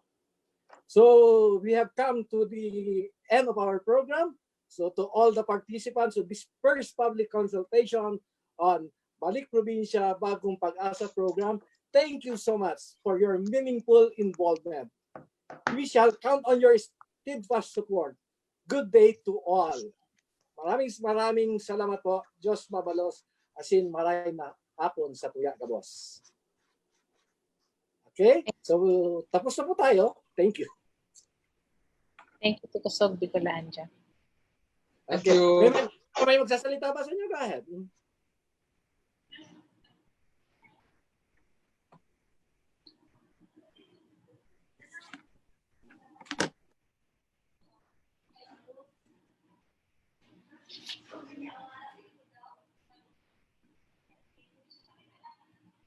Pag una ko baga mauli ka na.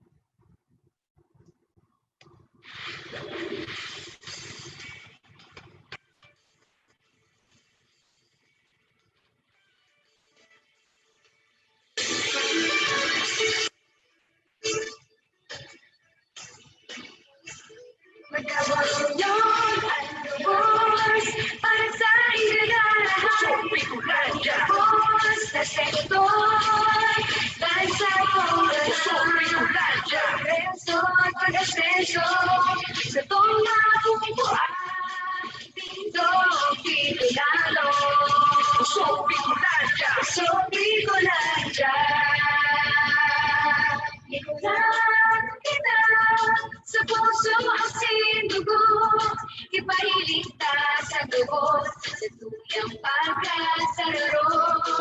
Ano man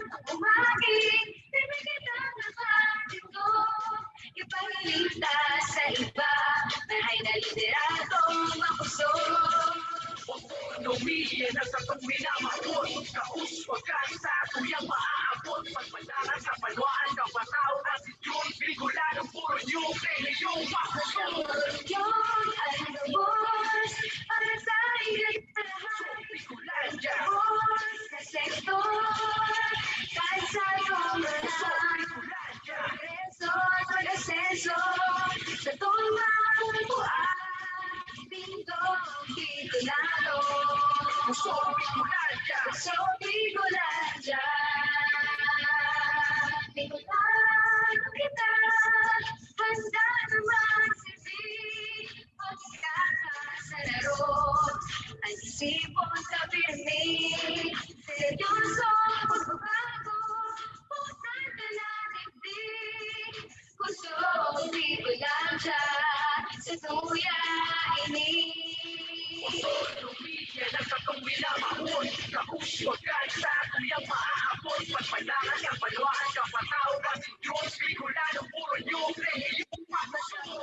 Yun ang gabos, para sa ikikalahan. Bikolandia, boss na sektor, kahit sa gawin Bikolandia, resort, mag-asenso, sa tumapulpuan, Bindong Bicolano.